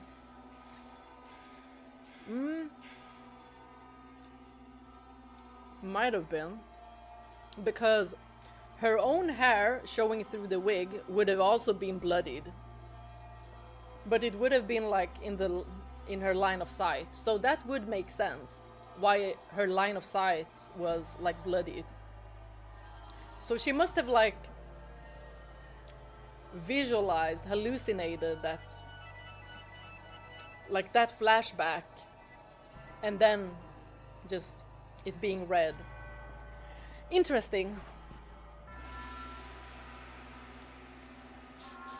Okay, I am excited for this one. I don't know what this is gonna be about, but maybe the others' POVs is gonna be interesting. Let's begin. The mansion sat in ruins in that era. Not a soul resided within. The grandeur of the house was lost to the ages. It was in perpetual decline. Not a flower grew in the garden. Dust and dirt blackened the plaster. Cobwebs blanketed the corridors.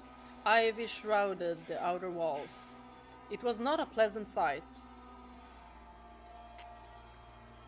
As hard as I tried to fight it, I could not stop the mansion's descent into despair. Disrepair. The depth of the previous owner's grief, or perhaps despair, was far too much.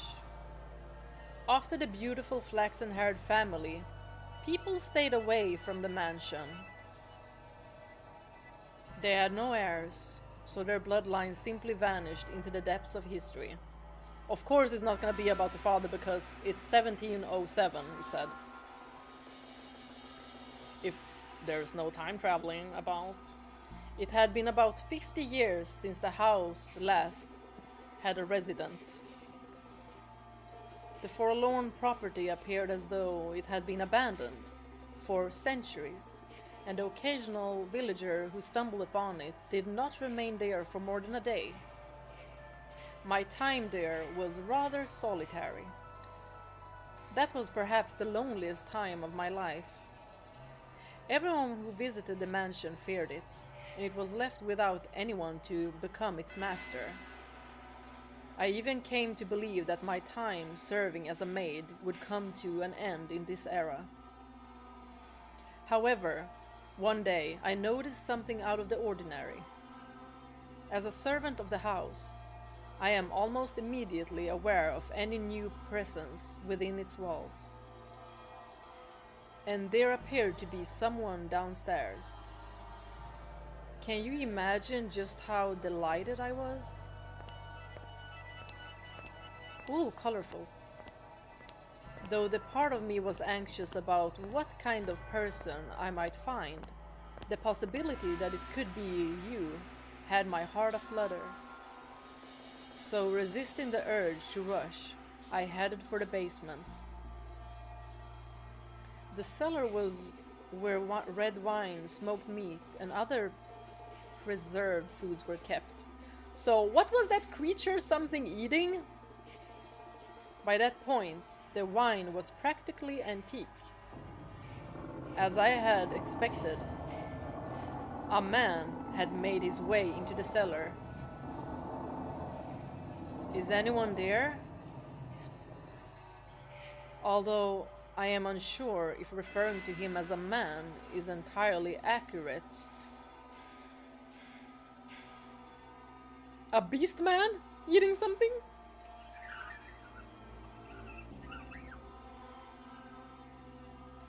Oh my, this is quite something. Oh! What in the... Where is my Raphael cross when I need it? Y'all pray for me. The very first thing I sensed was an almost unbearable stench.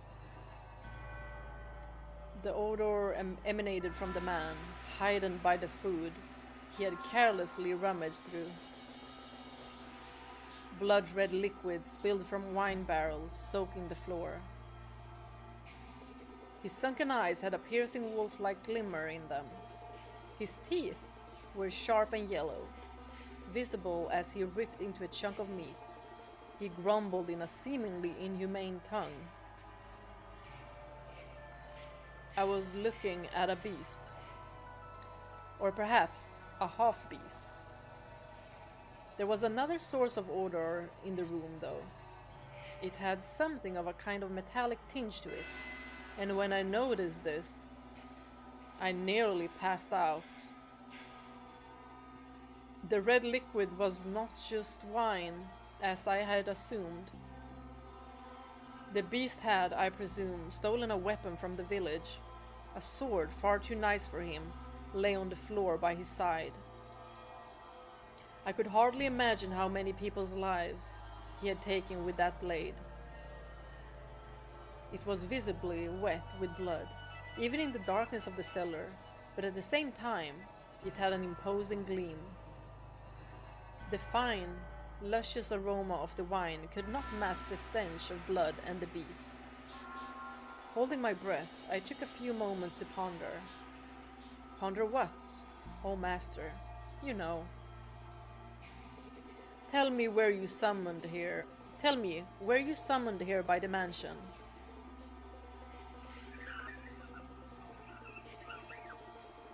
Did you come here knowing what kind of place it is?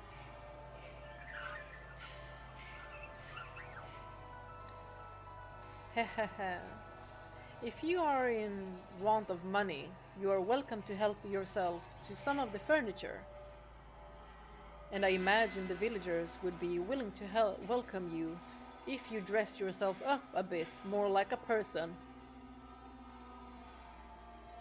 Excuse me? Is that all you're telling me that this guy needs?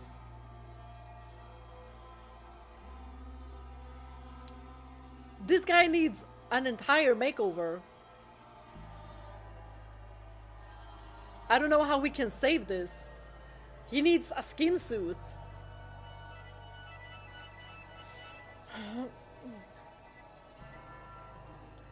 Then you can trade the furniture for food and make your way to a larger town.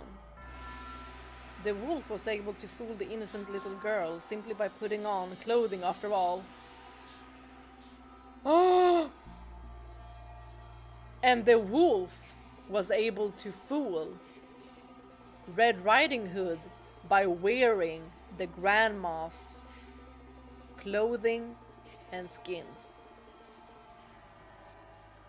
I don't know if y'all have heard that version, but I've heard the version of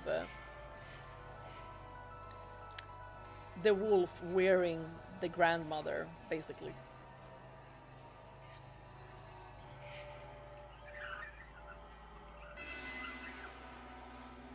Oh dear, I was afraid you wouldn't understand me. What am I to do? I was in quite the predicament. Nevertheless, it meant a great deal to me then that I had found someone who did not fear the mansion, be they human or beast. So I decided I should give him my assistance, while doing my best not to agitate him. Say, could you, perchance, be my new master?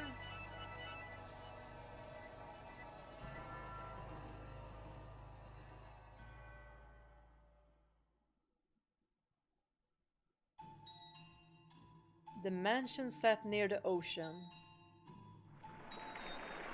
To say it was perched upon a cliff might make it sound rather intimidating. But you could see the beautifully clear sea through the windows, a glittering expanse of emerald and turquoise. If the mansion had been in proper condition, it would have been breathtaking against that backdrop. I even wanted to plant orange trees in the garden.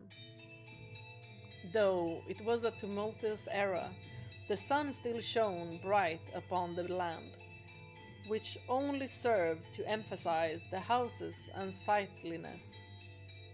Oh yes, perhaps I should give you some more background information.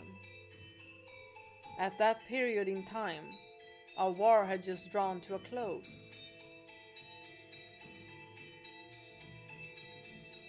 The once gorgeous wetlands were infested with crows, picking at decaying remains. Bodies of soldiers fallen in battle continually washed up on the shores of coastal villages. The people wanted nothing more than for the curtain to draw on that deeply political contest. And when it finally did, the kingdom, with its richly fertile shores, was stripped of its independence, beginning a new era under new rule. The people were exhausted, their spirits wasted away, and the splendor of the ocean and sky did nothing to help. In my mind, the beast was emblematic of the times, emaciated and enveloped in the scent of blood. But the war came to an end. Thus the beast did not have to remain a beast, I thought. Did he? And so I endeavored to make the beast more human-like. First, I needed to do something about his appearance. I would draw a bath, scrub away all the filth, and dress him in clothing left in the mansion. However, having sat unused for 50 years, the majority of garments had been devoured by insects and were of little use. So I searched the mansion top to bottom for anything the beast could wear, heated up some coals, and set to work ironing what I found. At the time, steam irons had not yet been invented. We used plates of iron heated with coals. They somewhat resemble kettles. I even prepared meals for the beast, in order to teach him proper table manners. This feels like Beauty and the Beast. I'm getting the vibe. Oh, bye, Aura! I just saw it. Wait.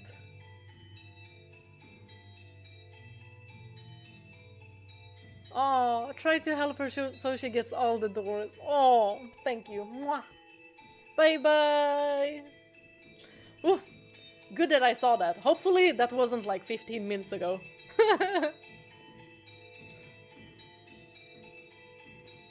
Although with the mansion in a nearly uninhabitable state of disarray, there was only so much I could do in the kitchen.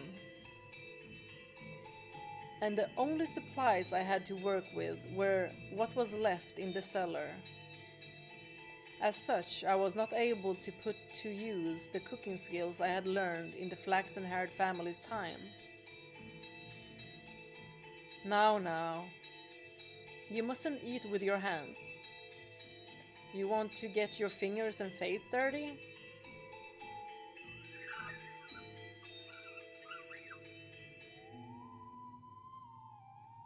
You eat using a knife and fork. See? Like this. Hehe. I feel like I'm teaching a young child.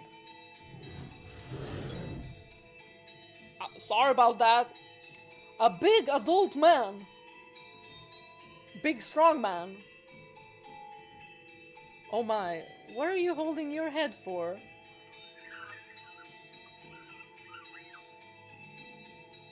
Oh dear. Perhaps I should be teaching you to speak before table manners.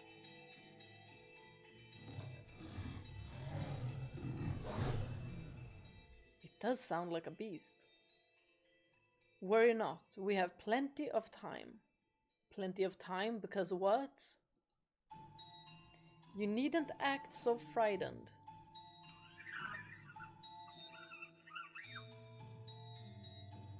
Or perhaps you do not want to be understood at all.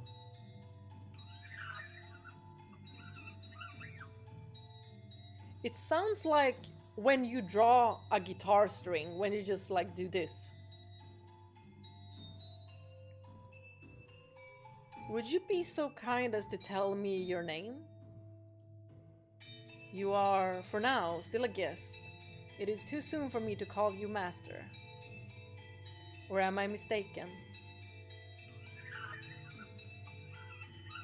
Your name, that is what people call you. How about I start by telling you my name? I am called...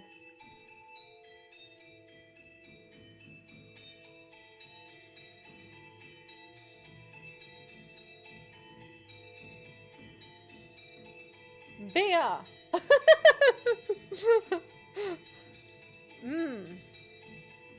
What could that be?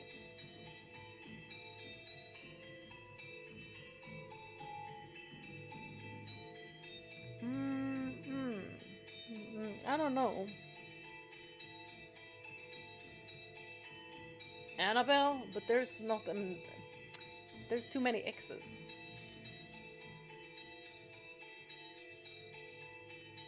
Oh! Bestia. Or Bestia.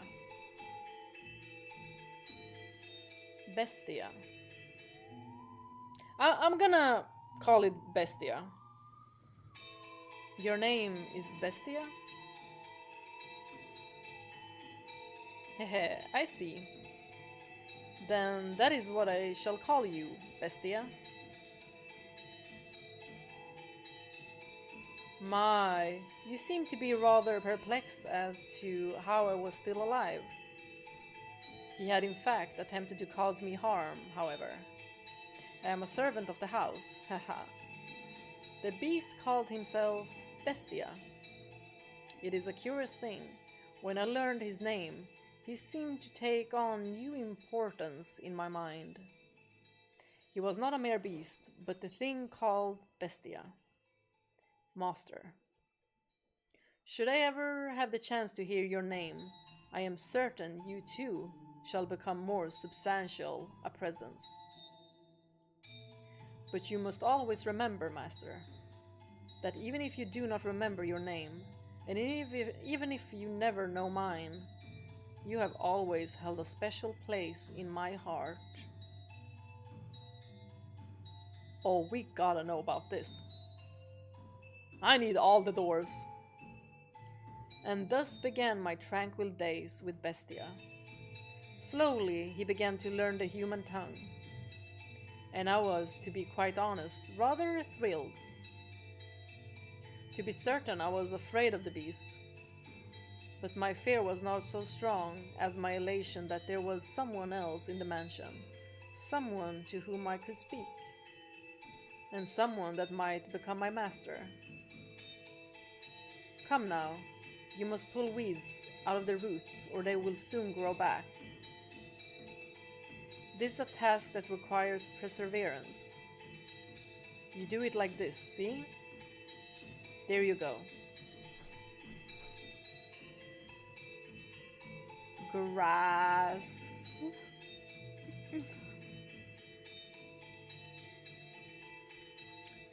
Oh, did you not expect that? What appears to be many plants on the surface is actually all connected within the soil.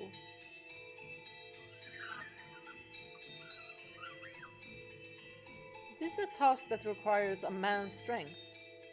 If there were other servants, they could do it, so I apologize for making you tend to the garden, future master. Oh, no more X's. Or perhaps, now that you are all dressed up, do you wish to leave the mansion and find someone to fool, as the wolf did the sweet little girl? Have you no interest in remaining in such a disheveled house?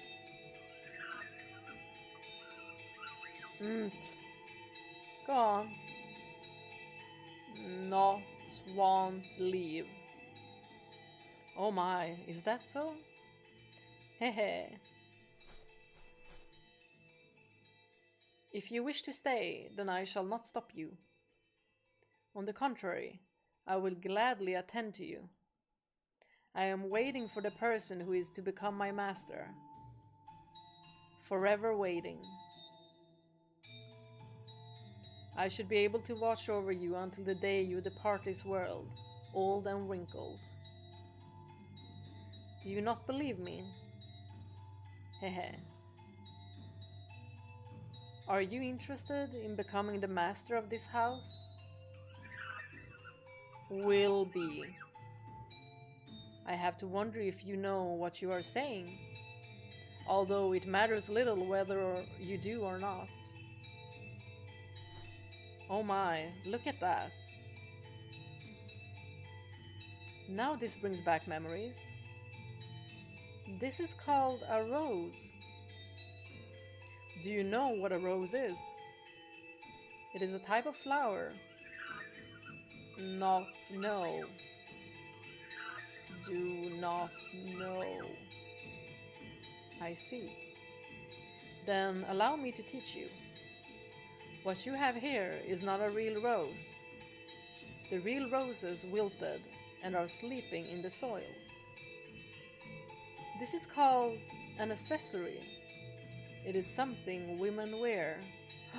What if it is the one that Mel created for the white-haired girl? The beast held an ornamental white rose in his hands. An object someone sometime meant to give to someone else. Oh my gosh, Mel!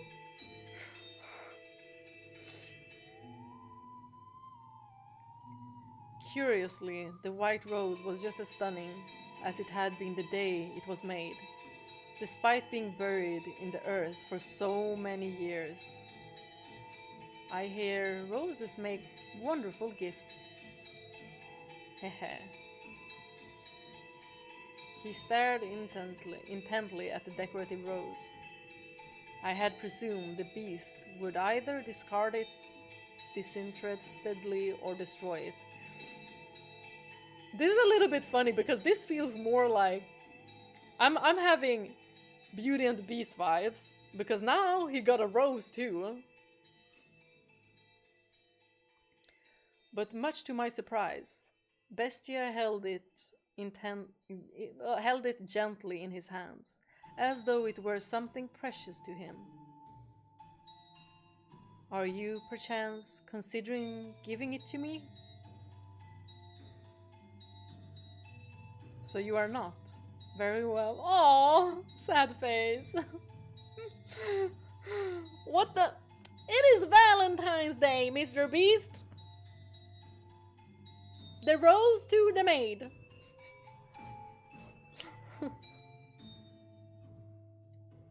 Is there someone else you would like to give it to?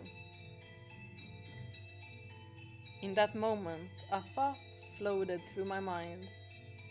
The thing I had found in a pool of blood in the cellar was a monstrous creature indeed, but perhaps that was not, at his core, what he truly was. So I asked him a question. What is it that you desire, Bestia? This mansion fulfills people's desires.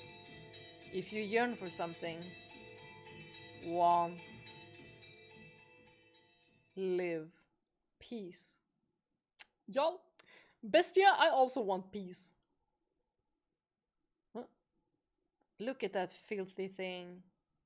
A beast. It's a beast. It's eating goddamn sand. You really that hungry? Beast, you foul creature. Stay the hell back. If anyone got like epilepsy, be sure not to watch this because it is blinking the frick. Get any closer. Filthy beast. And I'll kill you.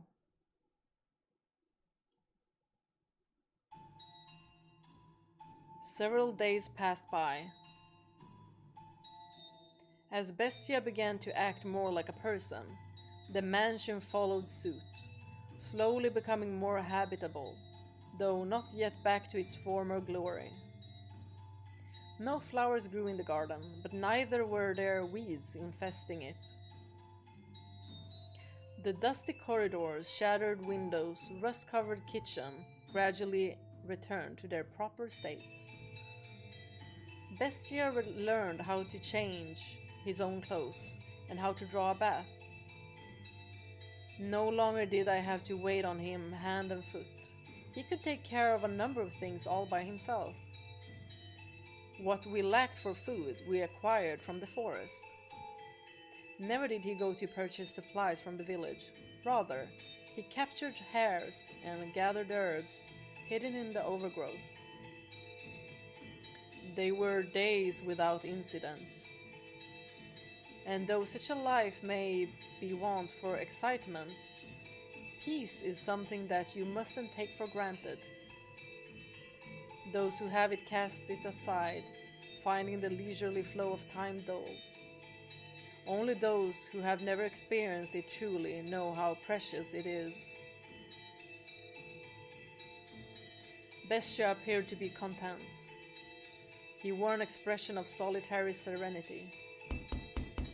"Someone! Is anyone there?" And then one day, a crack formed in the uneventful tranquility. "Is anyone in there? Could you part with some food? I don't need much. Some food and water.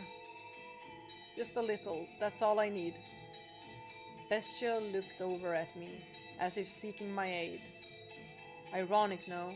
It was the visitor who was truly in need of aid. I pondered it for a few moments, deciding that I could not simply turn away someone calling upon the mansion.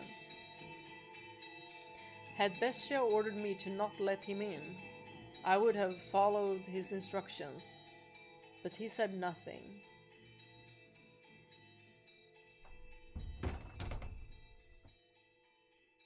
Oh, thank God, someone's here. He's probably gonna be freaking scared. I was afraid it was deserted. You said you were in need of sustenance? Yes. It doesn't have to be much. Anything to quench this thirst. I got lost and it's been several days. Give me a few minutes. I will find... Let him in. A firm, deep voice came from behind me. I was quite startled. When had the beast learned to act so much like a human? When had he learned to speak so clearly and to behave so much like a master?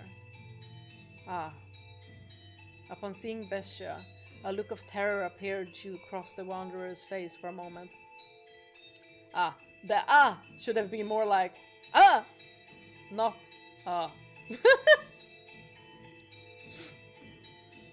To my eyes, Bestia was the very image of a head of house, but to an outsider, he probably appeared to be nothing more than a beast in man's clothing. Prepare him a meal and a bed. I suspect he is quite tired. Thank you very much.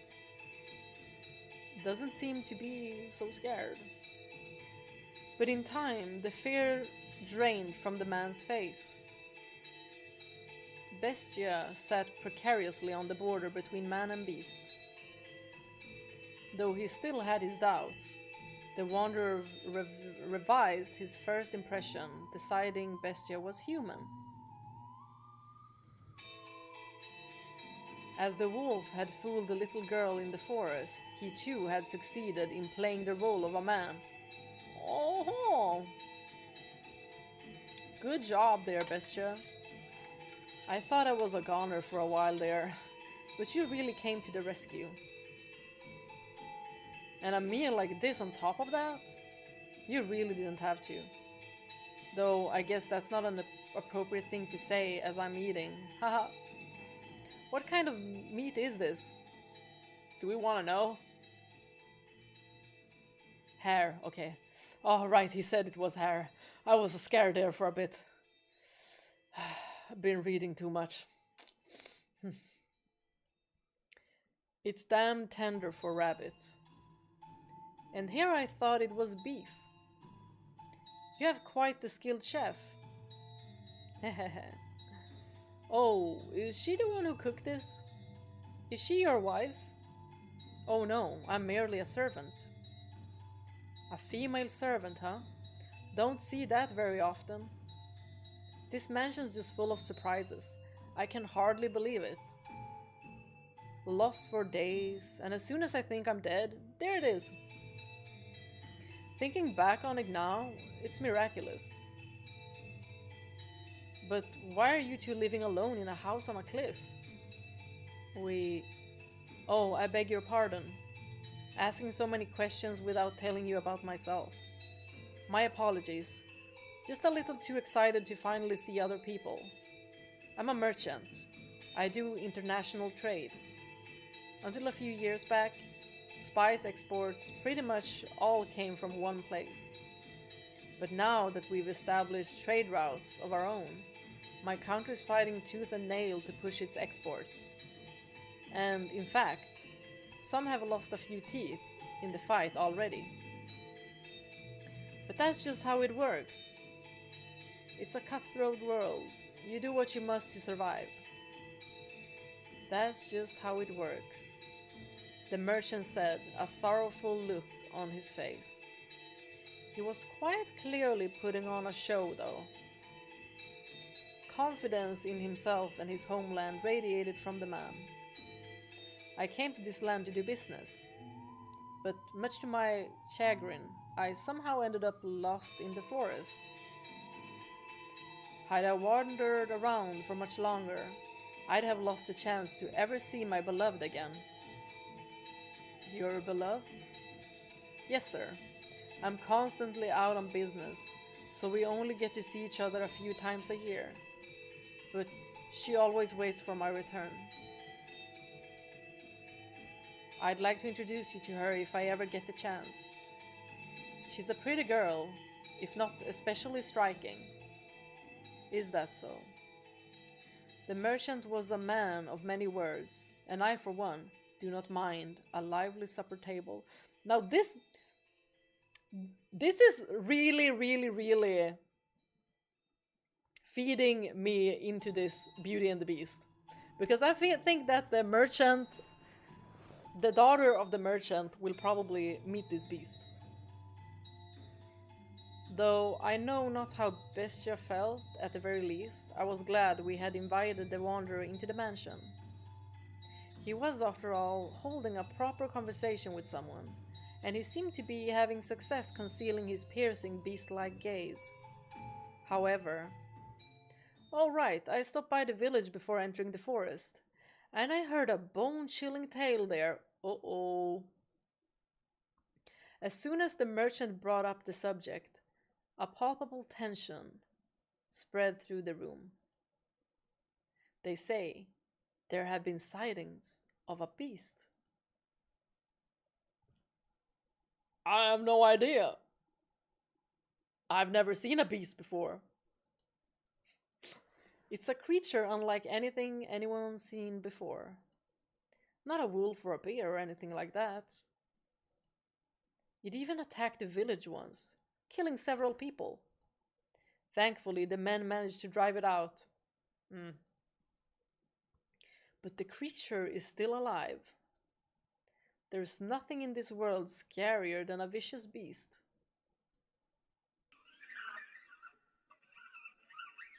Uh-oh. So you should keep an eye out. Thankfully you didn't hear that. Wouldn't want to accidentally let a murderous beast into your home.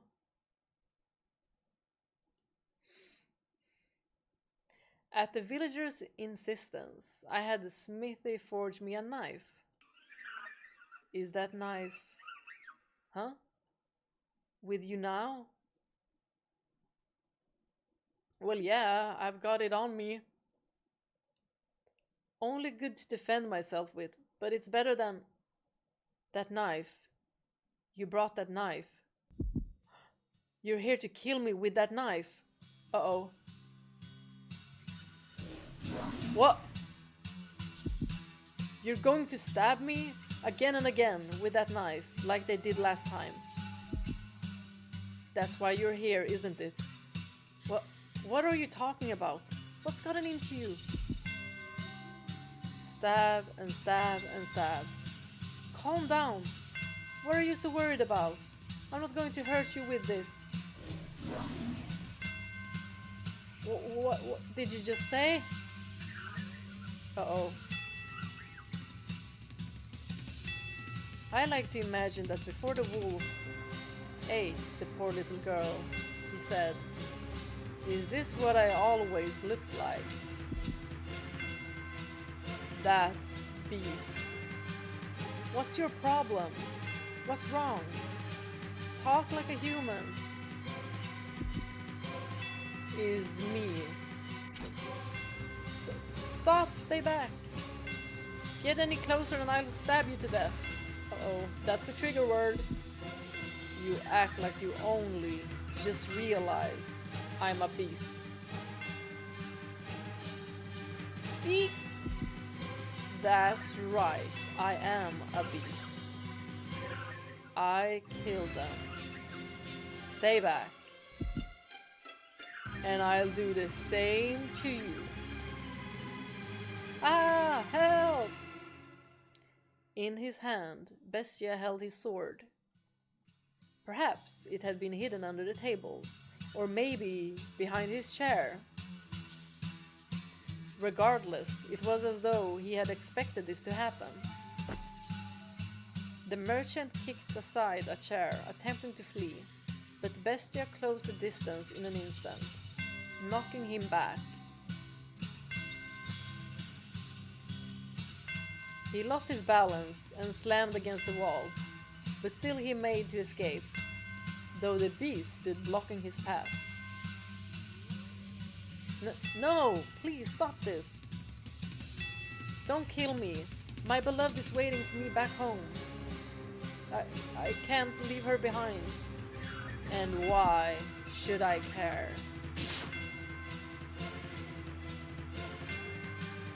Uh-oh. A dreadful scream echoed through the dining room. I reflexively covered my ears. Please help. Ah, someone, anyone. No, no one's going to come for you. This mansion, a long way from town. Help. That woman, where did she... Why isn't she here? She was just... You'll kill me if I do not kill you, and so I mustn't show you that I will. I must show you that I will. I must show you that I'm serious. I must kill you, or you won't understand. You just won't understand. If I don't show you firsthand, you won't understand. I'll make you understand. I'll make your flesh and bones understand. Kill. I'll kill you. I'll kill you. Dang. Kill you.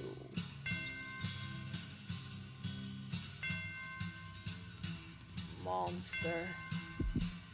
That's right, I am. A beast.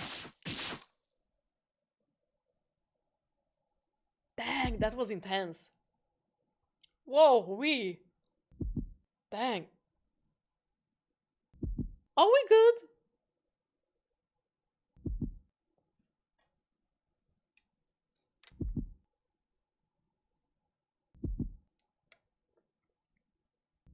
Let's just wait for him to calm down.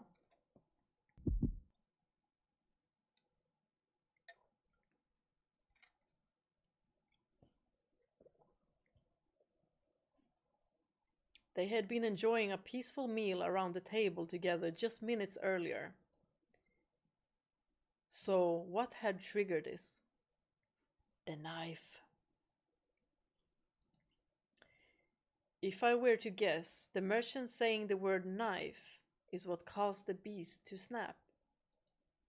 A simple, small thing set him off. I could not comprehend it. Bestia, who had said he wished for peace, was staring down at the ravaged corpse of the merchant, with a look of ecstasy on his face. Master, can you understand how he felt? Even just a little. Did he not yearn for peace, but for slaughter?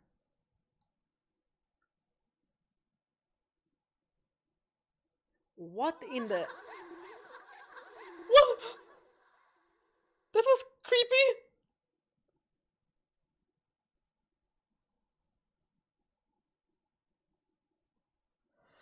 Okay. Oh, she's pretty. All right. That does it for today's shopping. What if the merchant's beloved is her or somebody else that the beast is gonna meet up with?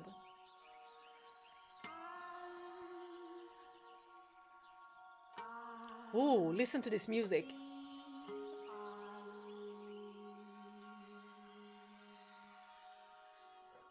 The music is dope, yeah.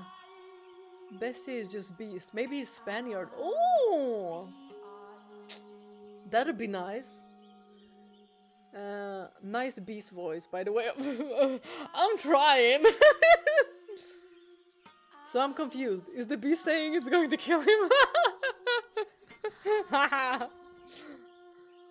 Oh yeah, it could be.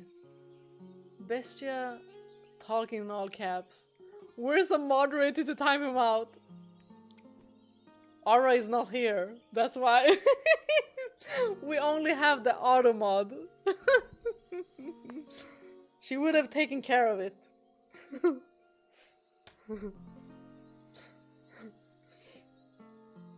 But wow, this girl is so pretty. Nice, nice hairstyle. Alright, that does it for today's shopping. And now the moment we've all been waiting for. Snack time! Snack time! There's nothing better than having a ham sandwich in the park. Oh dear, maybe I should lower my voice when I'm talking to myself. Girl, are you me? Are you me?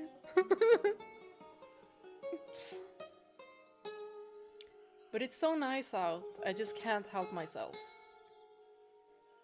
Does the weather have anything to do with talking to oneself? Not important. Food, food!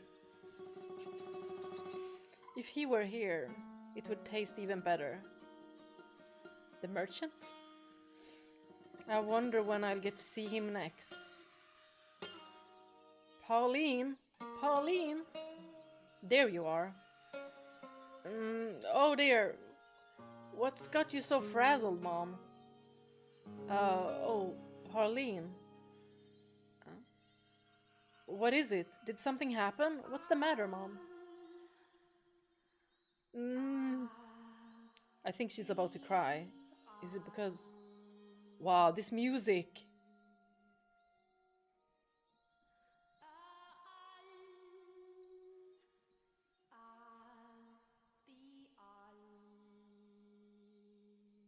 Mom?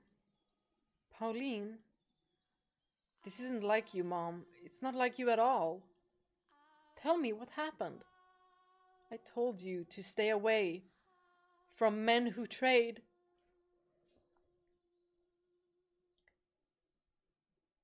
She got the news, didn't she? Huh? Oh, Pauline, my dear daughter. Why must God be so cruel to such a sweet girl? You're hurting me, Mom.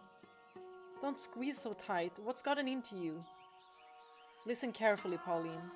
You must be calm and hear me out. Understood? Your lover, the beloved man you wait for, is dead.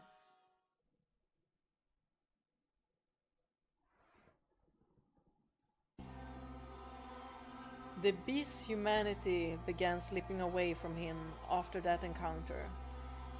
He had returned to the thing I had found in the cellar.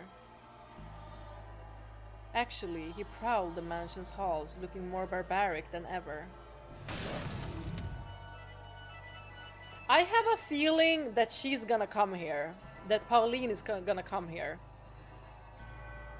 And maybe to exact revenge, but then maybe she feels sorry for him or something like that. Since it's not gonna be that straightforward. Despite all the effort he had put into learning to act like a human, he now ripped the velvet curtains off the wall, howling shrilly, stomping back and forth through the hallways and ravaging the garden. I watched him intently, though from a distance. Bestia was not merely a beast, but an out-of-control, bloodthirsty beast. Just a few days ago, we had been tending the garden together, but that was no longer possible. I was quite disappointed. Eventually, Bestia discovered my hiding place. I had not felt regret in a very long time, but I felt deep regret in that moment. More. Don't have enough. Not enough. I need more. I need more. I must satisfy these urges. Are you saying peace was not enough to sate you? Did I mishear you when you asked for peace? I was mistaken. Asking for peace won't solve anything. Blood, despair, eyes filled with terror. These are the things I need. And I've always known it. You said this mansion fulfills people's desires. Then, give me prey. No more hares, live humans. Why did I ever teach him to speak human language? Before long, the mansion granted his wish. Once a week, a villager or a traveling merchant from somewhere would wander into the forest, ending up at the mansion on the cliff. Though something felt suspicious about the man who greeted them at the door, on the surface he looked like a proper nobleman. So they all eventually chose to trust Bestia. The mansion had an air of loneliness about it, but it was adequate to provide rest for their weary feet. There was food and a bed, and most comforting of all, there were other people. The lord of the house treated the lost souls like esteemed guests. He poured them fine wine and had me cook for them. No one suspected in the slightest that he was a beast. He put on a reasonably convincing act, because yes, I had taught him how to behave like a master. The visitors all went to bed contented. But as I am sure you can imagine, master, they would never see the light of day again. The penetratingly bright sunlight, particular to this area. A beast. It's a beast. You disgusting creature. You hideous monster. Kill him. If that's how you humans want to do things, then I'll play your little game. I'll play it even better than you. I'll kill you. I'll slaughter you. Oh, scary. No, please don't. That's it. Cry for me. Beg for your life. Pray for my mercy. Weep and struggle and suffer and die. No one understands. No one can possibly understand my despair. What did I ever do? Was it just because I am a beast? When did I become a beast? Why do beasts have to die? Beasts are savage, and so they must die. I'm a beast, therefore I am savage. In which case, I'll kill them. I'll show them what makes a beast so terrifying.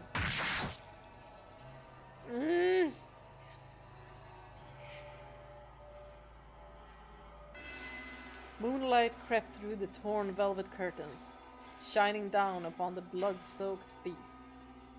It was a sight that would incite terror in anyone. Look at this. No one can stand up to me. Humans have no chance against beasts. You haven't met a pretty girl yet.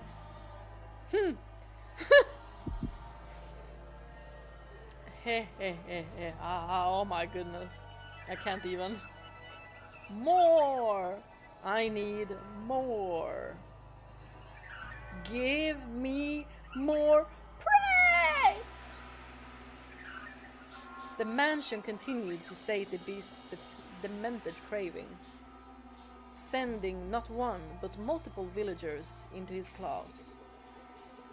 Into these blood-stained walls, off which echoed his monstrous howls. Stop, please, I'm begging you, spare me. Oh God. Sorry, I'm not familiar with your god. Oh my god. Beasts have no need of gods. I have a wife and son back at the village. Please let me return to them. Why don't you bring them back to me? I'll send them to the same place you're going.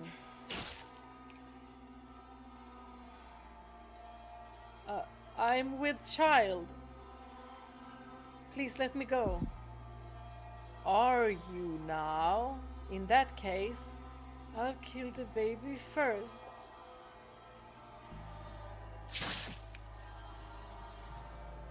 You damned monster. Indeed? That's right, I am a monster. And by killing, no one can defy me. I have to show the world that beasts are the most frightening things on this earth. The beast began to change his style, making sick banquets out of his kills.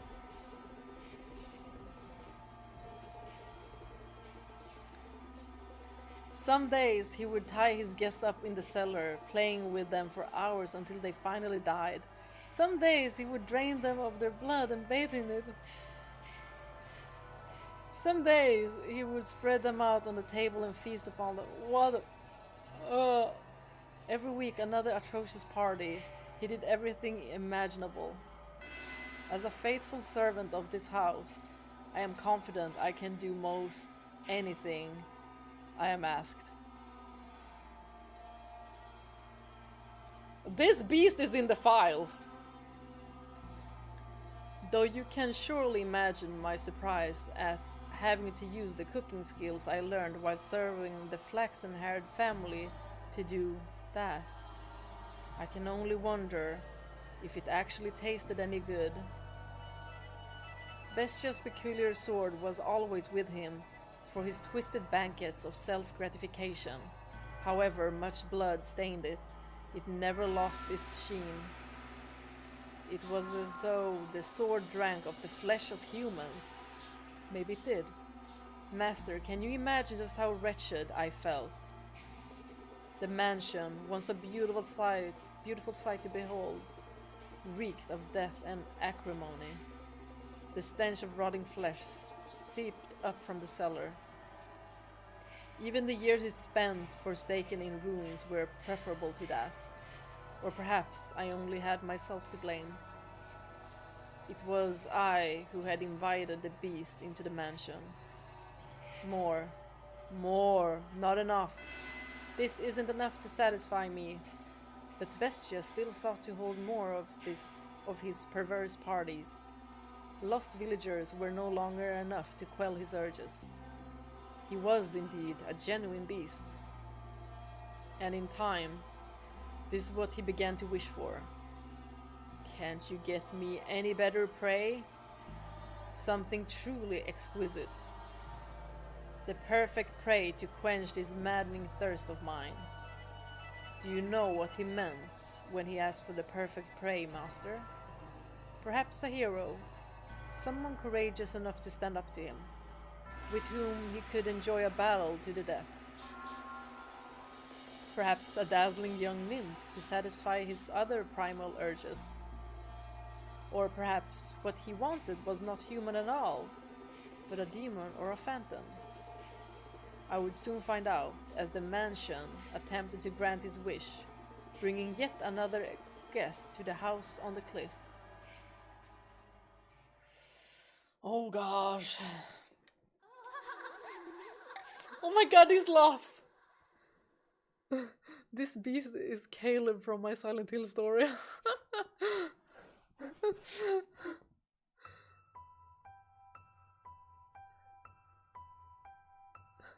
We went from Beauty and the Beast to the witch who feeds the kids. Yeah.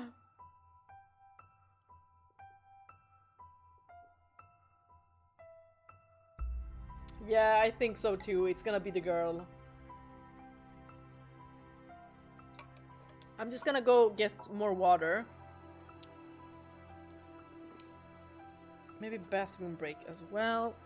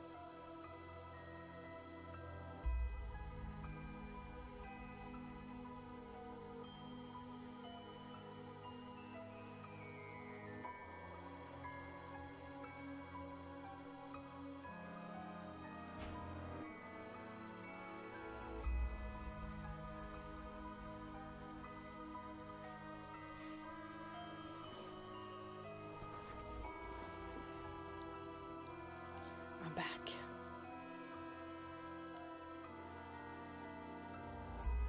Don't you just love the calm before the storm? Y'all, this started so stormy.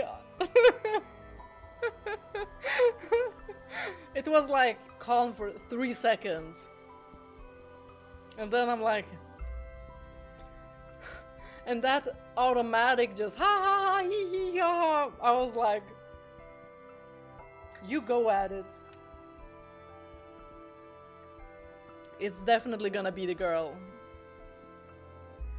Bestia squeals are super cute, not gonna lie.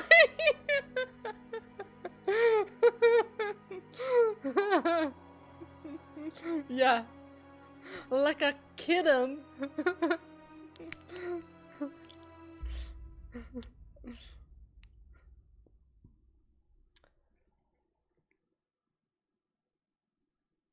Preparing for our meeting with Bestia. Need lip gloss because we're gonna need it.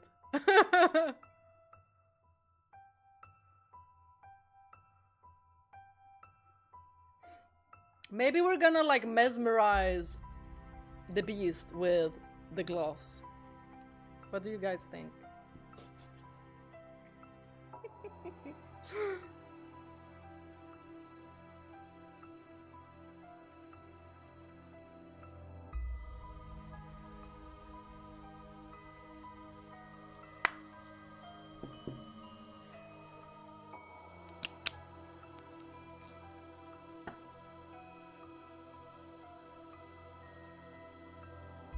This chapter already seemed to have more unique drawings. We got one from him killing the merchant and the other guy. We know that that to fix the beast we need a kiss. Yeah, I'm prepared.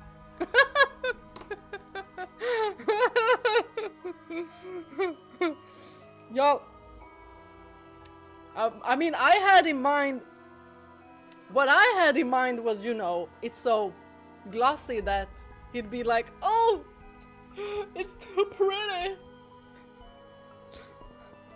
And then he just falls over and dies. Isn't that how it works?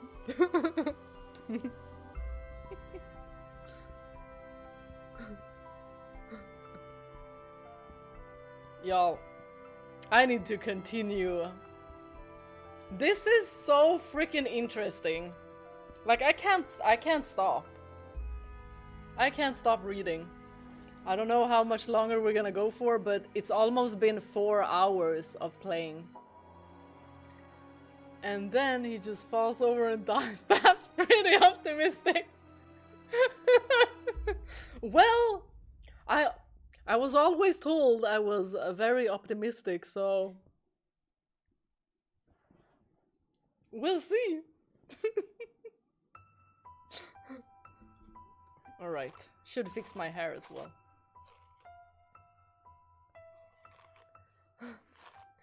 It's really good, yeah. Nice, we still have 20 hours left, Bea. Well, the stream is already almost 6 hours. And the gameplay is almost 4 hours, so... It's not like I have anything planned tomorrow except for cleaning, because it's Sunday. Do I have...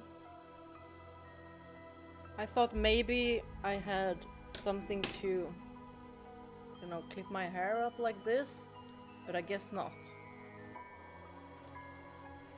Cleaning is the worst plan. Oh.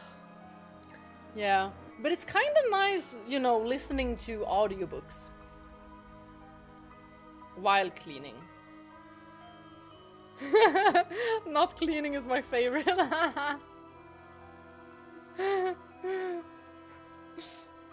Okay, everyone, let's continue.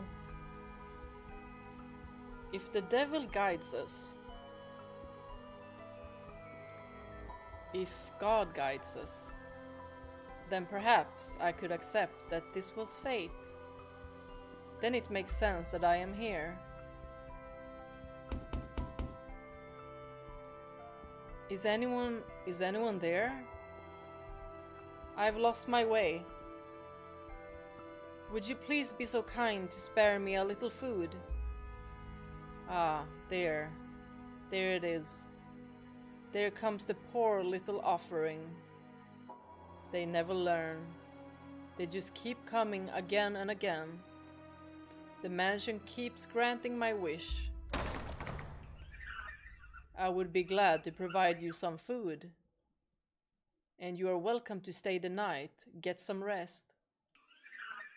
I will have a room prepared. What? What? Okay.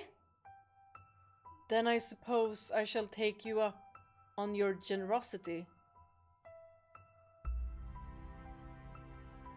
I have been wandering for a very, very long time. The white-haired girl. What was that, master? You recognize her? I imagine you would. That white hair, those red eyes. skin the color of freshly fallen snow, and that flawlessly beautiful visage. You could not possibly mistake her for anyone else. And no, it is not someone who happens to resemble her. I can understand why you would be surprised, Master. At first, I could hardly believe my own eyes. The wanderer knocking on the door that day was the very same fair-skinned young woman who visited the mansion so many years earlier.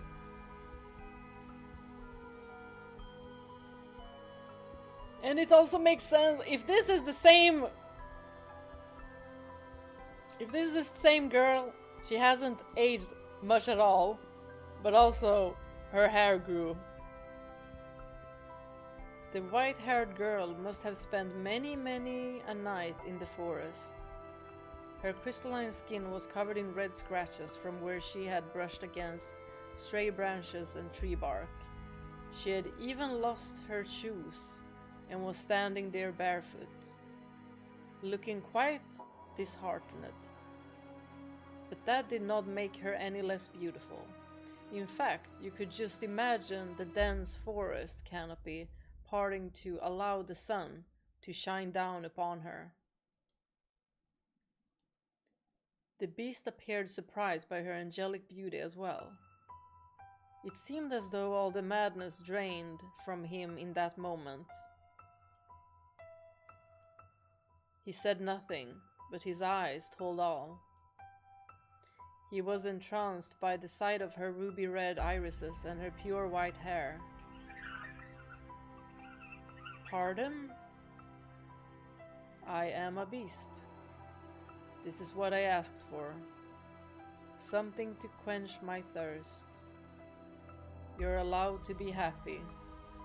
But as I said, it was only for a moment. So rejoice. Imagine just how gratifying it will be to see such a beautiful woman writhing in the throes of death. Follow me, I will have a bath drawn as well. And once the moment has passed, the beast was barely able to contain the wellspring of madness within himself. He wanted nothing more than to run his sword through the white-haired girl that very instant, to torture her, to defile her. Beast? What the frick? Who can stop this creature? He tended to her wounds, served her supper, and drew her a bath for her. For sure, something is gonna stop him. And afterwards, the beast even made to provide her with a dress to wear. Even the outfit she had only worn for one night so many years before was there, waiting for someone to put it on again, for her to put it on again. He said she could choose anything she liked. She, being such a modest young woman, said she needed not of such fine attire. And what a shame that was. I too wish to see her in a dress once more. I need not such fine clothing. You needn't be modest. No, that's not why. Are they not to your liking then? No, my apologies. You are very generous. If you knew who you said that to, Missy... Foolish girl. Smiling and calling me generous. I was simply imagining what a pretty sight it would be. The sight of her fresh blood splattered on it. The sight of her life slipping away in it. I'm glad that after wandering for so long, I ended up here in this mansion. And in a few hours, you'll be feeling the exact opposite. Get all the rest you need. I shall see you again in the morning. I thank you. Bestia then made his way out of the girl's bedchamber. His mask came crumbling off after only taking a few steps. Ha ha ha ha ha. There, that's precisely what I wanted. Ah, just imagine how such a beautiful woman will scream. How she'll beg for her life. Hey, hey, are you there? The mansion has given me the perfect offering. Hey, hey! Is she not here? The maid? Is someone there? Yes, I came by to ask if there was anything you needed. I cannot offer you anything extravagant, not like before, but I am here to provide you with anything in my capacity. I appreciate the offer, but I need nothing. Being allowed to stay the night is more than enough. Do you work here in the mansion? Yes, indeed I do. I have been here for a very, very long time. A very long time? You might think this is an odd question, but have we met before? Something about you seemed familiar. And I get the feeling I have been in this mansion before. Maybe there could be like different timelines as well? Yes, we have met. Did she suffer from amnesia? I mean, she did go through a rather traumatic event. It was quite some time ago though. When was it?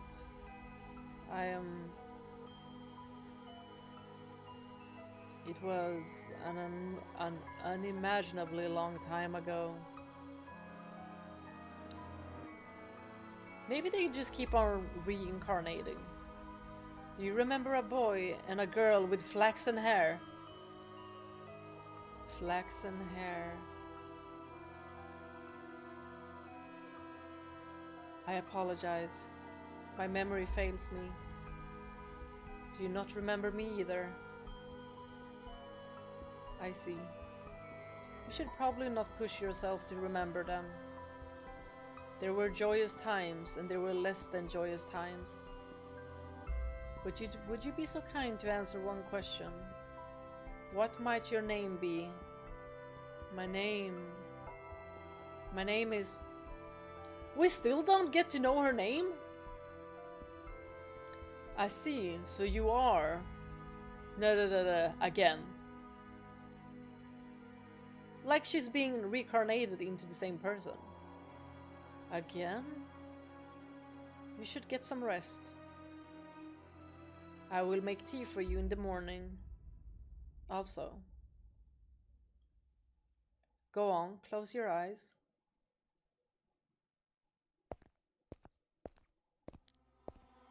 But Bastian never waited for morning to come. With his sword that smelled of blood hanging from his hip, the beast slowly, ever so slowly, crept toward the room where the white-haired girl slept. The time was soon approaching for the bloodthirsty beast to paint the walls with the young woman's blood. What if he stops because the beast might be like a reincarnation of Mel?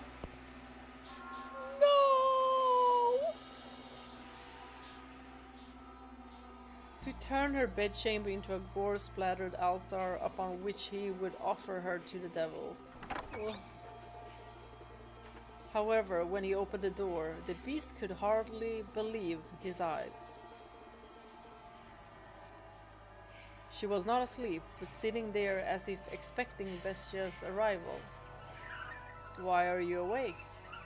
Did you not go to sleep? I heard footsteps, so I... And what were you planning to do when I got there? Surely you didn't think we'd simply have a nice midnight chat. I was hoping to ask what it was that you wanted. to ask what I wanted? Do you even realize what you're saying? Can you not see what's in my hand? You know exactly what I came here to do. This might trigger a traumatic memory for her, you know, because of Nelly. But she doesn't know it yet, but subconsciously. Aren't you going to beg? Aren't you going to plead for your life? Aren't you going to ask me not to kill you if it's necessary?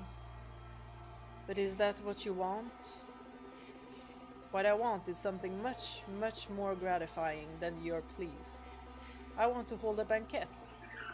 It's not enough. No matter what I do, it's not enough. But you will be enough to satisfy me, to quench this unholy thirst, to completely, wholly fill me to the bursting point. You want to know what I desire? I desire to devour you. Uh-oh. Bestia shoved the girl back, slamming her into the mattress. He then stabbed his sword through the sheets beside her, looking down upon the girl, the moonlight at his back. Clenching her slender throat with one hand, he drew his sword once more, holding the tip but inches from her nose. No matter how much blood it drank, the sword continued to shine gloriously, as though it had just come from the forge. It was an awe-inspiring, tear-shedding blade, the sight of which would cause anyone to imagine the misfortune about to befall them.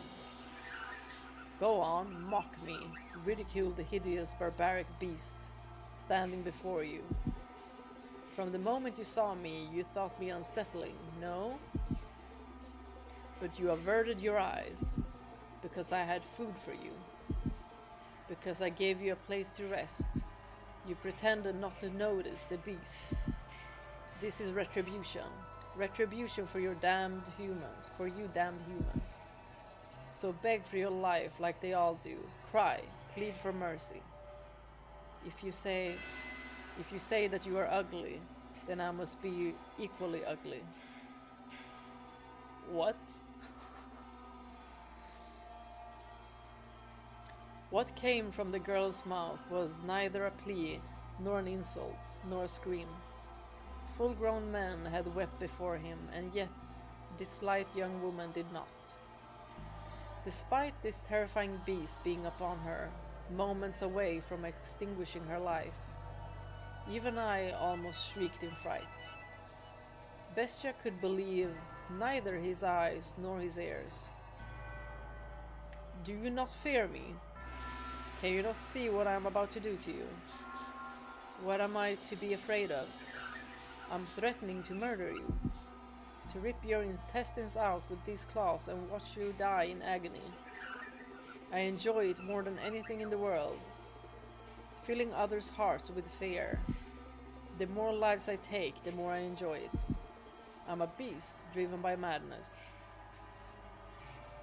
What he expected was for the beautiful girl before him to desperately implore him for mercy. He wanted nothing more than to see despair seep into every corner of her red eyes. For he believed that it would be a truly sublime moment, euphoria unlike anything he had experienced before. Bestia prodded her with his singular sword, poking a slit in skin smoother than silk. You mean to take mercy on me because you see me as pitiful. But she did not do as the beast wished. She looked up at him with sympathy rather than fear. This rattled the beast. He had never once seen anyone respond to him that way. What possessed you to say that? What on earth is going through your head? Mercy? Mercy? Do you not comprehend this situation? How can you be so calm? Scream, cry and shout, beg for me to spare you. Throw yourself at my feet. Throw yourself at my feet! Otherwise, he's having a temper tantrum. I'm a beast! A beast that never tires of killing. To me, you appear to be a person.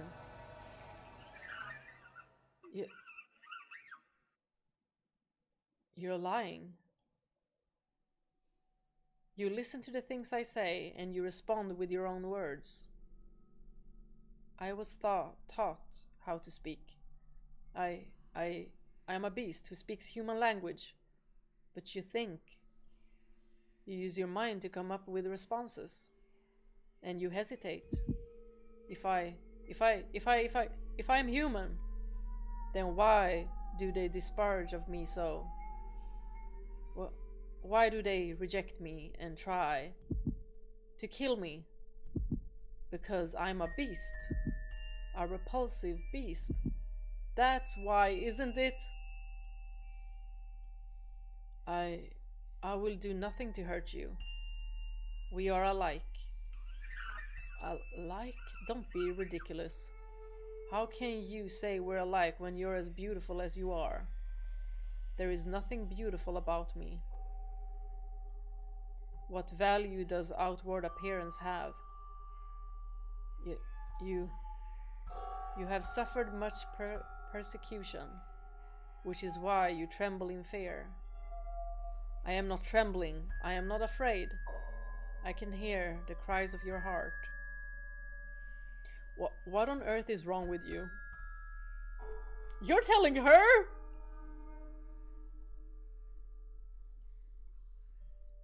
Why are you not afraid?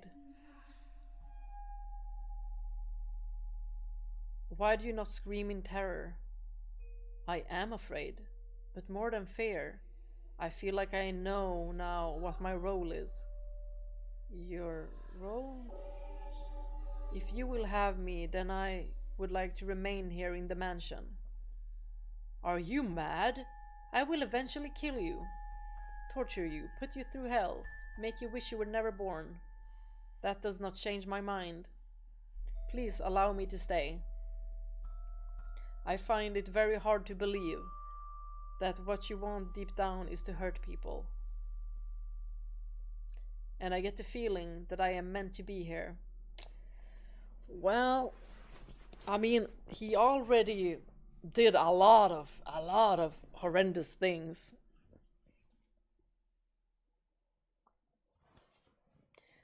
That is my role.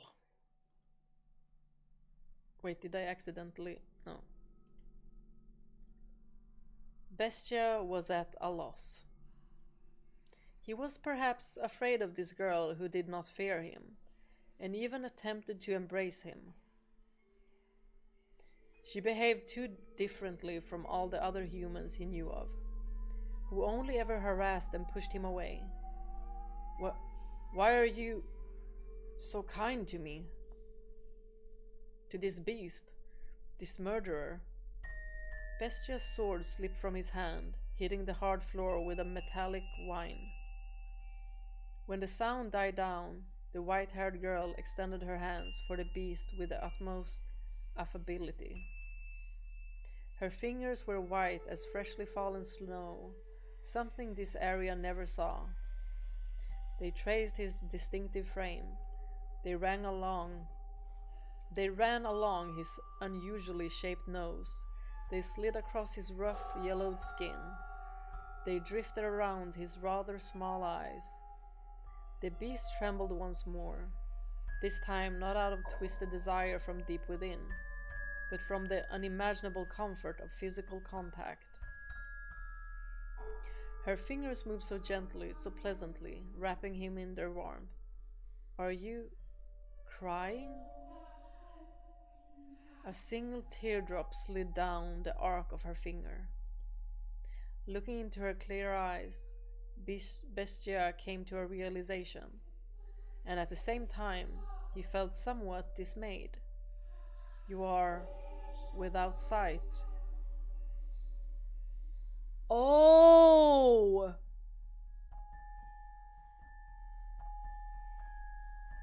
She's blind. Taken in the throes of his primal urges, the beast had not noticed, but there was an emptiness in the girl's eyes.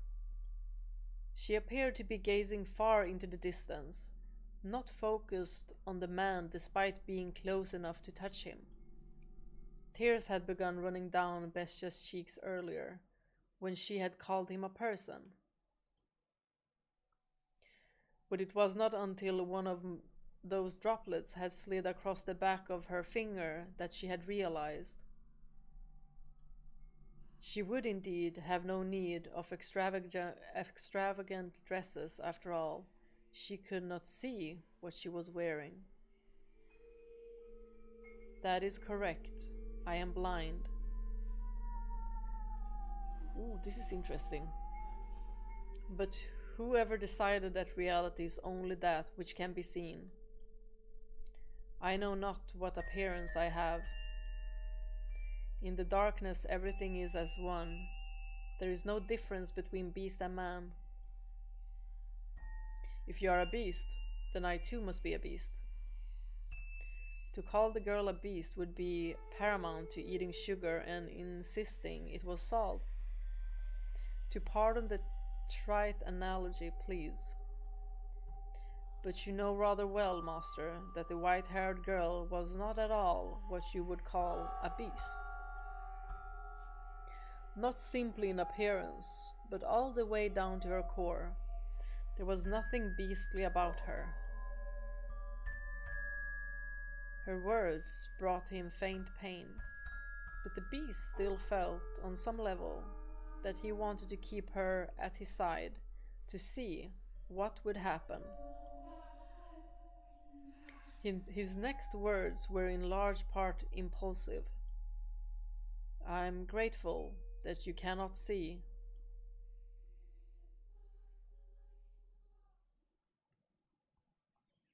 Without exception, everyone who had wandered into the mansion had lost their lives before the sun rose the next morning.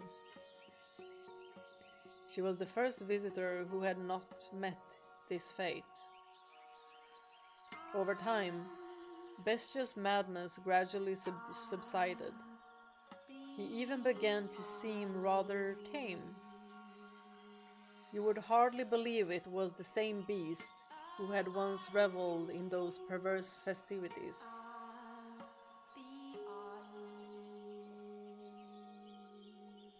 He was, I imagine, at a loss for how to behave.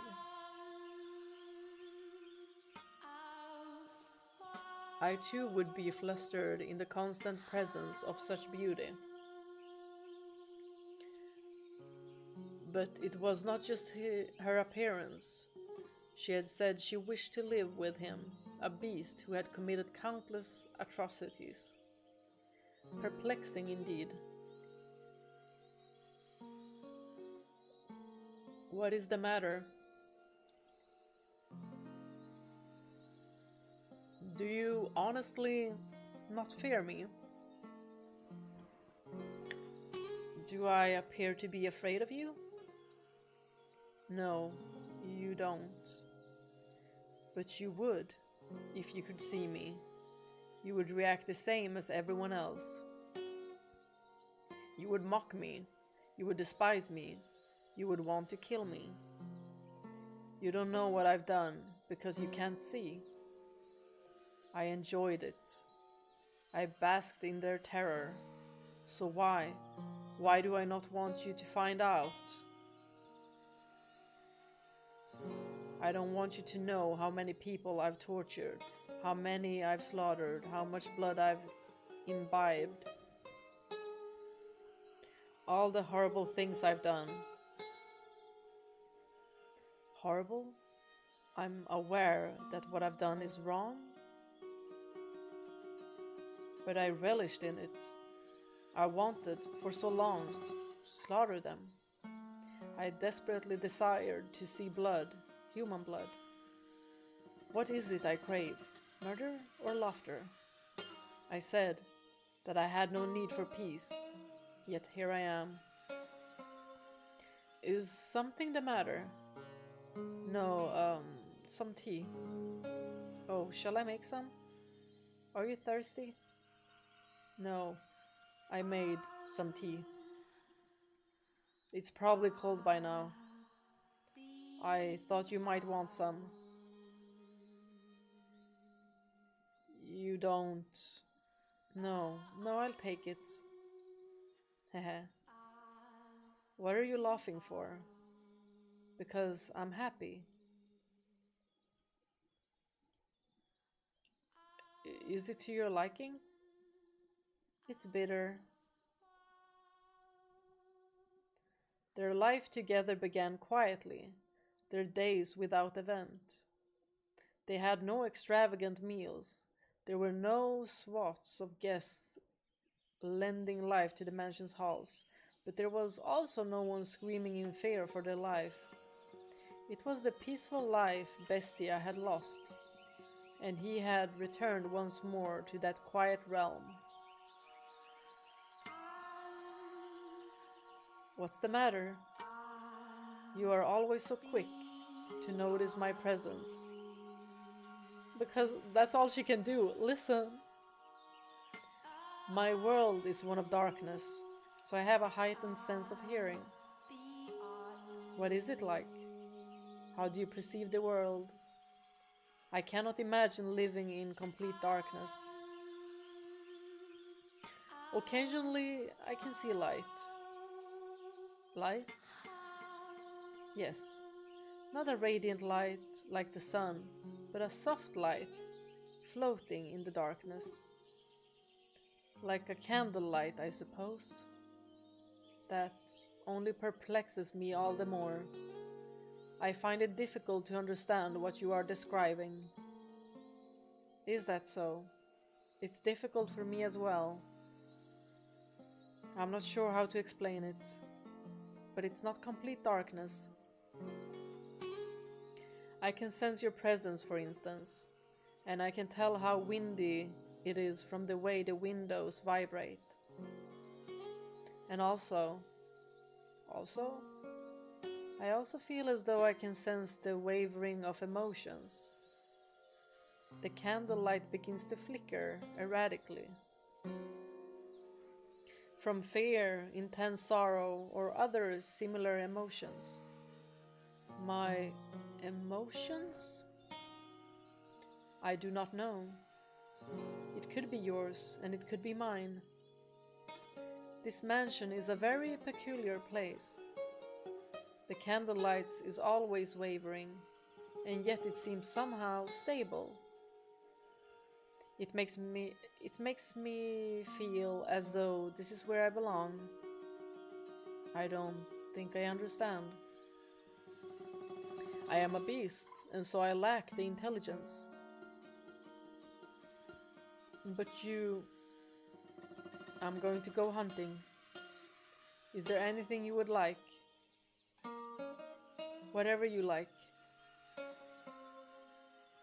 Alright then, if you find any fruit, that would be nice. Fruit.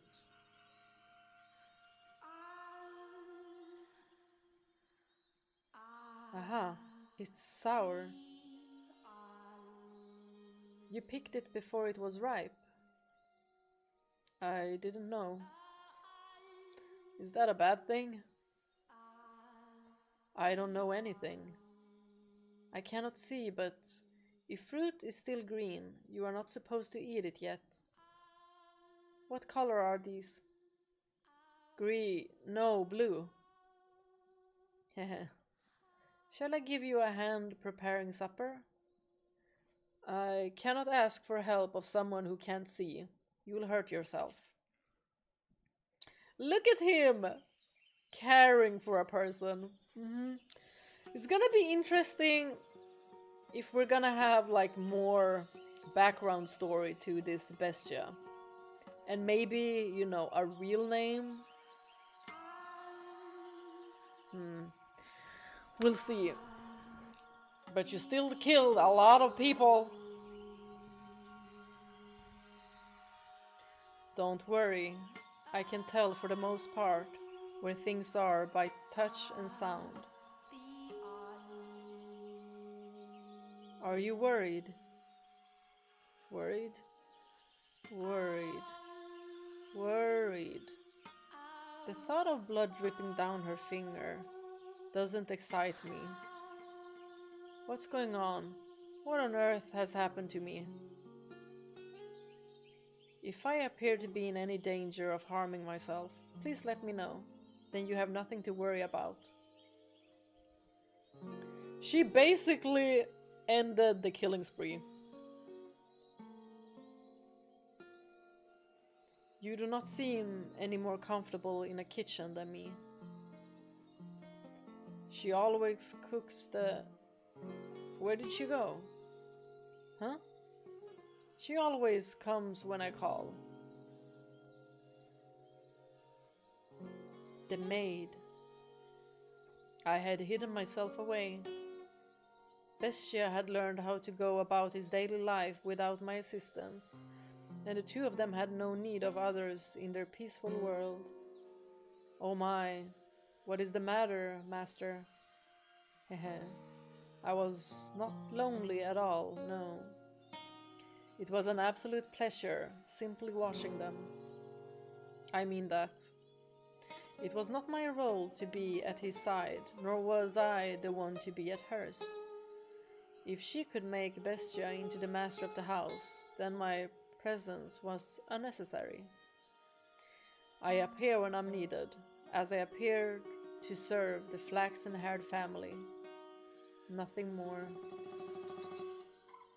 If they sought a servant, then would I show myself? Yes, certainly. After some time, they began to sleep in the same bed. Oh dear, no. Not for the reason you are imagining, master. I wasn't! Where are you guys? You thought no such thing? Heh. Though they slept in the same bed, they did not lay together. They did so, it seemed, because they were more comfortable in the same place. The two acted more like family than lovers. Hey. Hello? Are you asleep? No, I'm awake. Is the candlelight wavering? Right now, it is very calm. I see. Say, tell me about your childhood. What? Me? Won't you? My childhood. Yes. I have no such stories to tell. When I was a child, I lost everything. My mother, father, brothers, everyone. So for as long as I can remember, I did not have a father. I lived alone with my mother, but I never felt like that was a bad thing. Was she kind? Yes, very. She was a compassionate woman. But we were poor, and because I cannot see, my mother was the only one who could work. She would be away for long stretches of time, supposedly because she served at a respectable house. I do not know whether or not that was true. Perhaps she was doing much more demanding work. I never asked. I believed not asking was best for her. From time to time, I would receive letters from her. But how? Maybe she did it in a way that she could read them? Someone who lived nearby read them to me. Okay. The letters went something like this. Life in the mansion is difficult, but everyone treats me so well, and they say I do good work. I'll be back with more money soon, so be a good girl. Other than that, she allegedly expressed concern for my health and safety, as well as repeatedly saying how much she loved me. You have a good mother. I did. Nearly everything I remember my mother saying to me was written in her letters. So much kindness and warmth.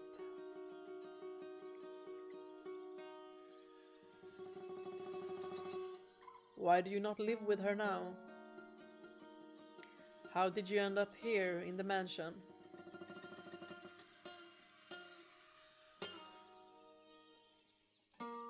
Before long, she lost her life at her place of employment, and I was sent the money she had earned. It was, I imagine, enough to survive on.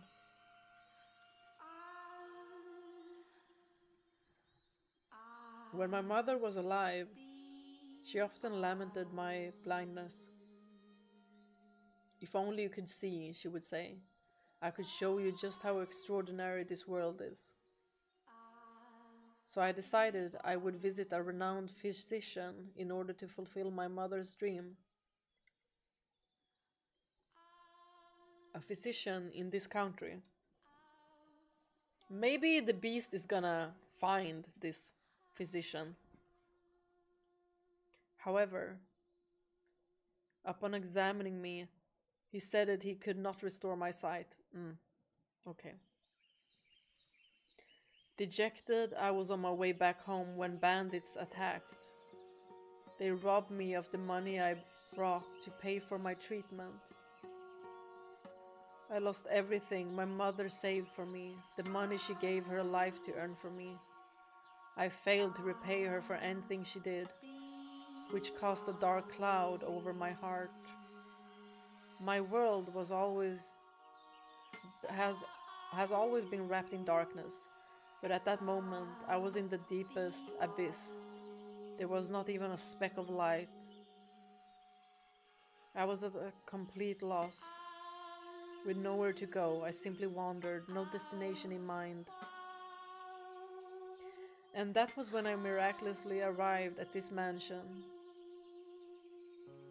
It was as if it had summoned me here. You were being summoned by the mansion to fulfill my craving. But it didn't end up that way. I wonder if the mansion is disappointed. I see. I apologize for not having a brighter tale to tell. I imagined you were hoping to hear joyful childhood memories. No. Did they hurt you? Pardon? The bandits. When they attacked, were you hurt? You are so compassionate.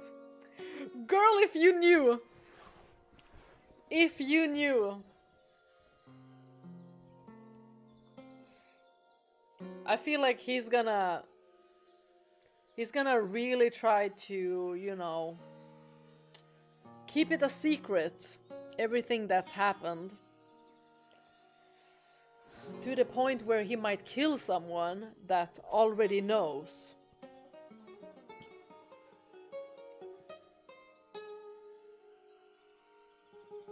I am no such thing. I am not compassionate. I was perfectly fine. I took a few scratches, but nothing you need to worry about. I see. I believe that I am happy now. I was unable to regain my sight, and I haven't the money to return home. But I believe I left in order to come here. Is your life right now happy? I am terrified, am volatile, am growing accustomed to this woman's comfort, am afraid of losing her. A beast should not have these feelings. A murderous beast. Take this. What is... It makes a good gift, supposedly. He's giving the rose. I was planning to throw it out when I learned that, but I couldn't. I felt like I was meant to give it to someone. That could only be you. It is a fake white rose. A white rose accessory. Do you not want it? No, no, I do. I just, for some reason... Never mind. It's like she has some kind of memory. Thank you. I appreciate it.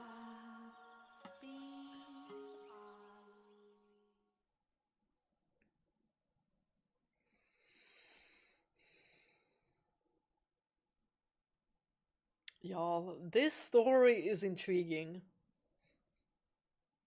What is gonna happen?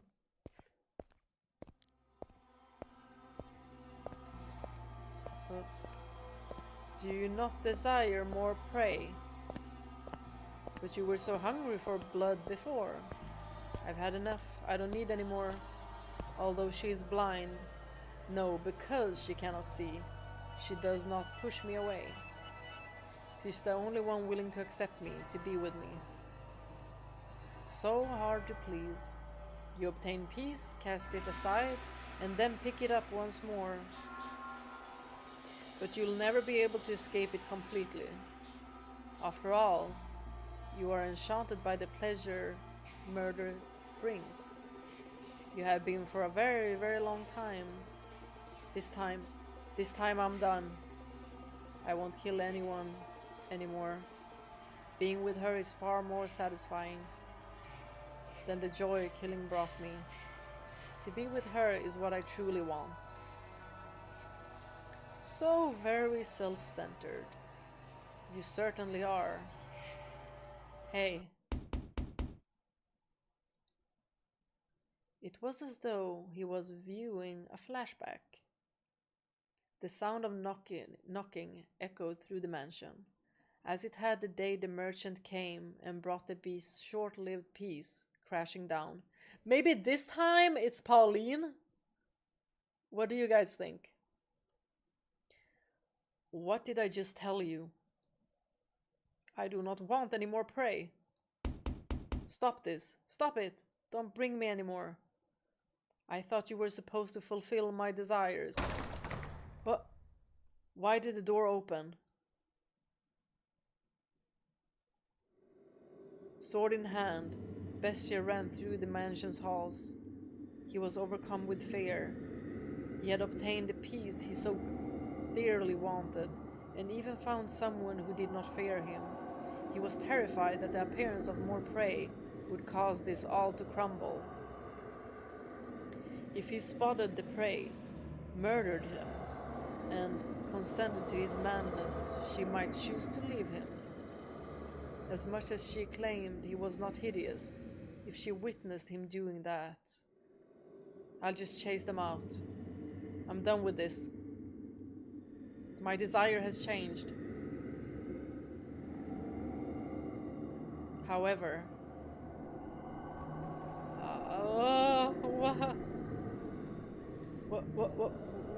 why?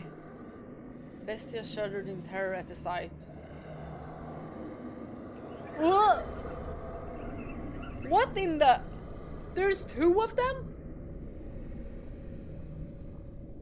So stay back. Stay away from me. He broke into a run.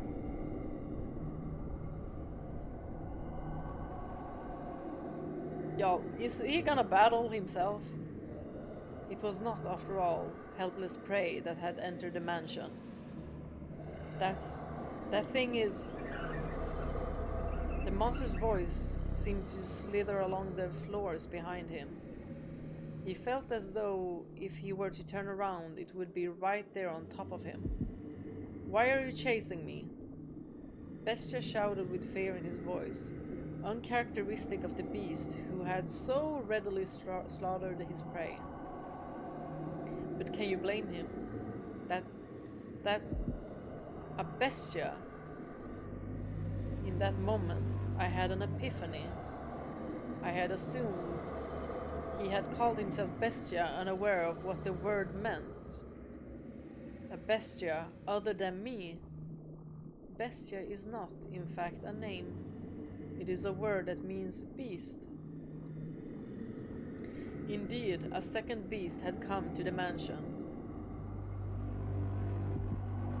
Why are you chasing me? Are you here to kill me? Is it because I settled down, because I want to stop being a beast? Is something the matter? When the white-haired girl poked her head out of her bedchamber, Bestia was aghast. He frantically attempted to return to her room. You mustn't leave your room. But as he was doing this, the horrifying creature, no, the beast's voice, drew nearer. Do not open this door for any reason. I will protect you. That's right. That's right. I don't want this peace destroyed. These tranquil days together with this woman. I will protect them. I will. And who else said anything about tranquil moments? Oh, Mel. Trembling in fear, Bestia gathered his resolve. He pointed his sword, which until then had only been used to torment others, at the second beast. Now he would wield his blade to protect the person he cared about. This was the same beast who had killed and killed and killed to satisfy his own primal desires. I will not let you destroy this. I will protect it from you. From a rational point of view, the things he was saying and feeling were rather idealistic, but Bestia was desperate. He did not want to lose this peace. For long, the beast, the one chasing him, appeared from within the darkness.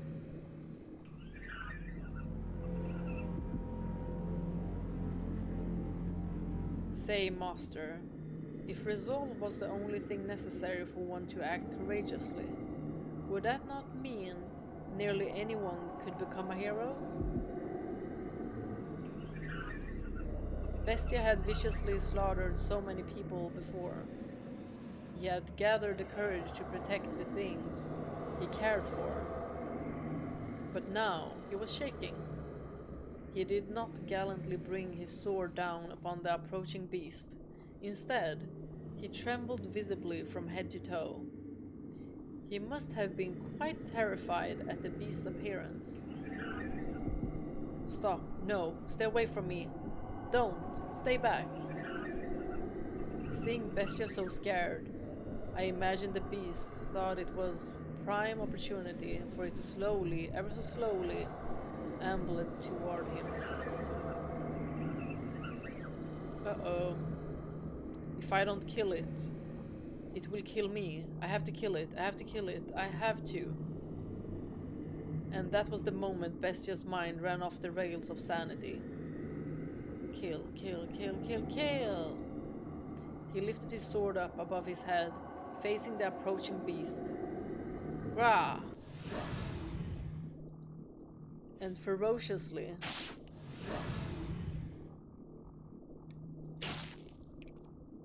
swung it down upon his assailant. Uh-oh. What if it's not a beast? Screaming horrifically at the top of his lungs, he continued swing after swing until the other beast had gone completely still.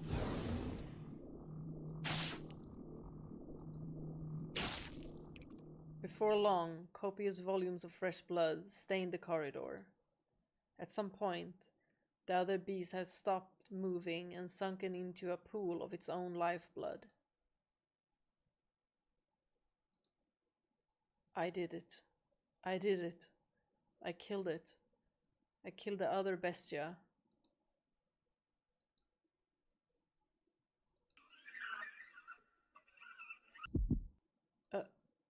Bestia had let his guard down. Assuming he had claimed victory over the unmoving beast. I had not imagined either that the beast could still be alive after shedding so much blood. Stay back. The beast reached its hand out toward Bestia. It was determined to drag him down to the underworld, it seemed. Slowly sliding along the slippery floor, it dragged itself toward him. Even on its last breaths, it continued reaching for Bestia, fixated on him. He kicked the beast's hand up in the air, staggering it, and then he, burn in hell, rammed his blade down into it.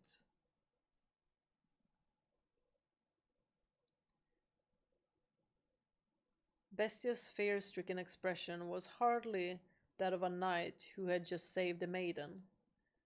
Nevertheless, he had indeed eradicated the other beast.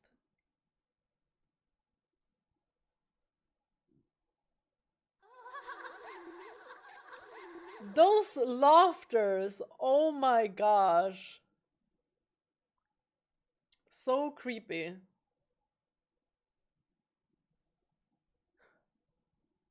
You come back again, okay? Promise me. I'll be waiting. Waiting, believing that you'll return. I'll be waiting. It's about time for you to set off. Indeed. You take care out there. Don't eat anything funny and get yourself sick, got it? I'll be fine. I'm a tough one. The more overconfident you are, the more you'll push yourself and risk getting hurt. Make sure you drink lots and lots of water, okay? Take care not to get heat stroke or sunstroke, okay? You worry too much. Relax, I know how to take care of myself on a ship.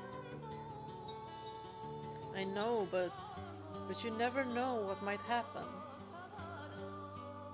I want you to be in good health when I see you again. I will be.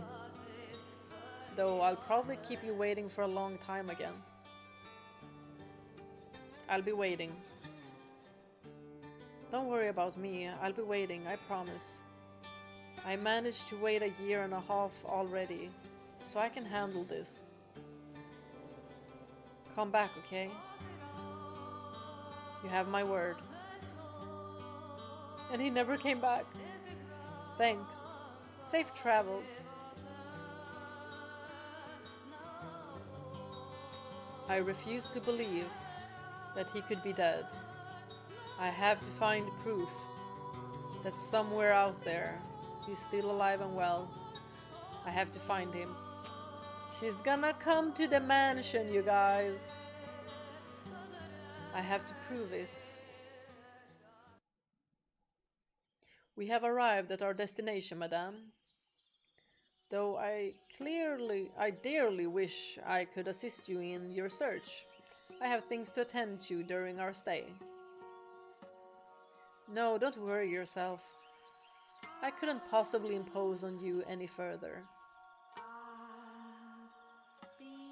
Madame Pauline, you mustn't put yourself in danger. Should anything happen to you, your mother would be devastated. I wonder if Mom's mad. No, she's probably sad. Her sorrow as expensive as the Albufera wetlands, as deep as the ocean into which the sun sets. And it's all my fault. But don't worry, I'll be fine. As soon as I have certainty of his well-being, I'll go straight home. Me and him together. Pauline, your lover is... I have faith in him. He would never break a promise to me. He's always come back to me, no matter how long it took. A man like that wouldn't just suddenly disappear on me. There's been a mistake, and I have to prove it. I have to be the one to do it. Because he'll remain gone unless I see it with my own eyes. I wonder who you inherited your stubbornness from. What? Nothing. An acquaintance of mine lives in this village. I shall be staying with him. I let him know about you. He should gladly welcome you into his house. Home, maybe it's good. Thank you, Orlando. You've been such a big help. Pauline. 1 month. You search for 1 month, and if you haven't found him, you come home with me. Will you promise me that? You are her only daughter. Okay. Good. To tell you the truth, I regret bringing you with me. What I should have done is dragged you back home. But I couldn't bear to see you like that, Pauline. It was like I was looking at her when she was younger. Orlando. Anyway, 1 month. Understood? Yes. Don't worry. A month will be plenty. I will find him before the month is up. She's gonna come to the mansion and she's gonna find something of her beloved, like a part or like this specific knife that he had. Something of importance. The sleepy seaside village is on the small side, but from what I've been told, it used to have a flourishing fishing industry. Now, though, it's like there's a fog hanging over everything. That's not too surprising, I suppose. A few months ago, the village was part of a war for control of the country, and they're now under a different rule than before. Stripped of their independence and battered by the raging tempest of war, the people's spirits had been eroded, and spiritual damage is not so easily mended. Even if they were not physically harmed, there are deep wounds in their hearts.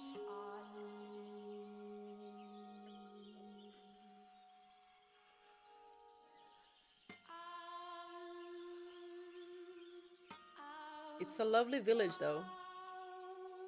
The breeze feels different than it does back home. Beneath it all, I'm sure the people are actually quite friendly and cheerful. A long, long time ago, I went on a trip to a land in the south. This country is quite a bit south of mine, too.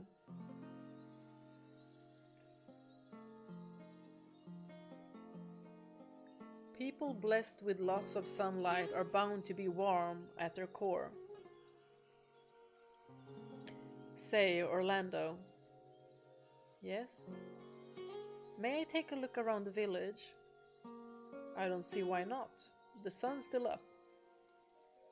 I'll need some time to catch up with my acquaintances, so I suppose this is a good an opportunity as any. Do you know where to find me, madam? Yes. You go down that way, turn at the second crossroad, follow it straight for a little, cross over the other side, and it's right there, right? Are you sure you can find it? Don't worry. All right then. You're planning to stay within the village today, right? I'll see you in a little bit then. If you get lost, give me a holler. Haha. As much as you may insist otherwise, you really do care, Orlando. I feel bad enough as it is. Please don't take advantage of me. I think I might take full advantage of this. Thanks. See you in a bit.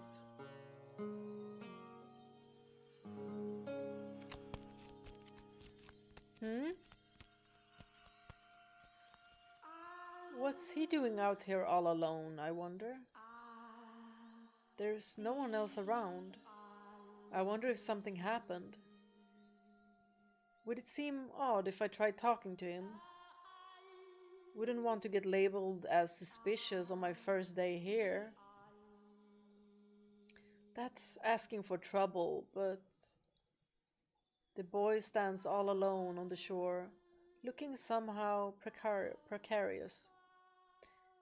As though a breeze might whisk him away into a million grains of sand. And if I look away, he won't be there when I turn back. That's how the boy appears to me. You never know until you try. Besides, it's important for me to communicate with the natives. I've got to build trust with the people of this village. Let's go. Good afternoon. Oh, what are you doing out here all alone, little man?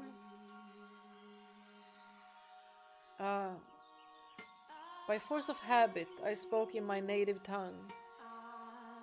How dense can you be, Pauline? You may have just been talking to Orlando, but that's no excuse. This isn't your homeland.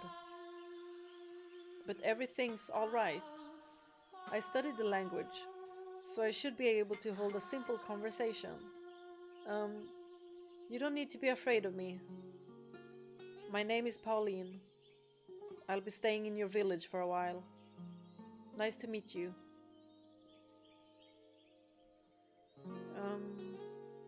Do you not understand me?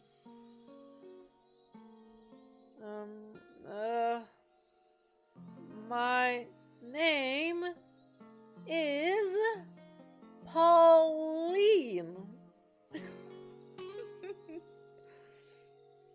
What is your name? Little man. Y'all, Pauline is cute. She's really trying. Dreadful. Was it that bad? What? He just called me dreadful. Maybe, you know. What a rude little man, That's one hell of an accent you've got. Well, excuse me. I'm from Sweden.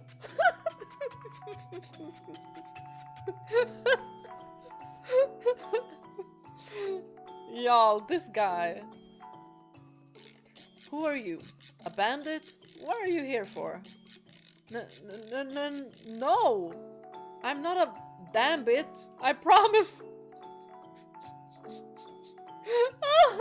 This is gonna be funny.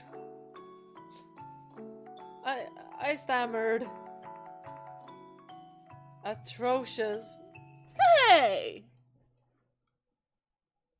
There's no need to be so mean. I put in a pretty good effort, I thought. You could at least compliment me instead. Good awful. That's not nice. What's a foreigner doing in this remote corner of the world? Searching for a husband. Sightseeing our little village? Sure got a lot of time on your hands. I do not. I'm very busy. You're a little obnoxious, aren't you? You're supposed to treat your elders with respect, you know?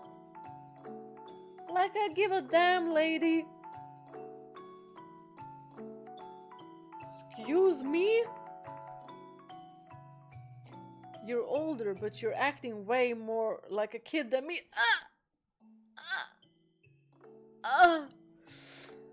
Oh my gosh. This reminds me.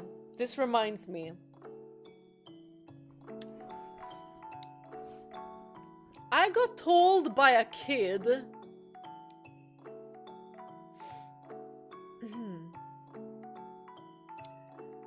I I got told by a kid like 3 months ago. Like he was supposed to guess my age. And he was like 12. And I was like, no, I'm way closer to your sister's age. And he's like, no, you're 14. I was like, what? No. And then he told me, I will never forget, that I'm just a tall kid.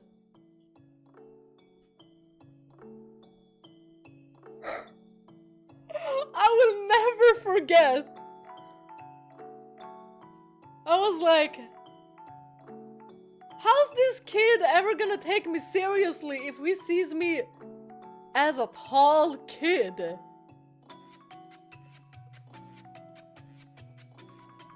And I was like, well, he said I was tall at least.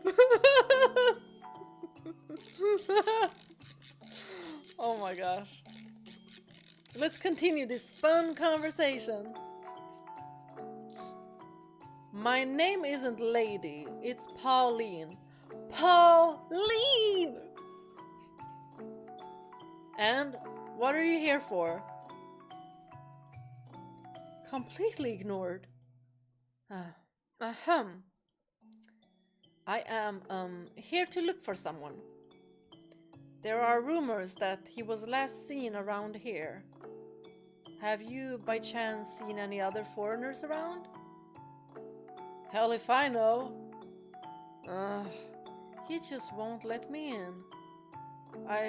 I've got to befriend him first. Of course he's going to be guarded if I just start throwing questions at him.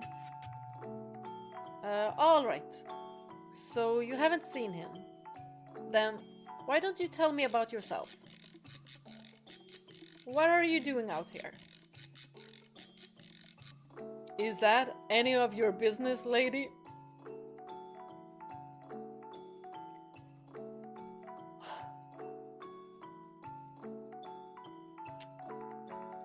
Excuse me for trying to be nice. A boy's out here on the beach all alone. Wouldn't that make you curious? Don't you have any friends? Maybe he's one of the kids who doesn't have any? Say, if you don't mind, could we be friends? He's gonna be like, are you stupid? Ah! I'm not really familiar with the area, so it'd be nice to have someone with me. What do you say? I don't need any damn friends. And who the hell'd be dumb enough to say, sure, I'll be your friend, to someone they just met?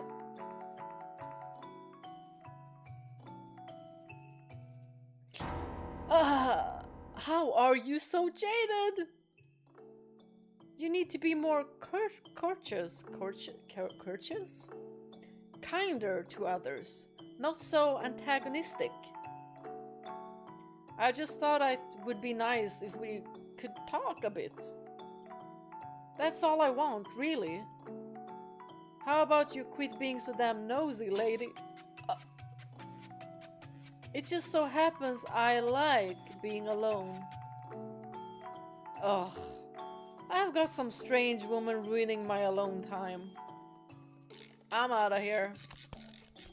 Hey, wait a second. He's gone. This is going to be really, really hard. Y'all, I like her.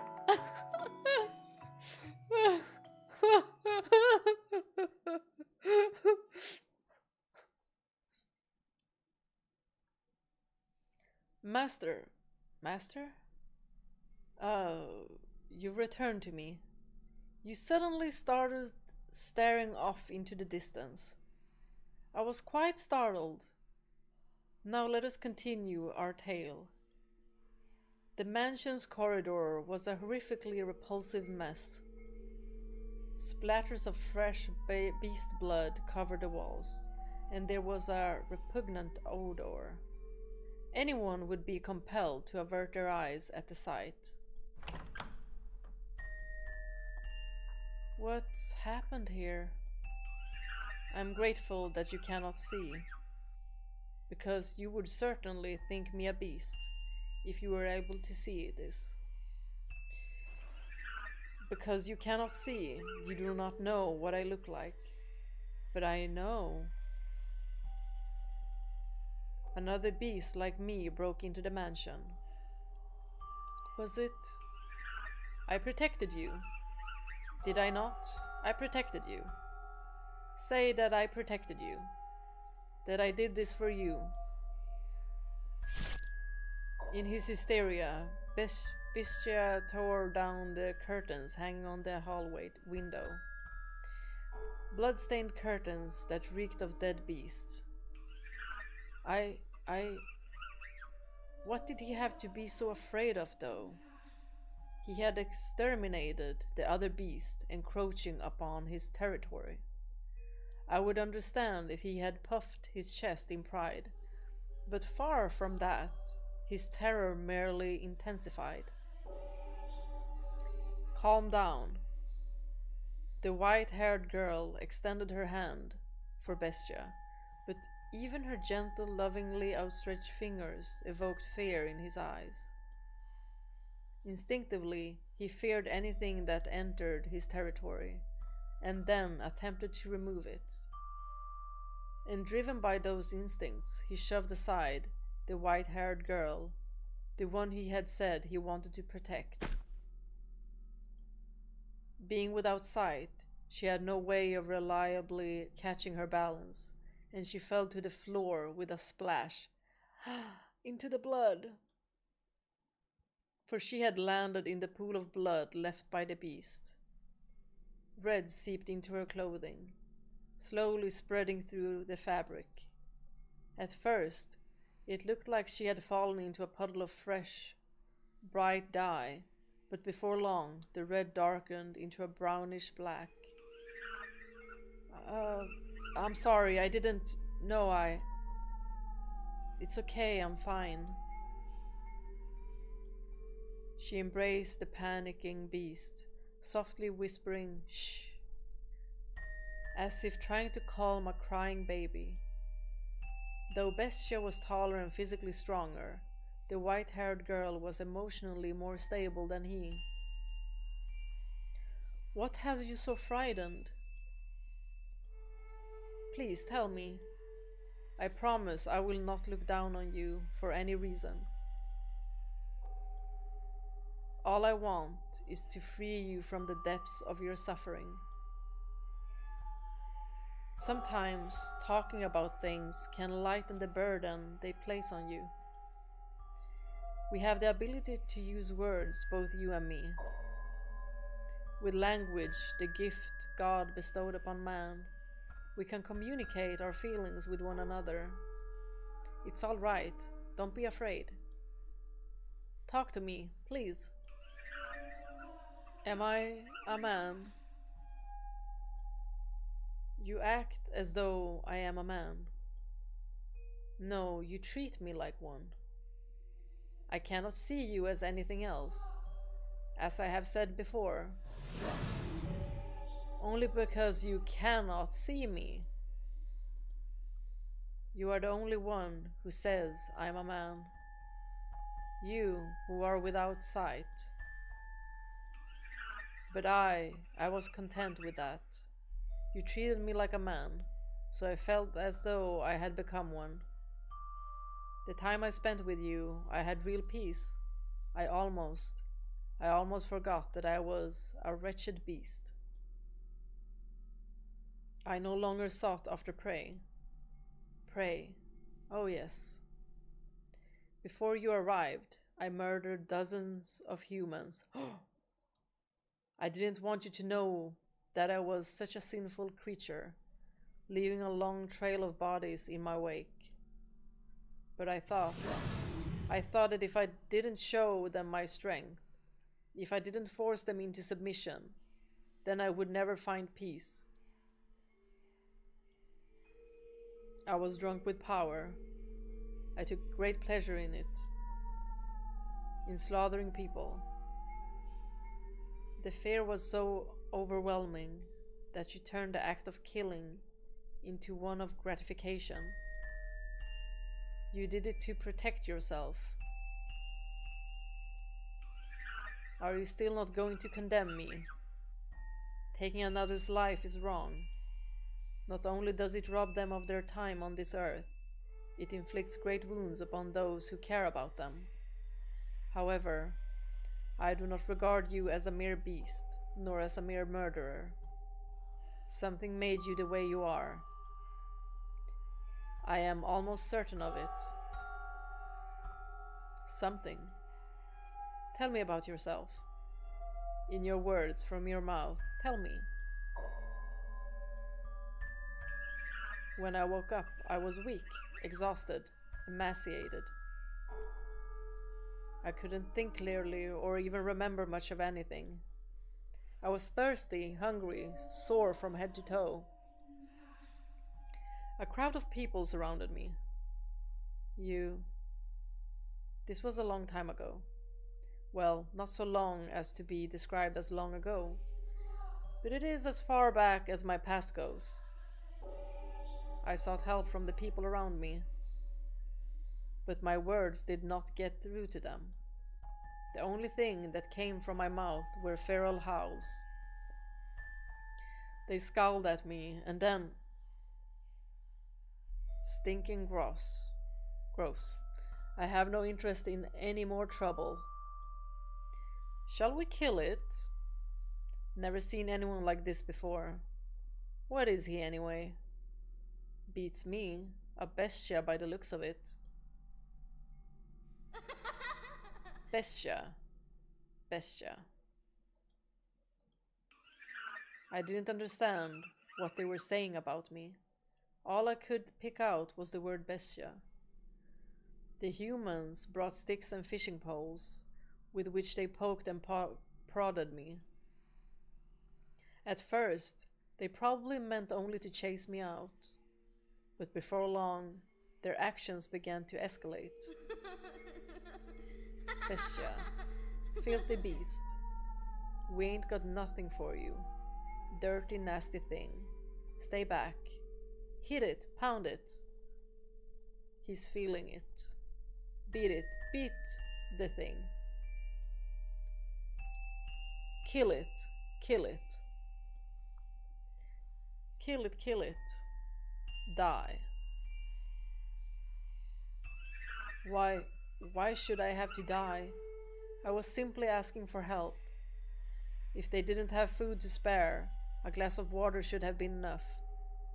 I asked for nothing of them but some relief from my thirst. But the humans would not hear my pleas. My words reached no one's ears. When they brought weapons and started chasing me around, attempting to kill me, all I could do anymore was run. And as I fled, I saw something. A child pointing to a wild dog covered in mud and shouting, "Bestia." That was when I finally understood that I was a beast, and that was why the humans wanted to exterminate me. I was neither cattle, nor swine, nor fowl of the air, but a vicious beast, the kind of creature that ravaged their fields. And so, you sought to prove your superiority to them, so you would never have to be called a beast or chased out of somewhere again. I was so close to forgetting it all. The time I spent with you was truly wonderful. I could forget about people calling me a beast, chasing me around and trying to kill me. I could forget about slaughtering them, painting the walls with their blood. I could forget about everything, It felt like I had actually become a man. But then it showed up. Another beast, like me. It was my kin. A different individual, though, built differently than me. I am taller than it was. But it was a beast. And I too must be a beast. Regardless, I will continue to insist you are not, as many times as I must. Should you be troubled by these painful memories and attempt to cause someone harm again, I will be there to remind you of your humanity. Is that which you can see with your eyes, the whole of the world? I cannot see you, that is correct, but I can feel you, sense you, hear you, and I can learn what you bear within your heart. You worry, you fear, and you think. And you also show concern for me. These things all prove that you are human. Oh. This woman, she really is going to change me. If I remain with her, I can become a man. It might be no more than an illusion. But with her near, it can become my reality. Have you calmed yourself down some? The hall needs to be cleaned. So it does.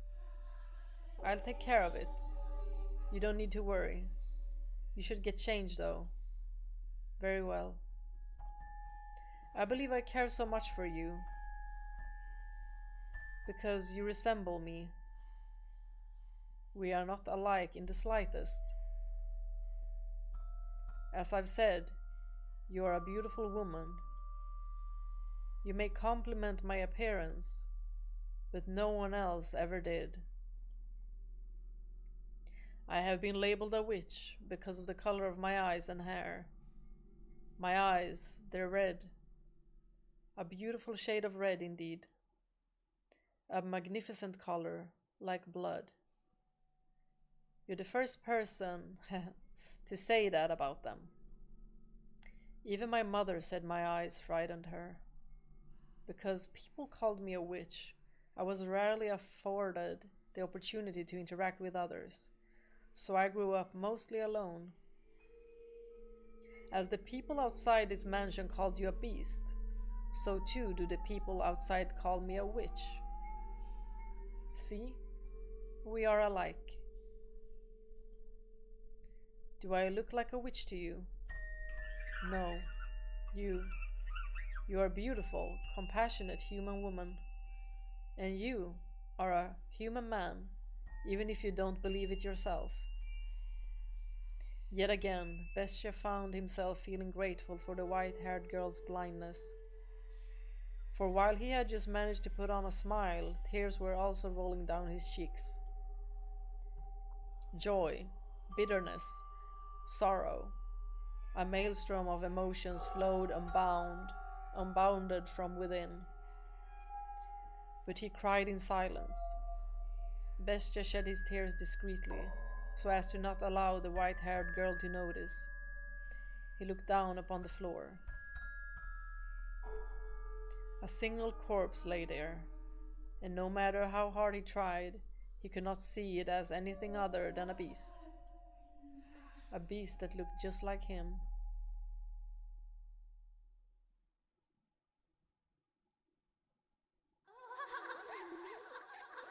Y'all, that laughter! Ah, y'all.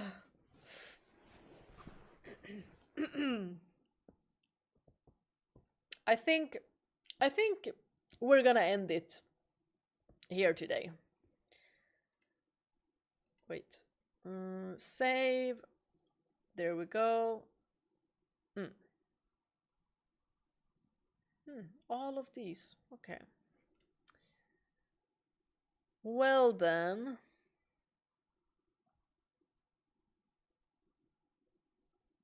Do we just...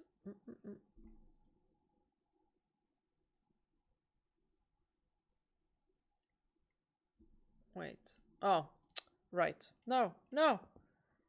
How do we go back?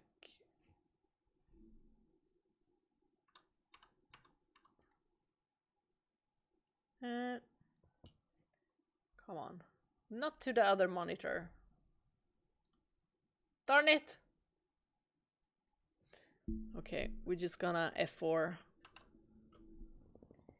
Yep. There.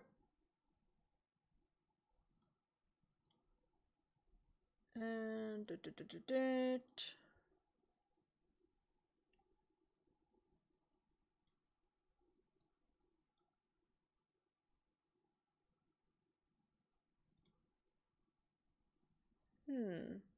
what are we gonna listen to?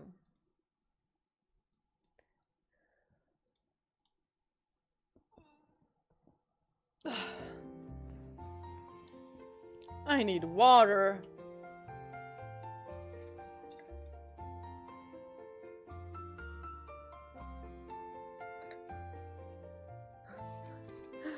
Hi, Black Milos!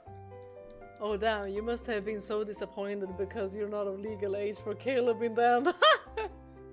Sorry I'm getting here at the end, but I just want to stop by and say a quick hello before going to sleep. Yeah, I'm also gonna go to sleep. This is why you never engage with kids. Kids are brutal, they are! Well, a tall kid is better than just a kid. Yeah, I took it positively. Pauline is kind of annoying. She's basically a tall kid.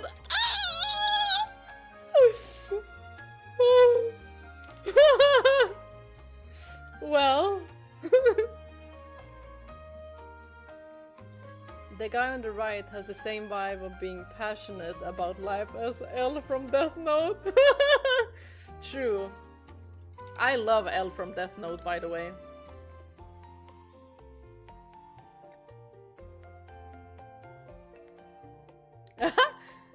I took a shot every time Bestia said I'm a beast and now I can't stand up. Imagine also taking one every time he was like, kill. Very good stories. Yeah, I am very surprised. Like, I thought they would be good because of the ratings and because others said that they were good. Oh, thank you very much, Daryl. Thank you. Yeah, I thought that they would be good, but I didn't think they would be this good. Great game so far. Door 3 is my favorite story. Oh my gosh. Can't wait to get to that one. Though I fear I lost a little attention at the end of Mel and the white-haired girl. I have lost some of the plot. Need to rewatch. Well, at least this is gonna get uploaded. If, for some reason, it doesn't get some kind of copyright claim, but it shouldn't. Hopefully not. But since I never have ads on these streams, usually they go through without issue.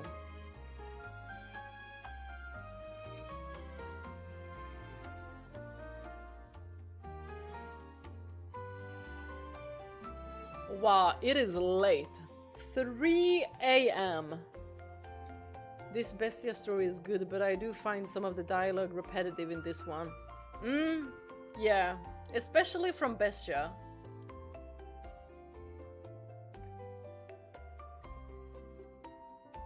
I wonder how long is this game gonna be.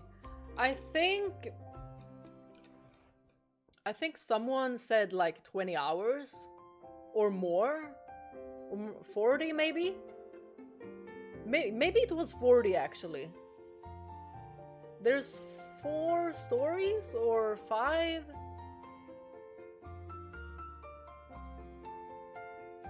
I don't remember who said there was like 4 or 5 stories.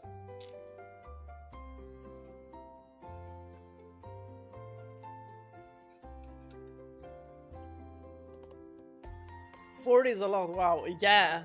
And me reading it, I'm slower, so... Will you be able to sleep, Bea, now that you saw Nelly Roth's smiling face looking directly at you? Y'all, Nelly Roth, she kinda more spooky than Bestia.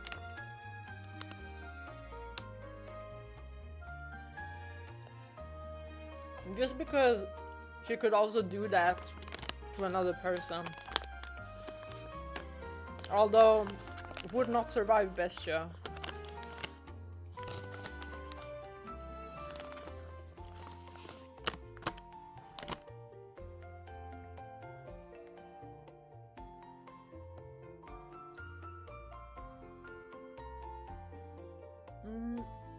So what are the doors in each story? Like a door, or all this is one door?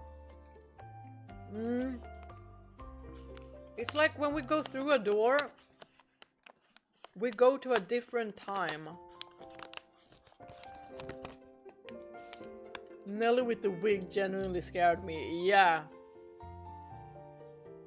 That was frightening.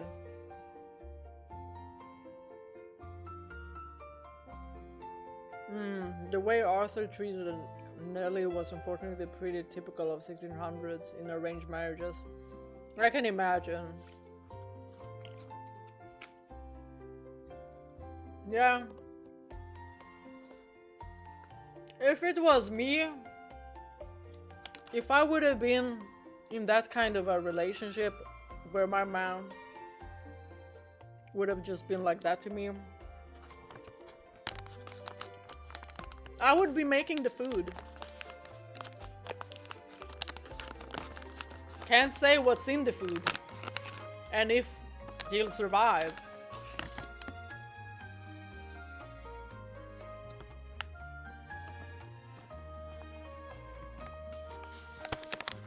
Each story is its own story, but there is also an overarching story. I'm really curious about the maid. And white-haired girl seemed to be someone that comes back. So that is also curious. And I'm also thinking, like, is there something to the title as well? I thought that the house would be like Fata Morgana, but it's the Rose Manor. So, who is Morgana? Or is it just because it sounds cool? We'll see.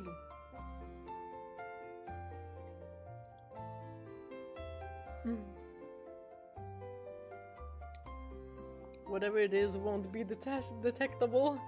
This emoji reminds me of Aura. Yeah! Aura. White-haired girl is too kind for her own good. Yeah. Not condemning Bestia for brutally murdering people was a bit too kind. Yeah. I was like...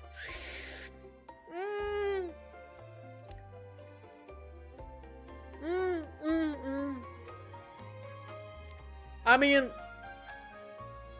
There's really no going back from that. You need to cosplay the purple dress on next stream, Bea. Wait, purple dress? Wait, who had the purple dress?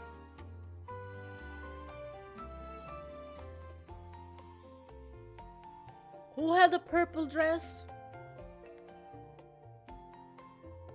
Am I not remembering? Hi, Niels! Yeah, I'm live just a little bit longer because it's super late. And it should be late for you too as well, right?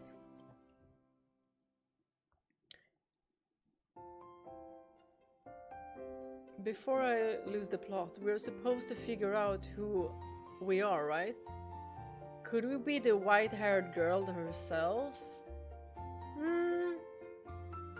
But Would the maid call us master? If we were the white-haired girl. I think we're someone different.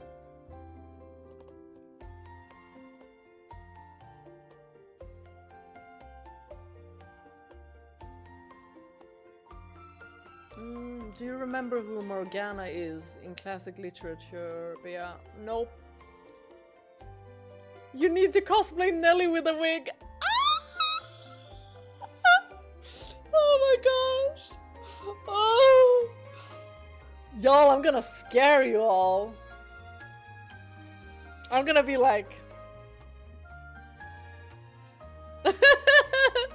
Or how did she look like?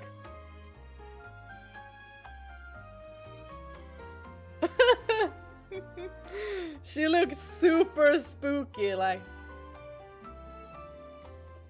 Did I get it? Did I do like one of them good?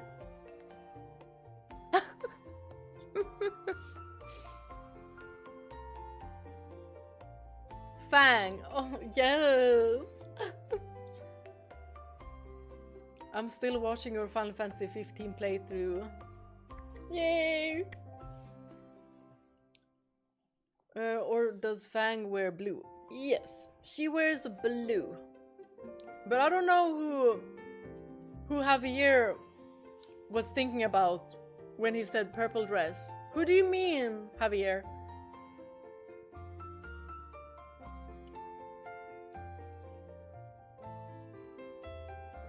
I just played Final Fantasy 7 Rebirth.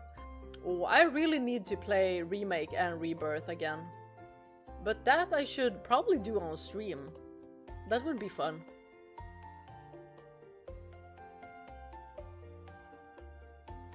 Ah.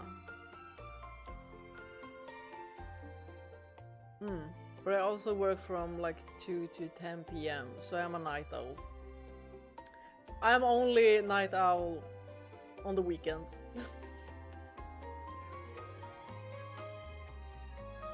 That one time when Nelly's laugh was actually voice was super creepy, yeah. I was not expecting that.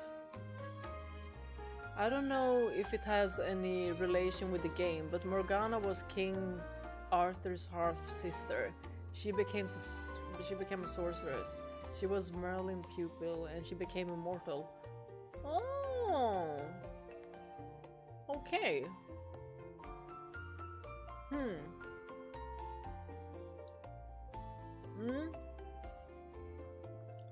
I don't know.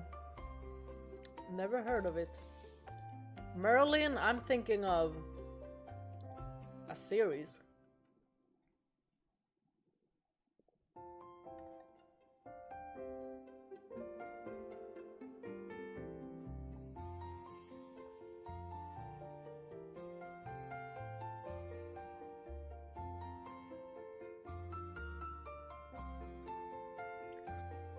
Yeah, I'm always a night owl. It's actually really rare that I sleep early and wake up early. Yeah, I never sleep early. Like, I should.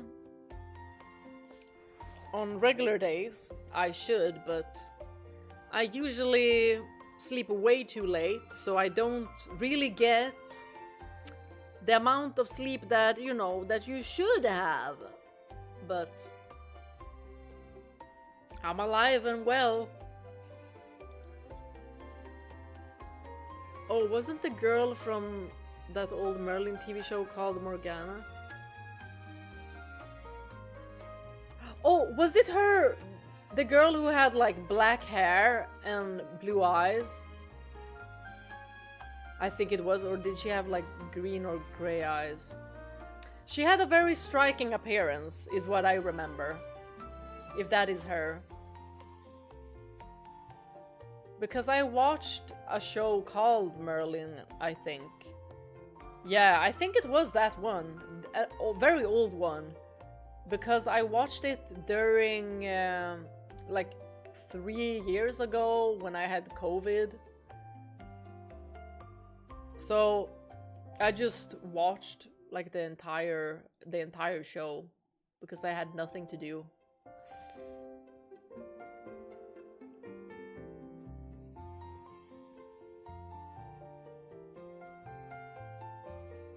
I remember I loved the actress. The maid in the purple dress at the main screen of the game, Bea. Ah! I just assume that it is black. Well, I could try... I mean, she has a braid. I could try do that one. So next time, so next Saturday, I'll try to cosplay the maid. Shouldn't be too difficult. I just need to do a braid and maybe do my makeup a little bit differently.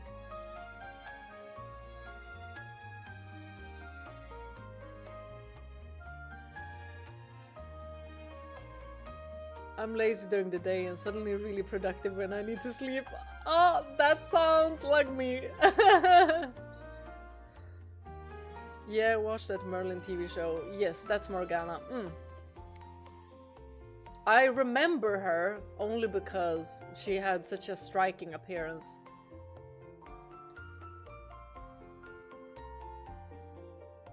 I feel like I need to rewatch it because I do remember that I liked it. Yes, Morgana is always attached to King Arthur and Merlin's story. She's the antagonist. I'm fortunate that at my current job, my boss does not care when I work until that I do my work right. So I can kind of choose my own work hours. Awesome! Don't forget the little white maid hat. Oh, I don't have that. Wait! Majestic moron. Hi. Wait, hold on a second. Is this who I think it is? Is this my real life bestie? Hold on. Hold on. I need to check.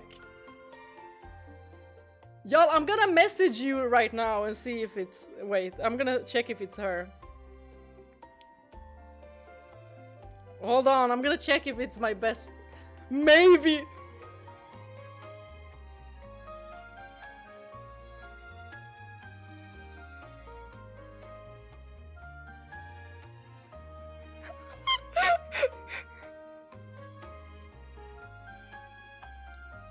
Okay, this has to be my best friend. Yeah, it is. Yeah, it is. Vad gör du uppe så här sent? Yeah, as soon as I saw the name, I was like, Majestic moron. Hey, that's my bestie.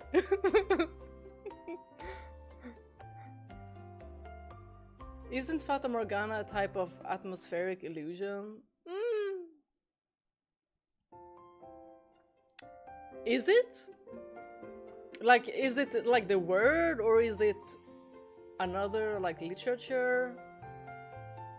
We have an esteemed guest. Yes! My best friend appeared! What are you even doing this late? Are you a 6-hour or an 8-hour sleep person in order to function properly, Bea? 6-hour? That's great. On my Twitch channel I also made my best IRL friend my mod.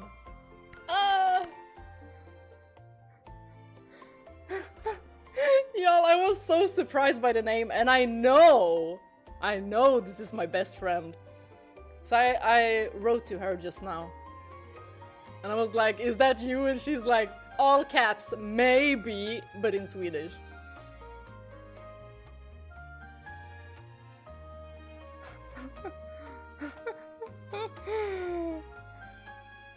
That's a fun surprise. A very esteemed guest. Let me see if she typed anything else.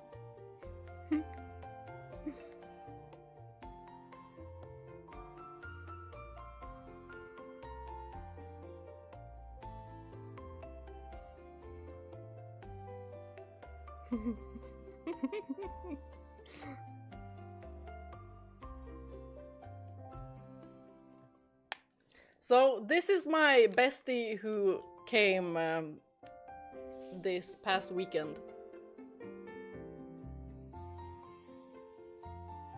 I'm cleaning and listening to you. Mopping floors are a lot more fun now. I didn't even know you were watching my stream.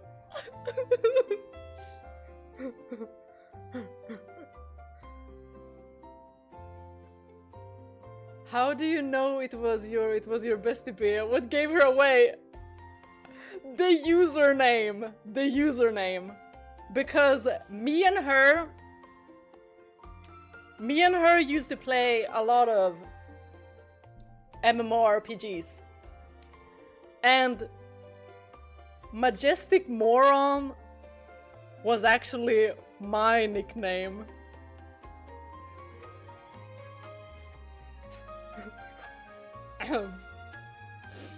So that's how I knew it was her.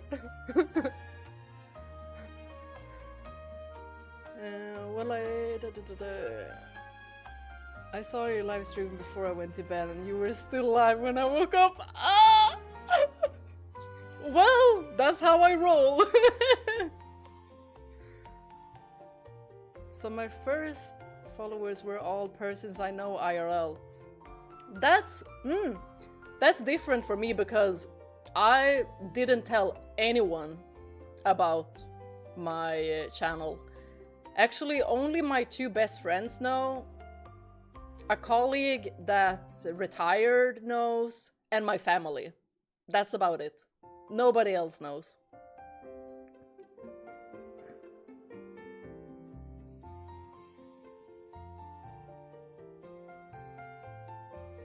The only problem I have with staying up is it makes me hungry, yeah.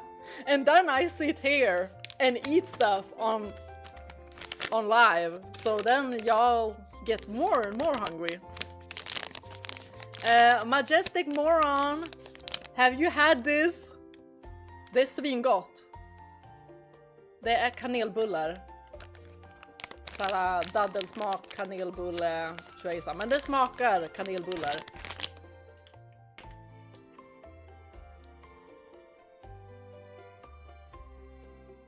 What? What to what? Also, my best friend actually follows me 3 times because he has 3 Twitch accounts. Yay! Extra support. Well, I didn't hold it. My parents, only my friends. Yeah, with my parents, I kinda have to because since I record everything in my room, so they know. They knew right away. Same with my siblings as well, but I keep it hidden from most of my friends. Just my best friends know. One of them is here. The other one is sleeping, obviously, which a lot of people do at this time.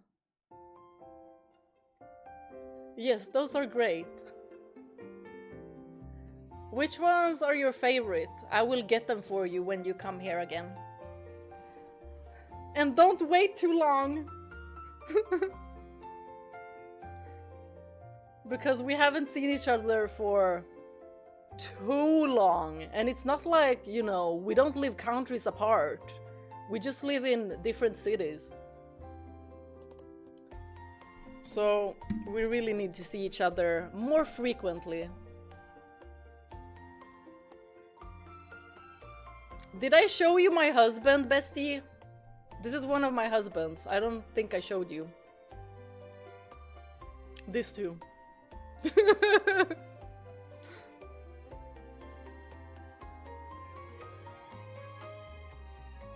I considerably eat more snacks watching your streams than on other days.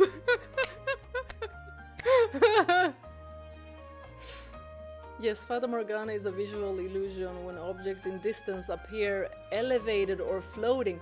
Oh, that's interesting. Huh. It kind of fits with the game too. So you're telling me that instead of Slashterpiece Gaming spammers, we could have been called the Majestic Moron spammers? Say what? Y'all, believe it or not, but I was such a troll in MMOs. Like, in MMORPGs, me and my besties, we were trolls. Like, you could not imagine.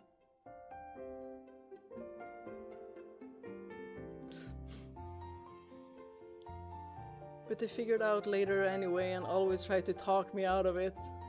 No, but it's fun! Yeah, most of my friends have moved to other towns as well. That's why we try to meet more online.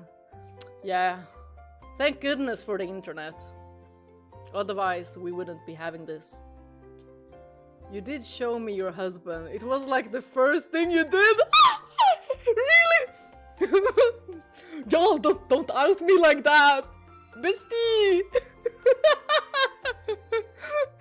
I was like, this is my husband on my screen. This is James. Damn, I'm so embarrassing. Y'all, I have too many. Too many. Only one of my friends I meet like every month IRL. We need to do this as well. Every single month. But also... Majestic. We could also, you know, just go to each other over the day as well, if it works. Stuff like that.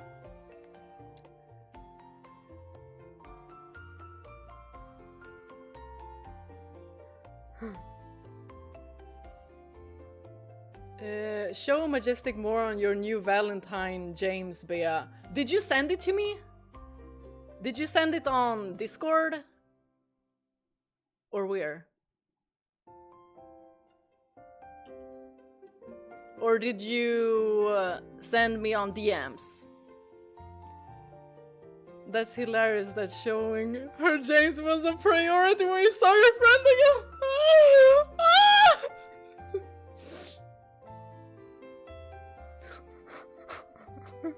She would have been spooked anyway because I have, you know, I have fridge magnets with James, stuff like that. And now I got this as well. Not a quadruple Maria. This time I actually got James. This time.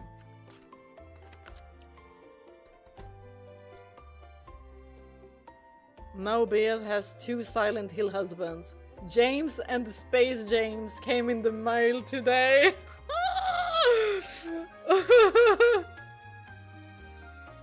Alright, we have Raphael too. She knows all my husbands. I will introduce my bestie. I will introduce my bestie to Love and Deep Space. And then we'll see who will be her favorite. Of course we can.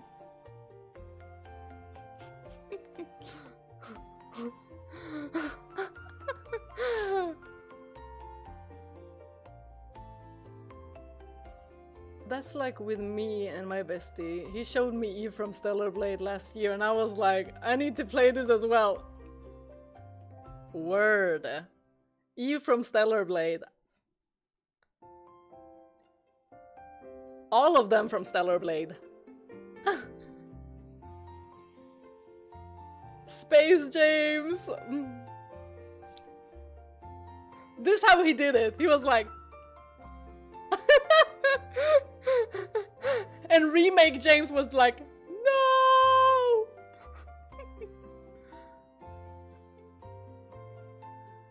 The same was back then with Final Fantasy 13. He also brought me to Final Fantasy... Oh!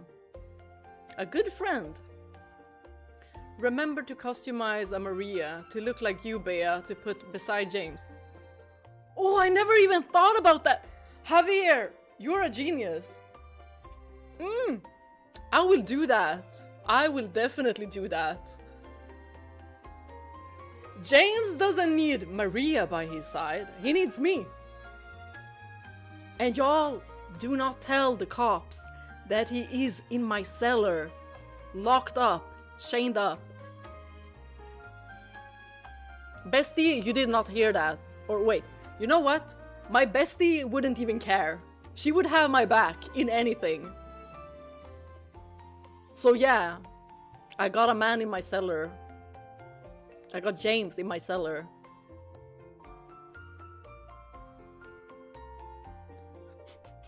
My bestie gonna be like, well, you can tell me if he needs like water or food or anything when you're not at home. I'd lie to the police.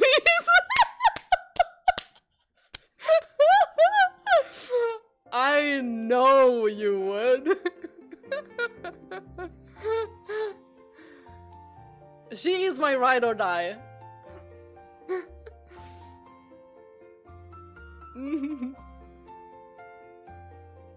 Maybe customize a cop too to keep you from James, maybe?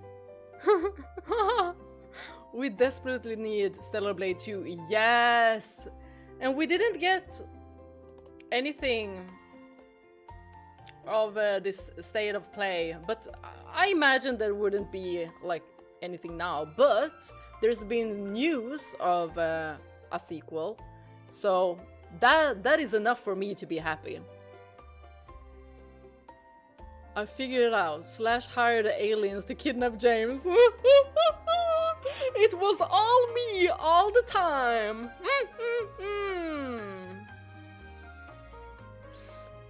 That was actually the canon ending.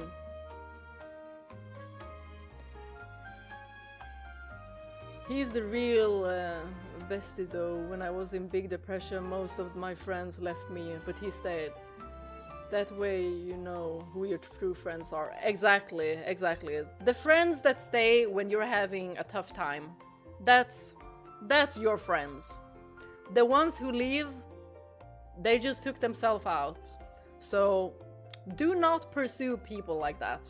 Do not pursue a relationship with people like that, because usually they only stick around when everything is sunshines and rainbows, and as soon as you have a bad period, they dip. So it's just better to, you know, just cut ties with people like that.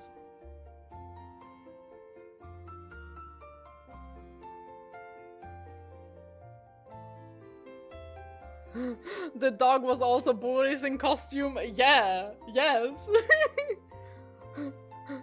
Don't get snatched by Bea Gang. Yeah, it's me and my besties and you guys.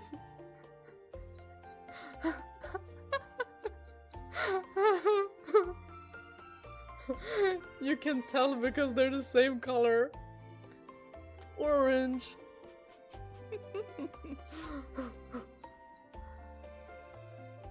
Well, that's what graphic designers do.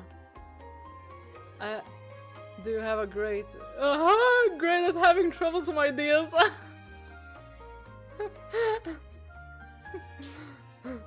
Yeah, I'm definitely gonna show my bestie all of the designs that you have made, Javier, because those are fantastic. You should really put them up on Discord as well.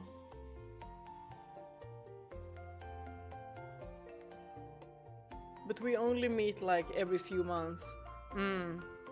That's what I'm saying with my best friend who is in chat now, that we should meet up more frequently now, because now she lives in a city much closer than when she did before. So now we can basically just, you know, over the day just go to each other. Good night, Daryl. I'm also gonna go to sleep. Sweet dreams. Maybe I should take this time to also say that I'm gonna go to sleep as well. I need to shower first, then try to get some sleep. Oh yeah, maybe if we can have a gallery on Discord, I can upload all of them. Ooh. Yes, please do that. You could do a board. You could do a thread, like under game discussion, you could do like Javier's gallery, and then you can have all of your photos there. I think you could also clips and highlights. I mean, I would consider it a highlight, so you can put it there as well.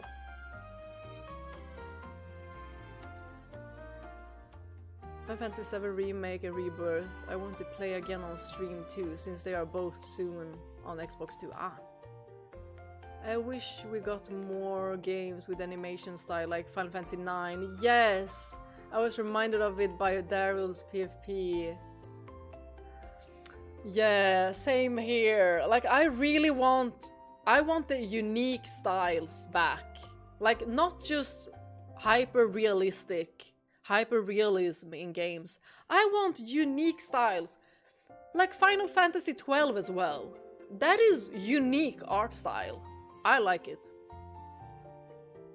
I need to clean my teeth before I sleep. Yeah, me too. Shower, brush teeth, then sleep. I think this is the end of the stream now. We've almost streamed for 8 hours. It's never shorter. Like, I always cap it to like 7-8 hours. Like, how? Every single time. Final Fantasy 12 is so fun because of that. Yeah, I really, really, really like the style. Don't let Ghost Girl bit. Oh my gosh. Don't mention the Ghost Girl. Have a good night. No, no Nelly Roth. Nelly Roth, she can just go away. Go away. Sleep well, everyone, and for those of you who don't sleep right now because it's morning, good evening, good night. Bye bye. Bye, bestie. Mwah.